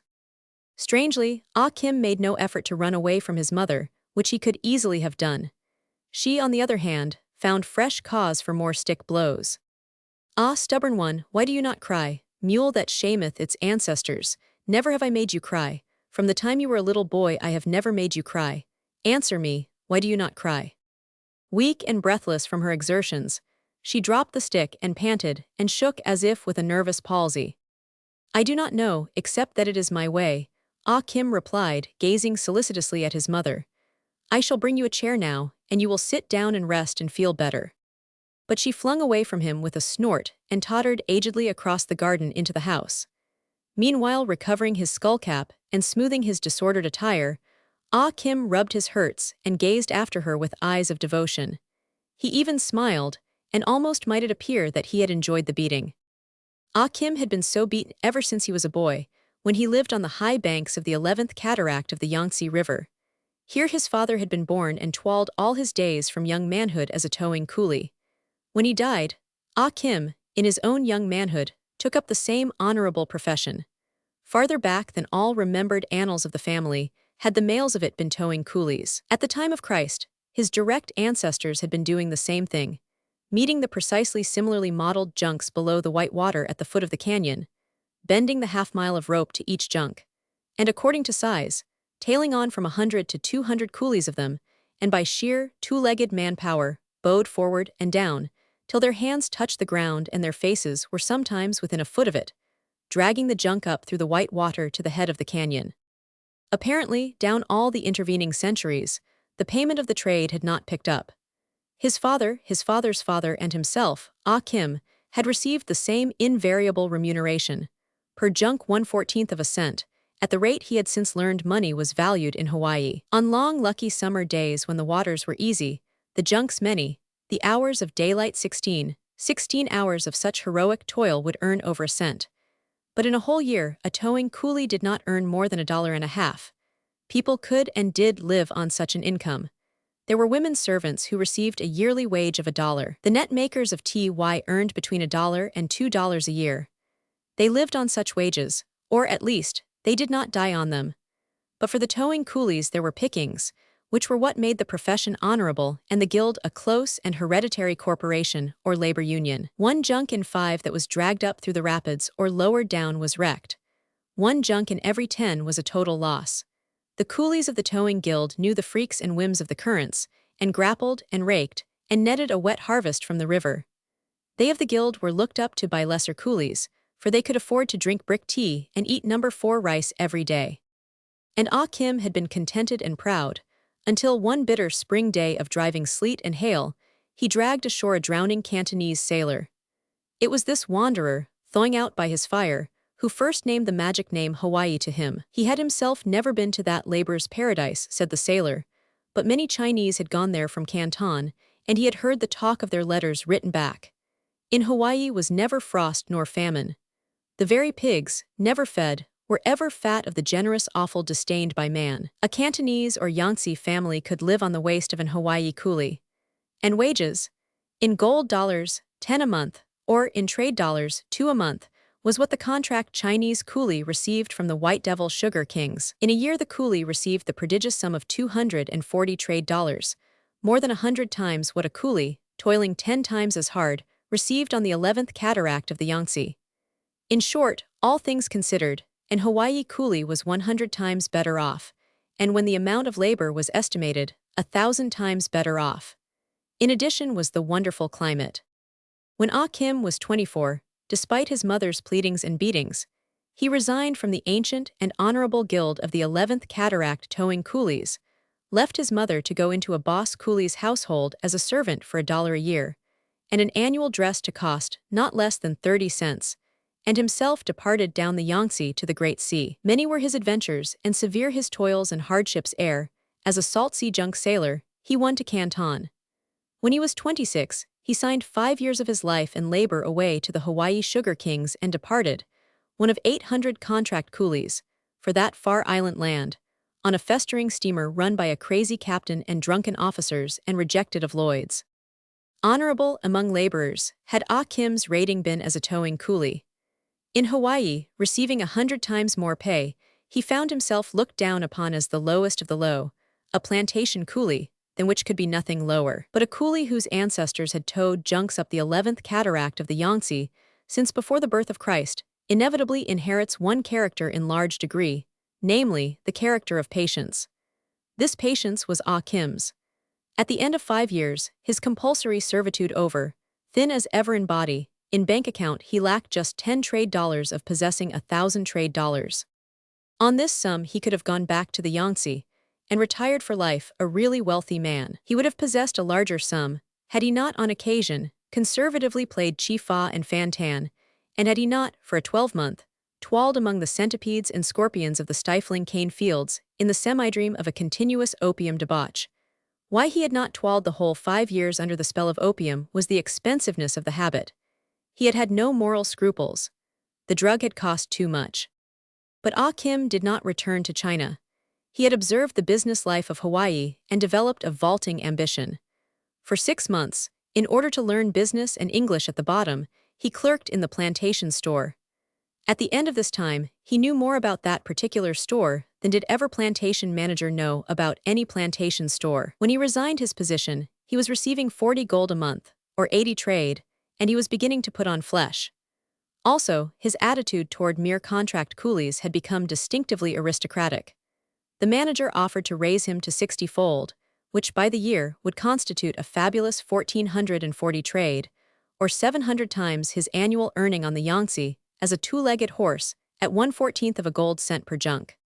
Instead of accepting, Ah Kim departed to Honolulu, and in the big general merchandise store of Fong and Chow Fong, began at the bottom for 15 gold per month. He worked a year and a half, and resigned when he was 33, despite the 75 gold per month his Chinese employers were paying him. Then it was that he put up his own sign, Ah Kim Company, General Merchandise.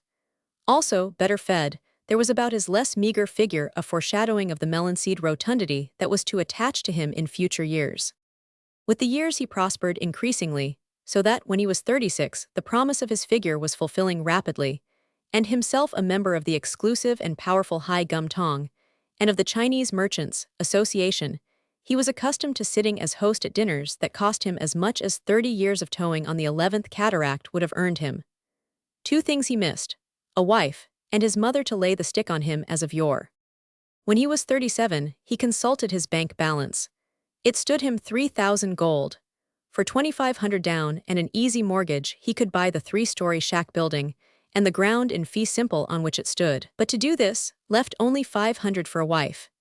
Fu Yipo had a marriageable, properly small-footed daughter whom he was willing to import from China and sell to him for 800 gold, plus the costs of importation.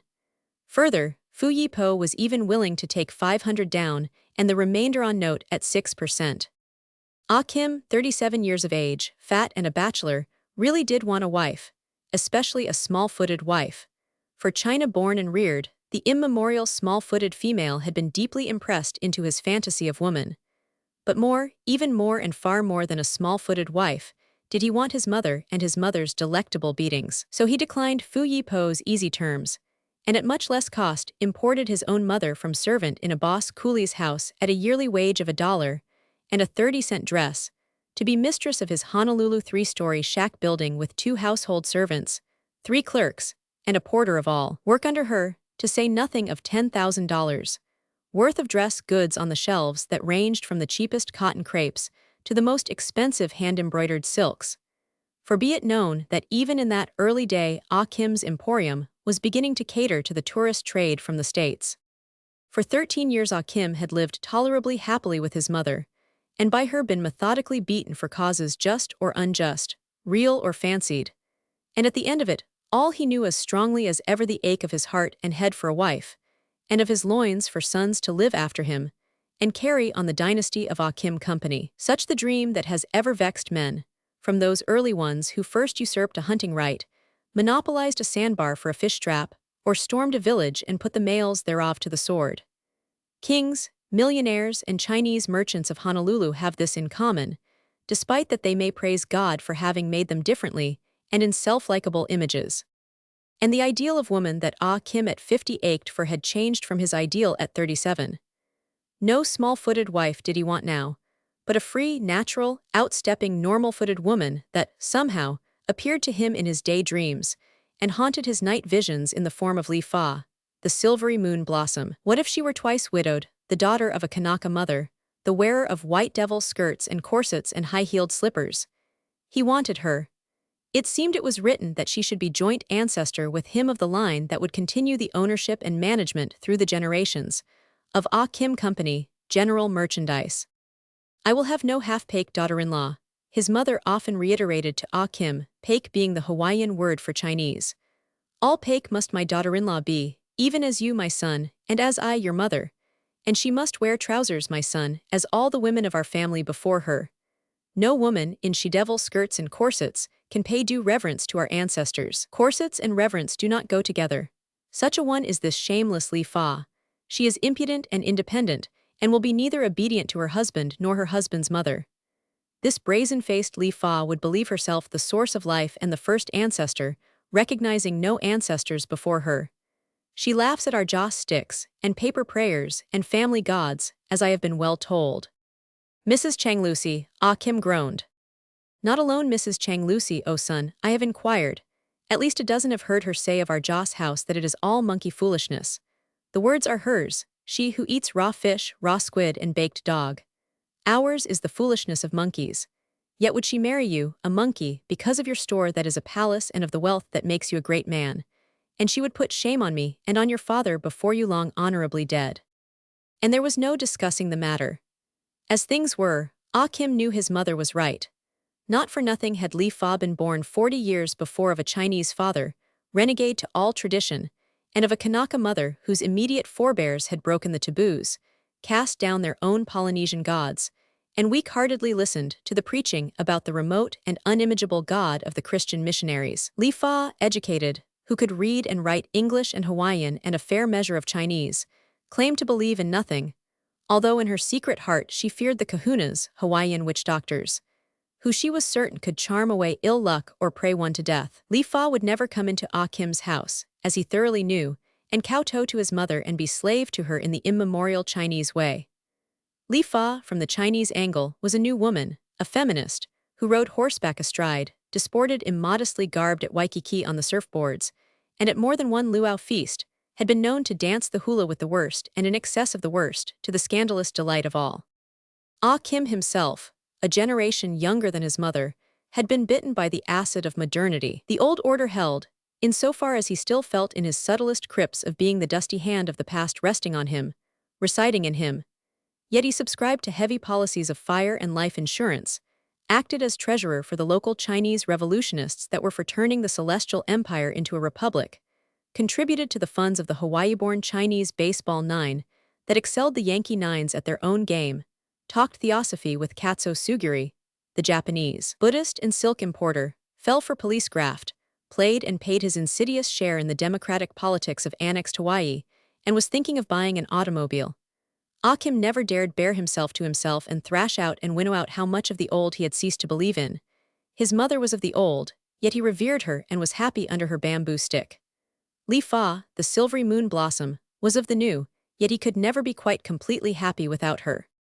For he loved Li Fa. Moon-faced, rotund as a watermelon seed, canny businessman, wise with half a century of living. Nevertheless, Ah Kim became an artist when he thought of her.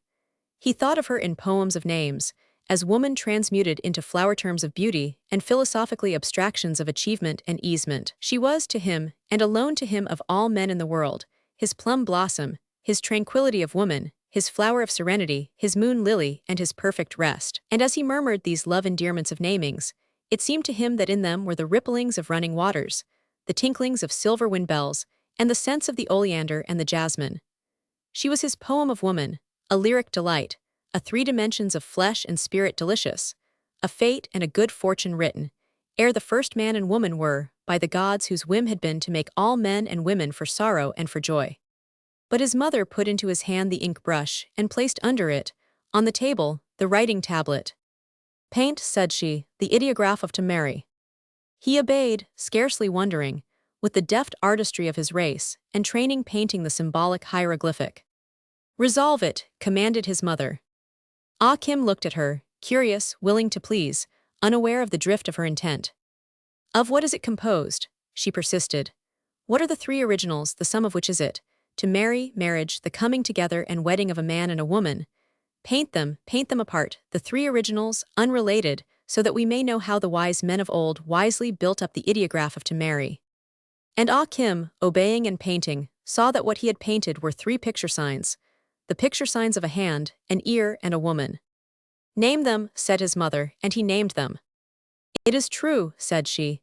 "It is a great tale. It is the stuff of the painted pictures of marriage. Such marriage was in the beginning, such shall it always be in my house. The hand of the man takes the woman's ear, and by it leads her away to his house, where she is to be obedient to him and to his mother. I was taken by the ear, so, by your long honorably dead father. I have looked at your hand. It is not like his hand. Also have I looked at the ear of Li Fa. Never will you lead her by the ear. She has not that kind of an ear. I shall live a long time yet, and I will be mistress in my son's house, after our ancient way, until I die. But she is my revered ancestress," Ah Kim explained to Li Fa. He was timidly unhappy. For Li Fa, having ascertained that Mrs. Tai Fu was at the temple of the Chinese Sculappius, making a food offering of dried duck and prayers for her declining health, had taken advantage of the opportunity to call upon him in his store. Li Fa pursed her insolent, unpainted lips into the form of a half-opened rosebud, and replied, "That will do for China. I do not know China. This is Hawaii, and in Hawaii the customs of all foreigners change." "She is nevertheless my ancestress," Ah Kim protested, "the mother who gave me birth, whether I am in China or Hawaii, O silvery moon blossom that I want for wife." "I have had 2 husbands," Li Fa stated placidly. "One was a Paik, one was a Portuguese. I learned much from both. Also am I educated. I have been to high school and I have played the piano in public, and I learned from my 2 husbands much. The Paik makes the best husband. Never again will I marry anything but a Paik, but he must not take me by the ear." "How do you know of that?" he broke in suspiciously. "Mrs. Chang Lucy, was the reply. Mrs. Chang Lucy tells me everything that your mother tells her, and your mother tells her much. So let me tell you that mine is not that kind of an ear. Which is what my honored mother has told me, Ah Kim groaned. Which is what your honored mother told Mrs. Chang Lucy, which is what Mrs. Chang Lucy told me, Li Fa completed equably. And I now tell you, O third husband-to-be, that the man is not born who will lead me by the ear. It is not the way in Hawaii. I will go only hand in hand with my man, side by side, 50-50 as is the Howley slang just now. My Portuguese husband thought different. He tried to beat me. I landed him 3 times in the police court, and each time he worked out his sentence on the reef. After that he got drowned. My mother has been my mother for 50 years, Ah Kim declared stoutly. And for 50 years has she beaten you, Li Fa giggled. How my father used to laugh at Yap Ten Shin. Like you, Yap Ten Shin had been born in China and had brought the China customs with him. His old father was forever beating him with a stick. He loved his father, but his father beat him harder than ever when he became a missionary pake. Every time he went to the missionary services, his father beat him, and every time the missionary heard of it, he was harsh in his language to Yap Ten Shin for allowing his father to beat him. And my father laughed and laughed, for my father was a very liberal pake, who had changed his customs quicker than most foreigners. And all the trouble was because Yap Ten Shin had a loving heart. He loved his honorable father. He loved the God of love of the Christian missionary. But in the end, in me, he found the greatest love of all, which is the love of woman. In me he forgot his love for his father and his love for the loving Christ. And he offered my father 600 gold, for me. The price was small because my feet were not small, but I was half Kanaka. I said that I was not a slave woman, and that I would be sold to no man. My high school teacher was a howly old maid who said love of woman was so beyond price that it must never be sold. Perhaps that is why she was an old maid. She was not beautiful. She could not give herself away. My Kanaka mother said it was not the Kanaka way to sell their daughters for a money price. They gave their daughters for love, and she would listen to reason if Yap Ten Shin provided luaus in quantity and quality. My pake father, as I have told you, was liberal. He asked me if I wanted Yap Ten Shin for my husband, and I said yes, and freely of myself I went to him. He it was who was kicked by a horse, but he was a very good husband before he was kicked by the horse. As for you, Ah Kim, you shall always be honorable and lovable for me, and some day, when it is not necessary for you to take me by the ear, I shall marry you and come here and be with you always, and you will be the happiest pake in all Hawaii. For I have had 2 husbands, and gone to high school, and am most wise in making a husband happy. But that will be when your mother has ceased to beat you. Mrs. Chang Lucy tells me that she beats you very hard. She does, Ah Kim affirmed. Behold, he thrust back his loose sleeves, exposing to the elbow his smooth and cherubic forearms. They were mantled with black and blue marks that advertised the weight and number of blows so shielded from his head and face. But she has never made me cry, Ah Kim disclaimed hastily. Never, from the time I was a little boy, has she made me cry. So Mrs. Chang Lucy says, Li Fa observed. She says that your honorable mother often complains to her that she has never made you cry. A sibilant warning from one of his clerks was too late. Having regained the house by way of the back alley, Mrs. Tai Fu emerged right upon them from out of the living apartments. Never had Ah Kim seen his mother's eyes so blazing furious. She ignored Li Fa as she screamed at him. Now will I make you cry. As never before shall I beat you until you do cry. Then let us go into the back rooms, honorable mother, Ah Kim suggested. We will close the windows and the doors, and there may you beat me. No, here shall you be beaten before all the world and this shameless woman who would, with her own hand, take you by the ear and call such sacrilege marriage. Stay, shameless woman. I am going to stay anyway, said Li Fa. She favored the clerks with a truculent stare. And I'd like to see anything less than the police put me out of here. You will never be my daughter-in-law, Mrs. Tai Fu snapped. Li Fa nodded her head in agreement. But just the same, she added, shall your son be my third husband? You mean when I am dead, the old mother screamed. The sun rises each morning, Li Fa said enigmatically. All my life have I seen it rise. You are 40, and you wear corsets. But I do not dye my hair, that will come later, Li Fa calmly retorted. As to my age, you are right. I shall be 41 next Kamehameha Day. For 40 years I have seen the sun rise. My father was an old man. Before he died, he told me that he had observed no difference in the rising of the sun since when he was a little boy. The world is round. Confucius did not know that, but you will find it in all the geography books. The world is round. Ever it turns over on itself, over and over and around and around. And the times and seasons of weather and life turn with it. What is has been before. What has been will be again. The time of the breadfruit and the mango ever recurs, and man and woman repeat themselves. The robin's nest, and in the springtime the plovers come from the north. Every spring is followed by another spring. The coconut palm rises into the air, ripens its fruit and departs, but always are there more coconut palms. This is not all my own smart talk. Much of it my father told me. Proceed, Honorable Mrs. Tai Fu, and beat your son who is my third husband-to-be. But I shall laugh, I warn you I shall laugh. Ah Kim dropped down on his knees so as to give his mother every advantage. And while she rained blows upon him with the bamboo stick, Li Fa smiled and giggled, and finally burst into laughter. Harder, oh Honorable Mrs. Tai Fu, Li Fa urged between paroxysms of mirth. Mrs. Tai Fu did her best, which was notably weak, until she observed what made her drop the stick by her side in amazement. Ah Kim was crying. Down both cheeks great round tears were coursing. Li Fa was amazed. So were the gaping clerks. Most amazed of all was Ah Kim, yet he could not help himself, and although no further blows fell, he cried steadily on. But why did you cry? Li Fa demanded often of Ah Kim. It was so perfectly foolish a thing to do, she was not even hurting you. Wait until we are married, was Ah Kim's invariable reply, and then, oh Moon Lily, will I tell you. 2 years later, one afternoon, more like a watermelon seed in configuration than ever, Ah Kim returned home from a meeting of the Chinese Protective Association to find his mother dead on her couch. Narrower and more unrelenting than ever were the forehead and the brushed-back hair, but on her face was a withered smile. The gods had been kind. She had passed without pain. He telephoned first of all to Li Fa's number, but did not find her until he called up Mrs. Chang Lucy. The news given, the marriage was dated ahead with 10 times the brevity of the old-line Chinese custom. And if there be anything analogous to a bridesmaid in a Chinese wedding, Mrs. Chang Lucy was just that. Why, Li Fa asked Ah Kim when alone with him on their wedding night. Why did you cry when your mother beat you that day in the store? You were so foolish. She was not even hurting you. That is why I cried, answered Ah Kim. Li Fa looked up at him, without understanding. I cried, he explained, because I suddenly knew that my mother was nearing her end. There was no weight, no hurt in her blows. I cried because I knew she no longer had strength enough to hurt me. That is why I cried, my flower of serenity, my perfect rest. That is the only reason why I cried.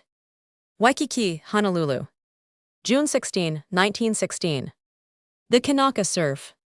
The tourist women, under the Howe Tree Arbor that lines the Mona Hotel beach, gasped when Lee Barton and his wife Ida emerged from the bathhouse. And as the pair walked past them and down to the sand, they continued to gasp. Not that there was anything about Lee Barton provocative of gasps. The tourist women were not of the sort to gasp at sight of a mere man's swimming-suited body. No matter with what swelling splendor of line and muscle such body was invested. Nevertheless, trainers and conditioners of men would have drawn deep breaths of satisfaction at contemplation of the physical spectacle of him. But they would not have gasped in the way the women did, whose gasps were indicative of moral shock. Ida Barton was the cause of their perturbation and disapproval. They disapproved, seriously so, at the first instant's glimpse of her. They thought such ardent self-deceivers were they, that they were shocked by her swimming suit. But Freud has pointed out how persons, where sex is involved, are prone sincerely to substitute one thing for another thing, and to agonize over the substituted thing as strenuously as if it were the real thing. Ida Barton's swimming suit was a very nice one, as women's suits go. Of thinnest of firm-woven black wool with white trimmings and a white belt line, it was high-throated, short-sleeved, and brief-skirted. Brief as was the skirt, the leg tights were no less brief. Yet on the beach in front of the adjacent outrigger club, and entering and leaving the water, a score of women, not provoking gasping notice, were more daringly garbed. Their men's suits, as brief of leg tights and skirts, fitted them as snugly, but were sleeveless after the way of men's suits, the armholes deeply low-cut and in-cut, and by the exposed armpits, advertiseful that the wearers were accustomed to 1916 décolleté. So it was not Ida Barton's suit, although the women deceived themselves into thinking it was. It was, first of all, say her legs, or first of all, say the totality of her, the sweet and brilliant jewel of her femininity bursting upon them. Dowager, matron, and maid, conserving their soft fat muscles, or protecting their hothouse complexions in the shade of the Hawaiian arbor, felt the immediate challenge of her. She was menace as well, an affront of superiority in their own chosen and variously successful game of life. But they did not say it. They did not permit themselves to think it. They thought it was the suit, and said so to one another, ignoring the 20 women more daringly clad but less perilously beautiful. Could one have winnowed out of the souls of these disapproving ones what lay at bottom of their condemnation of her suit, it would have been found to be the sex-jealous thought that no woman, so beautiful as this one, should be permitted to show her beauty. It was not fair to them. What chance had they in the conquering of males with so dangerous a rival in the foreground? They were justified. As Stanley Patterson said to his wife, where the two of them lolled wet in the sand by the tiny freshwater stream that the Bartons waded in order to gain the Outrigger Club beach. Lord God of models and marvels, behold them. My dear, did you ever see two such legs on one small woman? Look at the roundness and taperingness. They're boys' legs. I've seen featherweights go into the ring with legs like those. And they're all women's legs, too. Never mistake them in the world. The arc of the front line of that upper leg, and the balanced adequate fullness at the back, and the way the opposing curves slender into the knee that is a knee, makes my fingers itch. Wish I had some clay right now. It's a true human knee, his wife concurred, no less breathlessly, for like her husband she was a sculptor. Look at the joint of it working under the skin, it's got form and blessedly is not covered by a bag of fat. She paused to sigh, thinking of her own knees. It's correct and beautiful and dainty, charm. If ever I beheld the charm of flesh, it is now. I wonder who she is. Stanley Patterson, gazing ardently, took up his half of the chorus. Notice that the round muscle pads on the inner sides that make most women appear knock-kneed are missing. They're boys' legs, firm and sure. And sweet woman's legs, soft and round, his wife hastened to balance. And look, Stanley, see how she walks on the balls of her feet. It makes her seem light as swan's down. Each step seems just a little above the earth, and each other step seems just a little higher above until you get the impression she is flying, or just about to rise and begin flying. So Stanley and Mrs. Patterson. But they were artists, with eyes therefore unlike the next batteries of human eyes Ida Barton was compelled to run, and that layered on the outrigger lanais verandas, and in the hawtree shade of the closely adjoining seaside. The majority of the outrigger audience was composed, not of tourist guests, but of club members and old-timers in Hawaii, and even the old-times women gasped. It's positively indecent, said Mrs. Hanley Black to her husband, herself a too-stout-in-the-middle matron of 45, who had been born in the Hawaiian Islands, and who had never heard of Ostend. Hanley Black surveyed his wife's criminal shapelessness and voluminousness of antediluvian, New England swimming dress with a withering, contemplative eye. They had been married a sufficient number of years for him frankly to utter his judgment. That strange woman's suit makes your own look indecent. You appear as a creature shameful, under a grotesqueness of apparel striving to hide some secret awfulness. She carries her body like a Spanish dancer, Mrs. Patterson said to her husband, for the pair of them had waded the little stream in pursuit of the vision. By George, she does, Stanley Patterson concurred. Reminds me of Estrelita. Torso just well enough forward, slender waist, not too lean in the stomach, and with muscles like some lad boxers armoring that stomach to fearlessness. She has to have them to carry herself that way and to balance the back muscles. See that muscled curve of the back, it's Estrelita's. How tall would you say? His wife queried. There she deceives, was the appraised answer. She might be 5'1" or 5'3" or 4. It's that way she has of walking that you described as almost about to fly. Yes, that's it, Mrs. Patterson concurred. It's her energy, her seemingness of being on tiptoe with rising vitality. Stanley Patterson considered for a space. That's it, he announced. She is a little thing, I'll give her 5'2" in her stockings, and I'll weigh her a mere 110 or 8 or 15 at the outside. She won't weigh 110, his wife declared with conviction. And with her clothes on, plus her carriage, which is builded of her vitality and will, I'll wager she'd never impress anyone with her smallness. I know her type, his wife nodded. You meet her out, and you have the sense that, while not exactly a fine large woman, she's a whole lot larger than the average. And now age. I'll give you best there, he parried. She might be 25, she might be 28. But Stanley Patterson had impolitely forgotten to listen. "It's not her legs alone," he cried on enthusiastically. "It's the all of her. Look at the delicacy of that forearm, and the swell of line to the shoulder. And that biceps, it's alive. Dollars to drowned kittens she can flex a respectable knot of it." No woman, much less an Ida Barton, could have been unconscious of the effect she was producing along Waikiki Beach. Instead of making her happy in the small vanity way, it irritated her. "The cats," she laughed to her husband. "And to think I was born here an almost even third of a century ago, but they weren't nasty then. Maybe because there weren't any tourists. Why, Lee, I learned to swim right here on this beach in front of the outrigger. We used to come out with Daddy for vacations, and for weekends and sort of camp out in a grass house that stood right where the outrigger ladies serve tea now. And centipedes fell out of the thatch on us, while we slept, and we all ate poi and apihis and raw aku, and nobody wore much of anything for the swimming and squidding, and there was no real road to town. I remember times of big rain when it was so flooded we had to go in by canoe, out through the reef, and in by Honolulu Harbor." "Remember," Lee Barton added, "it was just about that time that the youngster that became me arrived here for a few weeks' stay on our way around. I must have seen you on the beach at that very time, one of the kiddies that swam like fishes. Why, merciful me, the women here were all riding cross-saddle, and that was long before the rest of the social female world outgrew its immodesty and came around to sitting simultaneously on both sides of a horse. I learned to swim on the beach here at that time myself. You and I may even have tried body surfing on the same waves, or I may have splashed a handful of water into your mouth and been rewarded by your sticking out your tongue at me." Interrupted by an audible gasp of shock from a spinster-appearing female sunning herself hard by and angularly in the sand, in a swimming suit monstrously unbeautiful, Lee Barton was aware of an involuntary and almost perceptible stiffening on the part of his wife. "I smile with pleasure," he told her. "It serves only to make your valiant little shoulders the more valiant. It may make you self-conscious, but it likewise makes you absurdly self-confident."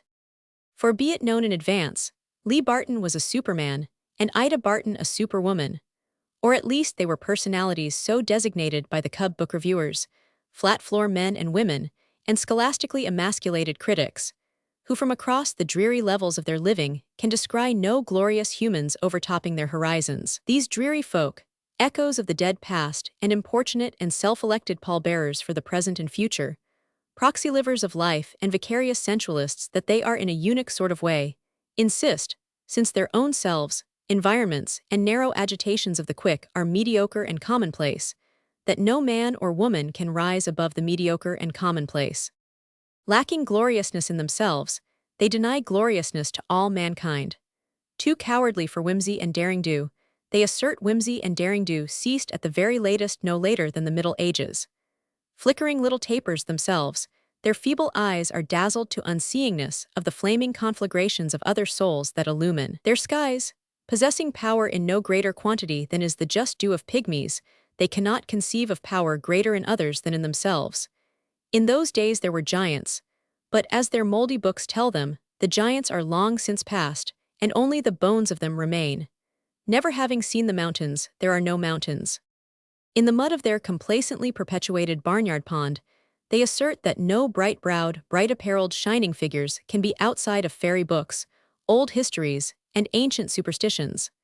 Never having seen the stars, they deny the stars. Never having glimpsed the shining ways nor the mortals that tread them, they deny the existence of the shining ways, as well as the existence of the high-bright mortals who adventure along the shining ways. The narrow pupils of their eyes the center of the universe, they image the universe in terms of themselves, of their meager personalities make pitiful yardsticks with which to measure the high-bright souls, saying, "Thus long are all souls, and no longer.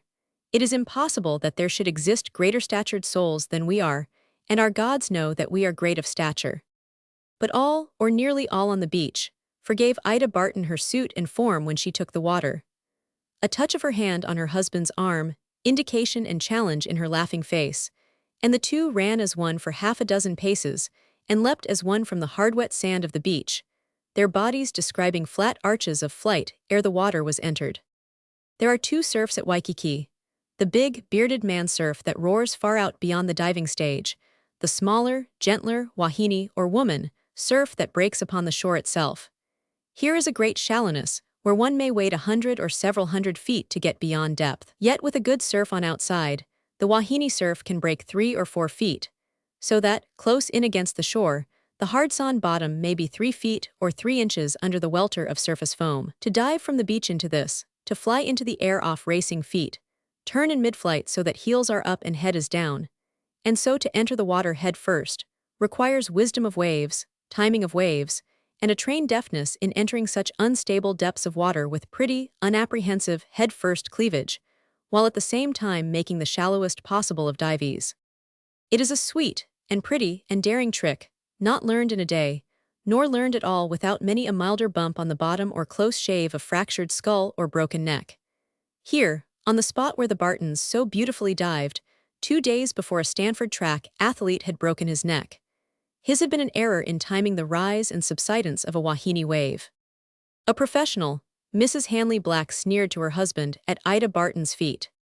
Some vaudeville tank girl, was one of the similar remarks with which the women in the shade complacently reassured one another, finding, by way of the weird mental processes of self-illusion, a great satisfaction in the money-caste distinction between one who worked for what she ate and themselves who did not work for what they ate.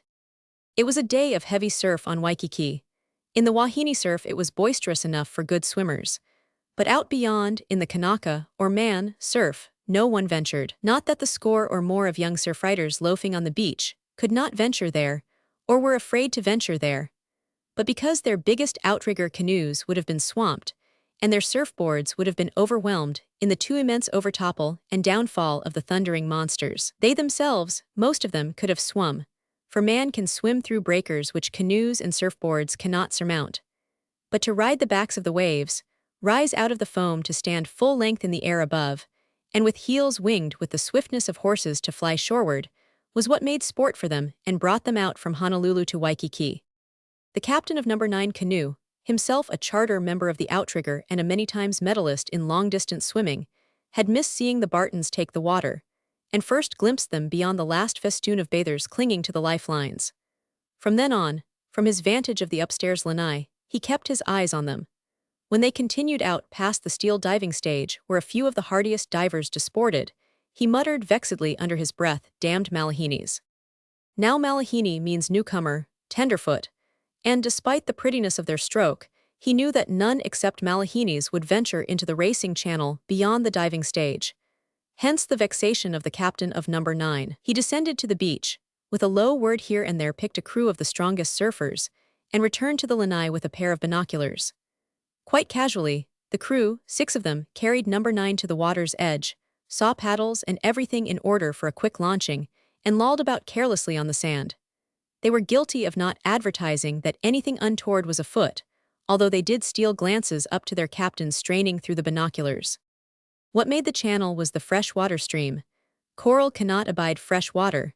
What made the channel race was the immense shoreward surf fling of the sea. Unable to remain flung up on the beach, pounded ever back toward the beach by the perpetual shoreward rush of the Kanaka surf, the up-piled water escaped to the sea by way of the channel, and in the form of undertow along the bottom under the breakers. Even in the channel the waves broke big, but not with the magnificent bigness of terror as to right and left.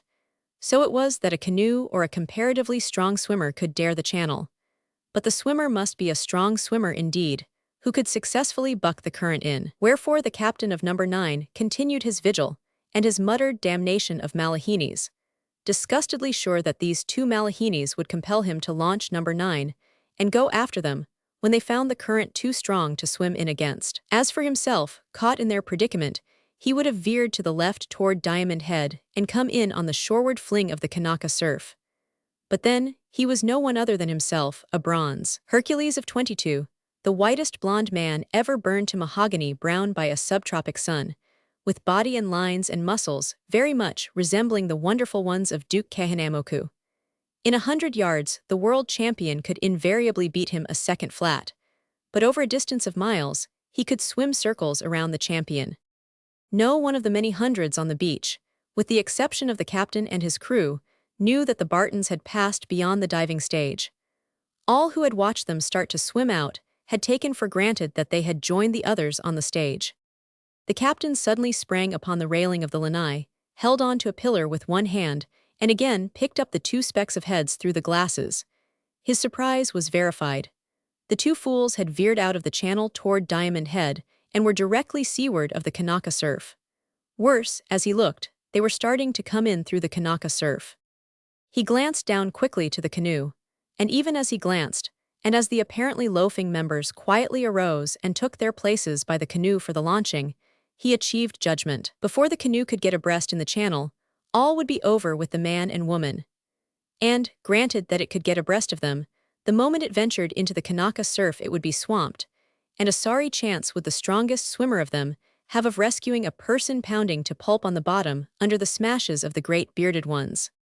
The captain saw the first Kanaka wave, large of itself, but small among its fellows, lift seaward behind the two speck swimmers. Then he saw them strike a crawl stroke, side by side, faces downward, full lengths outstretched on surface, their feet sculling like propellers and their arms flailing in rapid overhand strokes, as they spurted speed to approximate the speed of the overtaking wave, so that when overtaken, they would become part of the wave and travel with it instead of being left behind it.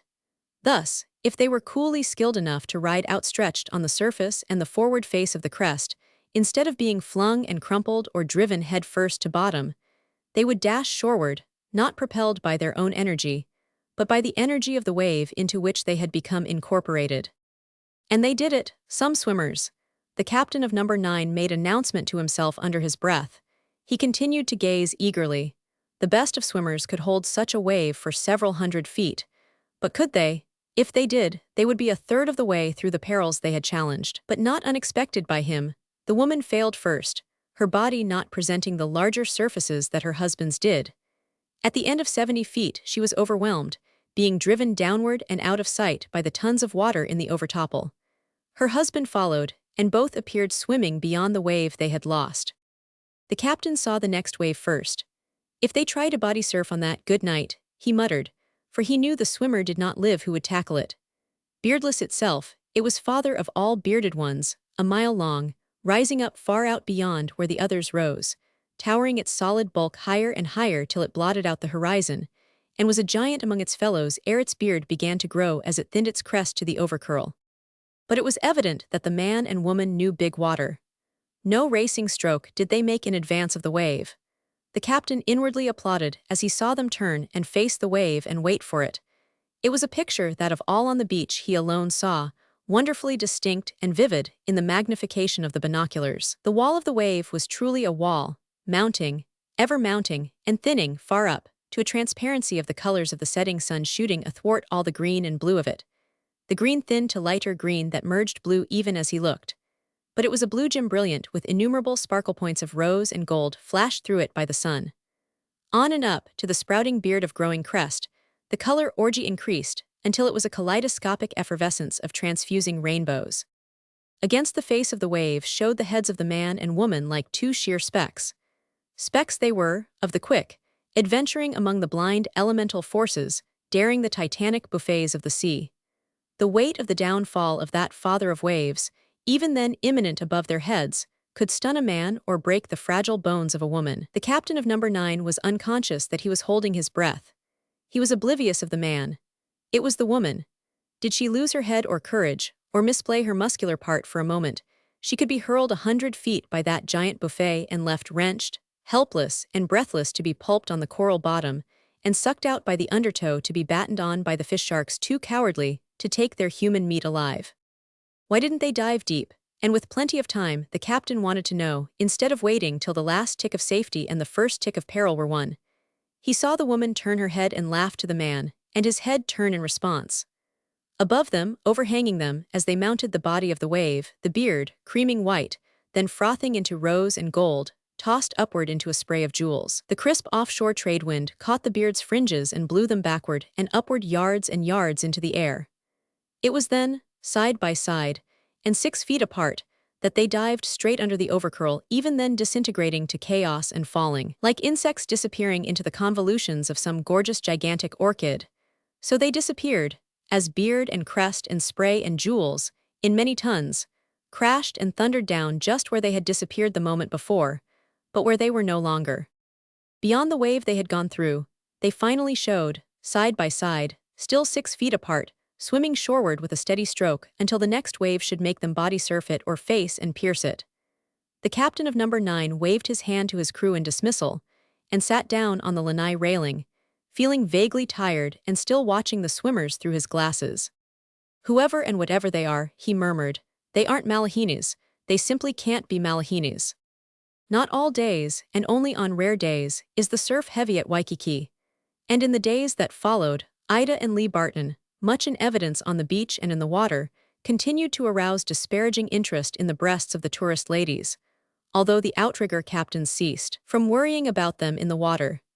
They would watch the pair swim out and disappear in the blue distance, and they might, or might not, chance to see them return hours afterward. The point was that the captains did not bother about their returning because they knew they would return. The reason for this was that they were not Malahinis. They belonged. In other words, or rather in the Potent Islands word, they were Kamina. Kamina men and women of 40 remembered Lee Barton from their childhood days, when in truth he had been a Malahini, though a very young specimen. Since that time, in the course of various long stays, he had earned the Kamina distinction. As for Ida Barton, young matrons of her own age, privily wondering how she managed to keep her figure, met her with arms around and hearty Hawaiian kisses. Grandmothers must have her to tea and reminiscence in old gardens of forgotten houses, which the tourist never sees. Less than a week after her arrival, the aged Queen Liliuokalani must send for her and chide her for neglect. And old men, on cool and balmy lanais, toothlessly maundered to her about Grandpa Captain Wilton of before their time, but whose wild and lusty deeds and pranks, told them by their fathers, they remembered with gusto, Grandpa Captain Wilton, or David Wilton, or All Hands, as the Hawaiians of that remote day had affectionately renamed him. All Hands, ex-Northwest trader, the godless, beach-combing, clipper-shipless and shipwrecked skipper who had stood on the beach at Kailua and welcomed the very first of missionaries, off the brig Thaddeus, in the year 1820, and who, not many years later, made a scandalous runaway marriage with one of their daughters, quieted down, and served the Kamehamehas long and conservatively as Minister of the Treasury and Chief of the Customs, and acted as intercessor and mediator between the missionaries on one side and the beachcombing crowd, the trading crowd, and the Hawaiian chiefs on the variously shifting other side. Nor was Lee Barton neglected. In the midst of the dinners and lunches, the luau's, Hawaiian feasts and poi suppers, and swims and dances in aloha, love to both of them, his time and inclination were claimed by the crowd of lively youngsters of old Kohala days who had come to know that they possessed digestions and various other internal functions, and who had settled down to somewhat of sedateness, who roistered less, and who played bridge much and went to baseball often. Also, similarly oriented was the old poker crowd of Lee Barton's younger days, which crowd played for more consistent stakes and limits, while it drank mineral water and orange juice, and timed the final round of jacks, never later than midnight. Appeared, through all the rout of entertainment, Sonny Grandison, Hawaii-born, Hawaii prominent, who, despite his youthful 41 years, had declined the proffered governorship of the territory. Also, he had ducked Ida Barton in the surf at Waikiki a quarter of a century before, and still earlier, vacationing on his father's Great Lakanai cattle ranch, had hair-raisingly initiated her, and various other tender tots of 5 to 7 years of age, into his boys' band, the Cannibal Headhunters, or the Terrors of Lakanai. Still farther, his Grandpa Grandison and her Grandpa Wilton had been business and political comrades in the old days. Educated at Harvard, he had become for a time a world-wandering scientist and social favorite. After serving in the Philippines, he had accompanied various expeditions through Malaysia, South America, and Africa in the post of official entomologist. At 41, he still retained his traveling commission from the Smithsonian Institution, while his friends insisted that he knew more about sugar, bugs, than the expert entomologists employed by him and his fellow sugar planters in the experiment station. Bulking large at home, he was the best-known representative of Hawaii abroad.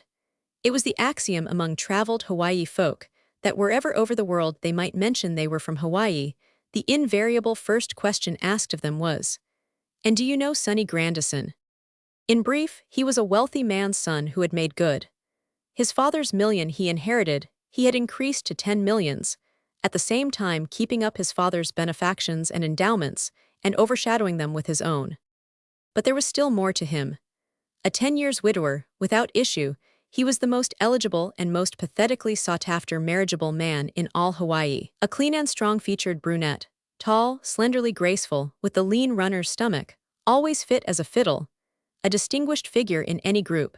The graying of hair over his temples, in juxtaposition to his young textured skin and bright vital eyes, made him appear even more distinguished. Despite the social demands upon his time, and despite his many committee meetings, and meetings of boards of directors and political conferences, he yet found time and space to captain the Lakanai polo team to more than occasional victory, and on his own island of Lakanai, vied with the Baldwins of Maui in the breeding and importing of polo ponies. Given a markedly strong and vital man and woman, when a second equally markedly strong and vital man enters the scene, the peril of a markedly strong and vital triangle of tragedy becomes imminent. Indeed, such a triangle of tragedy may be described, in the terminology of the flat-floor folk, as super and impossible. Perhaps, since within himself originated the desire and the daring, it was Sonny Grandison who first was conscious of the situation, although he had to be quick to anticipate the sensing intuition of a woman like Ida Barton. At any rate, and undebatable, the last of the three to attain awareness was Lee Barton, who promptly laughed away what was impossible to laugh away. His first awareness, he quickly saw, was so belated that half his hosts and hostesses were already aware. Casting back, he realized that for some time any affair to which he and his wife were invited found Sonny Grandison likewise invited. Wherever the two had been, the three had been. To Kahuku or to Haliwa, to Ahuimanu, or to Kaneohe for the Coral Gardens, or to Cocoa Head for a picnicking and a swimming, somehow it invariably happened that Ida rode in Sonny's car or that both rode in somebody's car.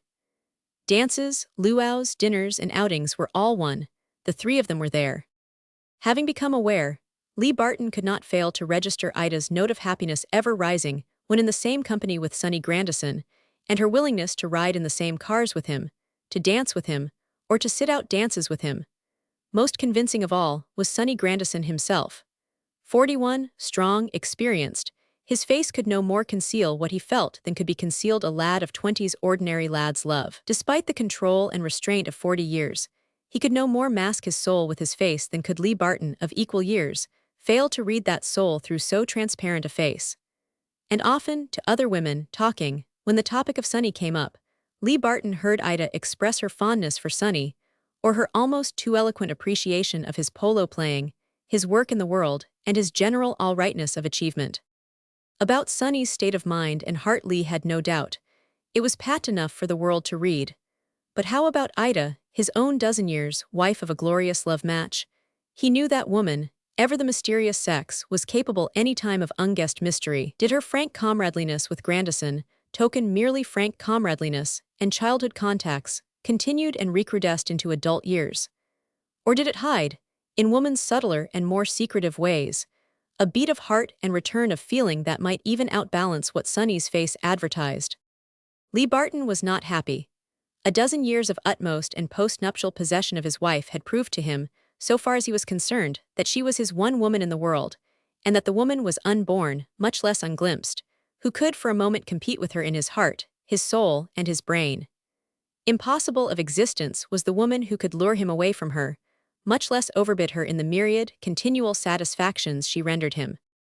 Was this, then, he asked himself, the dreaded contingency of all fond Benedicts, to be her first affair? He tormented himself with the ever-itrant query, and to the astonishment of the reformed Kohala poker crowd of wise and middle-aged youngsters, as well as to the reward of the keen scrutiny of the dinner-giving and dinner-attending women, he began to drink King William instead of orange juice, to bully up the poker limit, to drive of nights his own car more than rather recklessly over the Polly and Diamond Head roads, and, ere dinner or lunch or after, to take more than an average man's due of old-fashioned cocktails and Scotch highs. All the years of their marriage she had been ever complacent toward him in his card-playing. This complacence, to him, had become habitual, but now that doubt had arisen, it seemed to him that he noted an eagerness in her countenancing of his poker parties. Another point he could not avoid noting was that Sonny Grandison was missed by the poker and bridge crowds. He seemed to be too busy. Now where was Sonny, while he, Lee Barton, was playing? Surely not always at committee and boards of directors meetings. Lee Barton made sure of this. He easily learned that at such times Sonny was more than usually wherever Ida chanced to be, at dances, or dinners, or moonlight swimming parties. Or, the very afternoon he had flatly pleaded rush of affairs as an excuse not to join Lee and Langhorne Jones and Jack Holstein in a bridge battle at the Pacific Club. That afternoon he had played bridge at Dora Niles' home with 3 women, one of whom was Ida. Returning, once, from an afternoon's inspection of the great drydock building at Pearl Harbor, Lee Barton, driving his machine against time, in order to have time to dress for dinner, passed Sonny's car.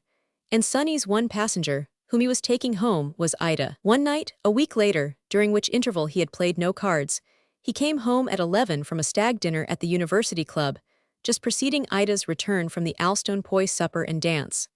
And Sonny had driven her home. Major Franklin and his wife had first been dropped off by them, they mentioned, at Fort Shafter, on the other side of town and miles away from the beach. Lee Barton, after all mere human man, as a human man unfailingly meeting Sonny in all friendliness, suffered poignantly in secret. Not even Ida dreamed that he suffered, and she went her merry, careless, laughing way, secure in her own heart, although a trifle perplexed at her husband's increase in number of pre-dinner cocktails. Apparently, as always, she had access to almost all of him, but now she did not have access to his unguessable torment, nor to the long parallel columns of mental bookkeeping running their totaling balances from moment to moment, day and night, in his brain. In one column were her undoubtable spontaneous expressions of her usual love and care for him, her many acts of comfort-serving and of advice-asking and advice-obeying. In another column, in which the items increasingly were entered, were her expressions and acts which he could not but classify as dubious. Were they what they seemed? Or were they of duplicity compounded, whether deliberately or unconsciously? The third column, longest of all, totaling most in human heart appraisements, was filled with items relating directly or indirectly to her and Sonny Grandison. Lee Barton did not deliberately do this bookkeeping. He could not help it. He would have liked to avoid it. But in his fairly ordered mind the items of entry, of themselves and quite beyond will on his part, took their places automatically in their respective columns. In his distortion of vision, magnifying apparently trivial detail which half the time he felt he magnified, he had recourse to Mac Ilwain, to whom he had once rendered a very considerable service. Mac Ilwain was chief of detectives. "Is Sonny Grandison a womaning man?" Barton had demanded. Mac Ilwain had said nothing. "Then he is a womaning man," had been Barton's declaration. And still the chief of detectives had said nothing. Briefly afterward, ere he destroyed it as so much dynamite, Lee Barton went over the written report. Not bad, not really bad was the summarization, but not too good after the death of his wife 10 years before. That had been a love match almost notorious in Honolulu society, because of the completeness of infatuation, not only before, but after marriage, and up to her tragic death when her horse fell with her 1,000 feet off Nehiku Trail. And not for a long time afterward, Mac Ilwain stated, had Grandison been guilty of interest in any woman, and whatever it was, it had been unvaryingly decent. Never a hint of gossip or scandal, and the entire community had come to accept that he was a one-woman man and would never marry again. What small affairs Mac Ilwain had jotted down, he insisted that Sonny Grandison did not dream were known by another person outside the principals themselves. Barton glanced hurriedly, almost shamedly, at the several names and incidents, and knew surprise ere he committed the document to the flames. At any rate, Sonny had been most discreet. As he stared at the ashes, Barton pondered how much of his own younger life, from his bachelor days, resided in old Mac Ilwain's keeping. Next, Barton found himself blushing to himself at himself. If Mac Ilwain knew so much of the private lives of community figures, then had not he, her husband and protector and shielder, planted in Mac Ilwain's brain a suspicion of Ida? "Anything on your mind?" Lee asked his wife that evening, as he stood holding her wrap while she put the last touches to her dressing. This was in line with their old and successful compact of frankness, and he wondered, while he waited her answer, why he had refrained so long from asking her. "No," she smiled, "nothing particular, afterwards, perhaps." She became absorbed in gazing at herself in the mirror, while she dabbed some powder on her nose, and dabbed it off again. "You know my way, Lee," she added after the pause. "It takes me time to gather things together in my own way when there are things to gather, but when I do, you always get them. And often there's nothing in them after all, I find, and so you are saved the nuisance of them." She held out her arms for him to place the wrap about her, her valiant little arms that were so wise and steel-like in battling with the breakers, and that yet were such just mere woman's arms, round and warm and white, delicious as a woman's arms should be, with the canny muscles, masking under soft roundness of contour and fine smooth skin, capable of being flexed at will by the will of her. He pondered her, with a grievous hurt and yearning of appreciation. So delicate she seemed, so porcelain fragile that a strong man could snap her in the crook of his arm. "We must hurry," she cried, as he lingered in the adjustment of the flimsy wrap over her flimsy prettiness of gown. "We'll be late, and if it showers up Nuanu, putting the curtains up will make us miss the second dance." He made a note to observe with whom she danced that second dance, as she preceded him across the room to the door, while at the same time, he pleasured his eye in what he had so often named to himself as the spirit-proud flesh-proud walk of her. "You don't feel I'm neglecting you in my too-much poker?" He tried again, by indirection. "Mercy, no, you know I just love you to have your card orgies. They're tonic for you. And you're so much nicer about them, so much more middle-aged. Why, it's almost years since you sat up later than one." It did not shower up Nuanu, and every overhead star was out in a clear tradewind sky. In time at the Inchkeeps, for the second dance, Lee Barton observed that his wife danced it with Grandison, which of itself was nothing unusual, but which became immediately a registered item in Barton's mental books. An hour later, depressed and restless, declining to make one of a bridge foursome in the library and escaping from a few young matrons, he strolled out into the generous grounds. Across the lawn, at the far edge, he came upon the hedge of night-blooming cereus. To each flower, opening after dark and fading, wilting, perishing with the dawn, this was its one night of life. The great, cream-white blooms, a foot in diameter and more lily-like and wax-like white beacons of attraction in the dark, penetrating and seducing the night with their perfume, were busy and beautiful with their brief glory of living. But the way along the hedge was populous with humans, 2 by 2, male and female, stealing out between the dances or strolling the dances out, while they talked in low, soft voices and gazed upon the wonder of flower love. From the lanai drifted the love-caressing strains of Hanalei, sung by the singing boys. Vaguely Lee Barton remembered, perhaps it was from some Maupassant story, the Ab, obsessed by the theory that behind all things were the purposes of God, and perplexed so to interpret the night, who discovered at the last that the night was ordained for love. The unanimity of the night as betrayed by flowers and humans was a hurt to Barton. He circled back toward the house along a winding path that skirted within the edge of shadow of the monkey pods and algaroba trees. In the obscurity, where his path curved away into the open again, he looked across a space of a few feet where, on another path in the shadow, stood a pair in each other's arms. The impassioned low tones of the man had caught his ear and drawn his eyes, and at the moment of his glance, aware of his presence, the voice ceased, and the two remained immobile, furtive, in each other's arms. He continued his walk, sombered by the thought that in the gloom of the trees was the next progression from the openness of the sky over those who strolled the night-flower hedge. Oh, he knew the game when of old no shadow was too deep, no ruse of concealment too furtive to veil a love moment. After all, humans were like flowers, he meditated. Under the radiance from the lighted lanai, air entering the irritating movement of life again to which he belonged, he paused to stare, scarcely seeing, at a flaunt of display of scarlet double hibiscus blooms. And abruptly all that he was suffering, all that he had just observed, from the night-blooming hedge and the 2 by 2 love-murmuring humans to the pair like thieves in each other's arms, crystallized into a parable of life, enunciated by the day-blooming hibiscus upon which he gazed, now at the end of its day, bursting into its bloom after the dawn, snow-white, warming to pink under the hours of sun, and quickening to scarlet with the dark from which its beauty and its being would never emerge. It seemed to him that it epitomized man's life and passion.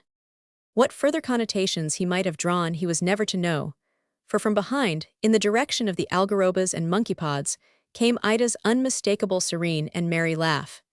He did not look, being too afraid of what he knew he would see, but retreated hastily, almost stumbling, up the steps to the lanai. Despite that he knew what he was to see, when he did turn his head, and beheld his wife and Sonny, the pair he had seen thieving in the dark, he went suddenly dizzy, and paused, supporting himself with a hand against a pillar, and smiling vacuously at the grouped singing boys who were pulsing the sensuous night into richer sensuousness with their honi kawa wiki wiki refrain. The next moment he had wet his lips with his tongue, controlled his face and flesh, and was bantering with Mrs. Inchkeep. But he could not waste time, or he would have to encounter the pair he could hear coming up the steps behind him. "I feel as if I had just crossed the great thirst," he told his hostess, "and that nothing less than a highball will preserve me." She smiled permission and nodded toward the smoking lanai, where they found him talking sugar politics with the oldsters when the dance began to break up. Quite a party of half a dozen machines were starting for Waikiki, and he found himself billeted to drive the Leslies and Bernstons home, though he did not fail to note that Ida sat in the driver's seat with Sunny in Sunny's car. Thus, she was home ahead of him and brushing her hair when he arrived. The parting of bed-going was usual, on the face of it, although he was almost rigid in his successful effort for casualness, as he remembered whose lips had pressed hers last before his. Was then woman the utterly unmoral creature as depicted by the German pessimists? He asked himself, as he tossed under his reading lamp, unable to sleep or read. At the end of an hour he was out of bed, and into his medicine case. 5 grains of opium he took straight. An hour later, afraid of his thoughts and the prospect of a sleepless night, he took another grain. At 1-hour intervals he twice repeated the grain dosage. But so slow was the action of the drug that dawn had broken ere his eyes closed. At 7 he was awake again, dry-mouthed, feeling stupid and drowsy, yet incapable of dozing off for more than several minutes at a time. He abandoned the idea of sleep, ate breakfast in bed, and devoted himself to the morning papers and the magazines. But the drug effect held, and he continued briefly to doze through his eating and reading. It was the same when he showered and dressed, and though the drug had brought him little forgetfulness during the night, he felt grateful for the dreaming lethargy with which it possessed him through the morning. It was when his wife arose, her serene and usual self, and came in to him, smiling and roguish, delectable in her kimono, that the whim madness of the opium in his system seized upon him. When she had clearly and simply shown that she had nothing to tell him under their ancient compact of frankness, he began building his opium lie. Asked how he had slept, he replied, "Miserably, twice I was rooted wide awake with cramps in my feet. I was almost too afraid to sleep again. But they didn't come back, though my feet are sorer than blazes." "Last year you had them," she reminded him. "Maybe it's going to become a seasonal affliction," he smiled. "They're not serious, but they're horrible to wake up to. They won't come again till tonight, if they come at all, but in the meantime I feel as if I had been bastinadoed." In the afternoon of the same day, Lee and Ida Barton made their shallow dive from the outrigger beach, and went on, at a steady stroke, past the diving stage to the big water beyond the Kanaka surf. So quiet was the sea that when, after a couple of hours, they turned and lazily started shoreward through the Kanaka surf, they had it all to themselves. The breakers were not large enough to be exciting, and the last languid surfboarders and canoeists had gone into shore. Suddenly, Lee turned over on his back. "What is it?" Ida called from 20 feet away. "My foot cramp," he answered calmly, though the words were twisted out through clenched jaws of control. The opium still had its dreamy way with him, and he was without excitement. He watched her swimming toward him with so steady and unperturbed a stroke that he admired her own self-control, although at the same time doubt stabbed him with the thought that it was because she cared so little for him, or rather, so much immediately more for Grandison. "Which foot?" she asked, as she dropped her legs down and began treading water beside him. "The left one, ouch, now it's both of them."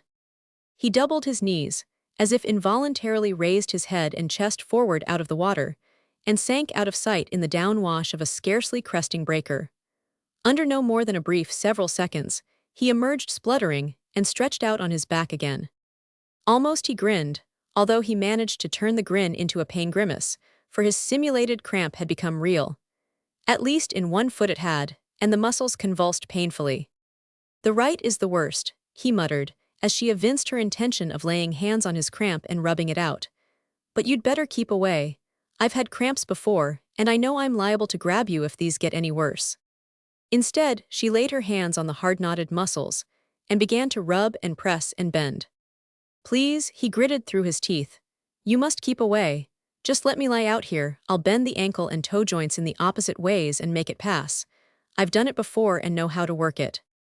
She released him, remaining close beside him and easily treading water, her eyes upon his face to judge the progress of his own attempt at remedy.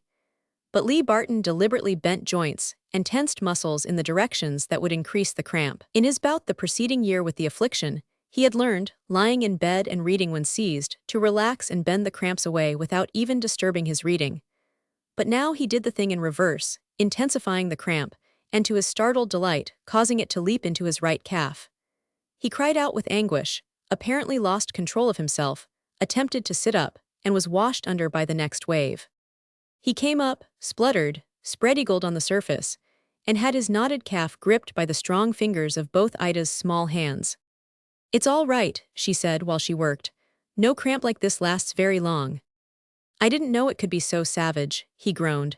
"If only it doesn't go higher, it makes one feel so helpless." He gripped the biceps of both her arms in a sudden spasm, attempting to climb out upon her as a drowning man might try to climb out on an oar and sinking her down under him. In the struggle underwater, before he permitted her to wrench clear, her rubber cap was torn off, and her hairpins pulled out, so that she came up gasping for air and half-blinded by her wet clinging hair. Also, he was certain he had surprised her into taking in a quantity of water.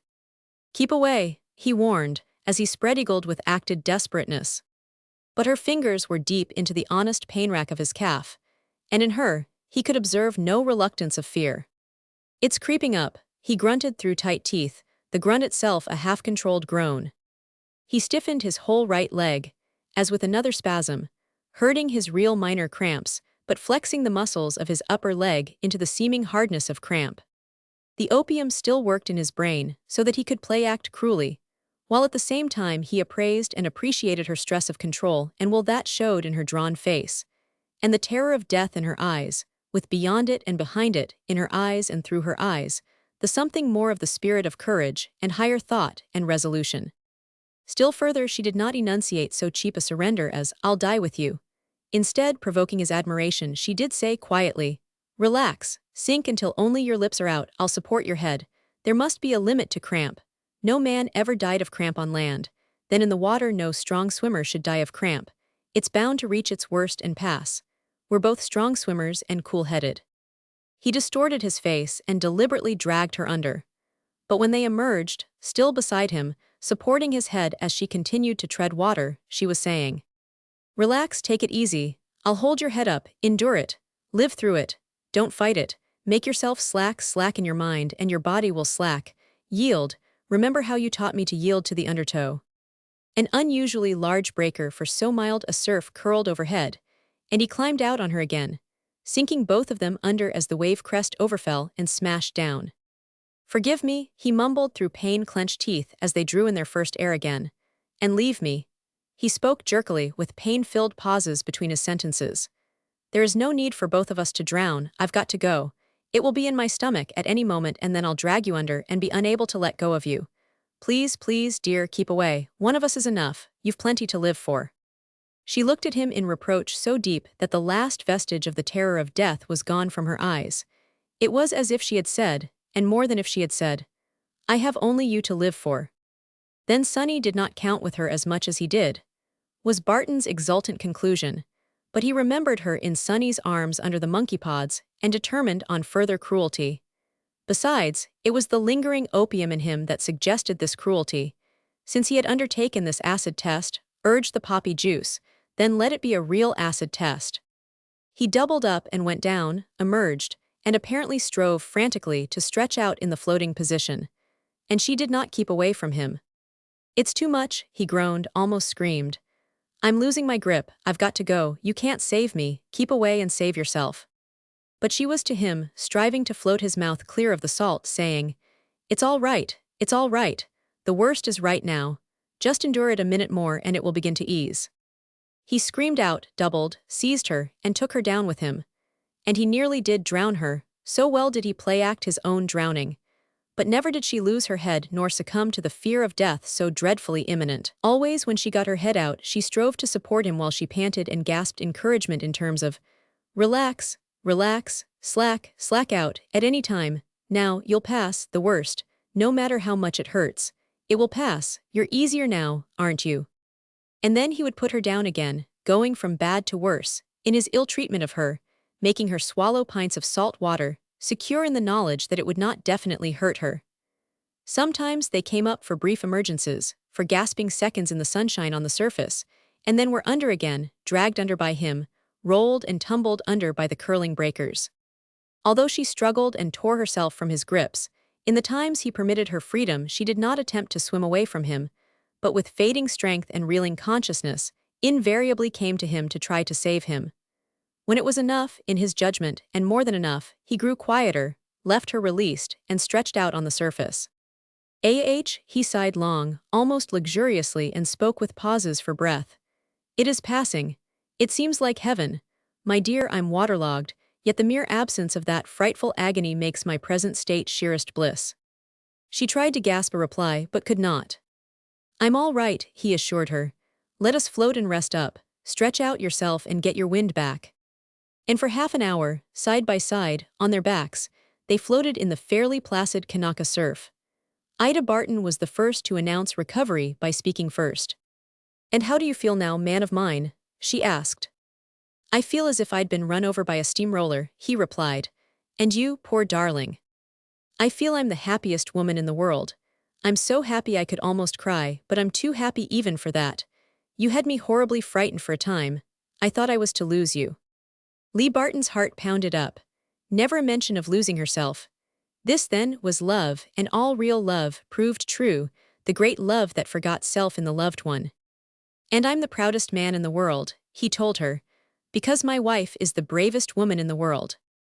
Brave, she repudiated. I love you. I never knew how really much I loved you as when I was losing you, and now let's work for sure. I want you all alone with me, your arms around me, while I tell you all you are to me and shall always be to me.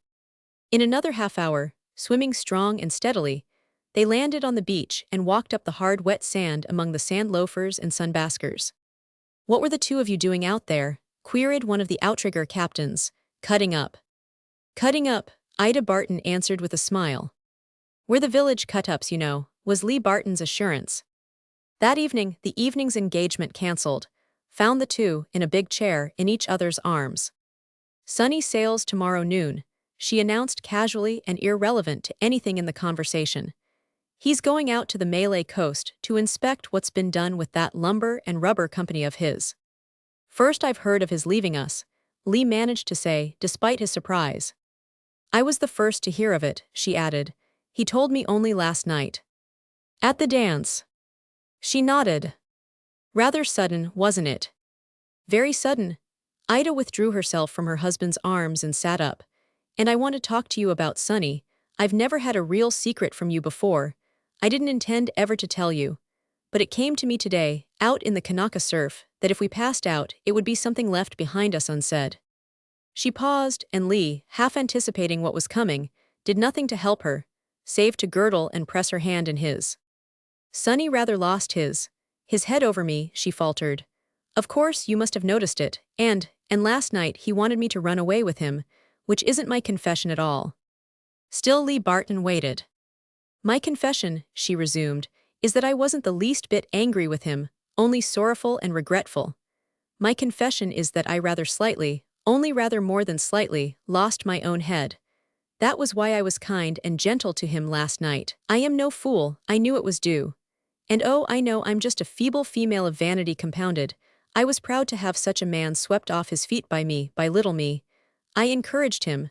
I have no excuse. Last night would not have happened had I not encouraged him. And I, and not he, was the sinner last night when he asked me. And I told him no, impossible, as you should know why without my repeating it to you. And I was maternal to him, very much maternal. I let him take me in his arms, let myself rest against him, and for the first time because it was to be the forever last time, let him kiss me and let myself kiss him. I know you understand. It was his renunciation. And I didn't love Sonny, I don't love him. I have loved you and you only, all the time. She waited, and felt her husband's arm pass around her shoulder and under her own arm, and yielded to his drawing down of her to him. You did have me worried more than a bit, he admitted, until I was afraid I was going to lose you, and, he broke off in pat embarrassment, then gripped the idea courageously. Oh well, you know you're my one woman, enough said. She fumbled the matchbox from his pocket, and struck a match to enable him to light his long-extinct cigar. Well, he said, as the smoke curled about them, Knowing you as I know you and all of you, all I can say is that I'm sorry for Sonny for what he's missed, awfully sorry for him, but equally glad for me.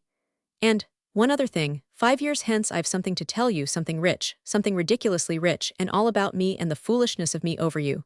5 years, is it a date? I shall keep it if it is 50 years, she sighed, as she nestled closer to him. Glen Ellen, California. August 17, 1916.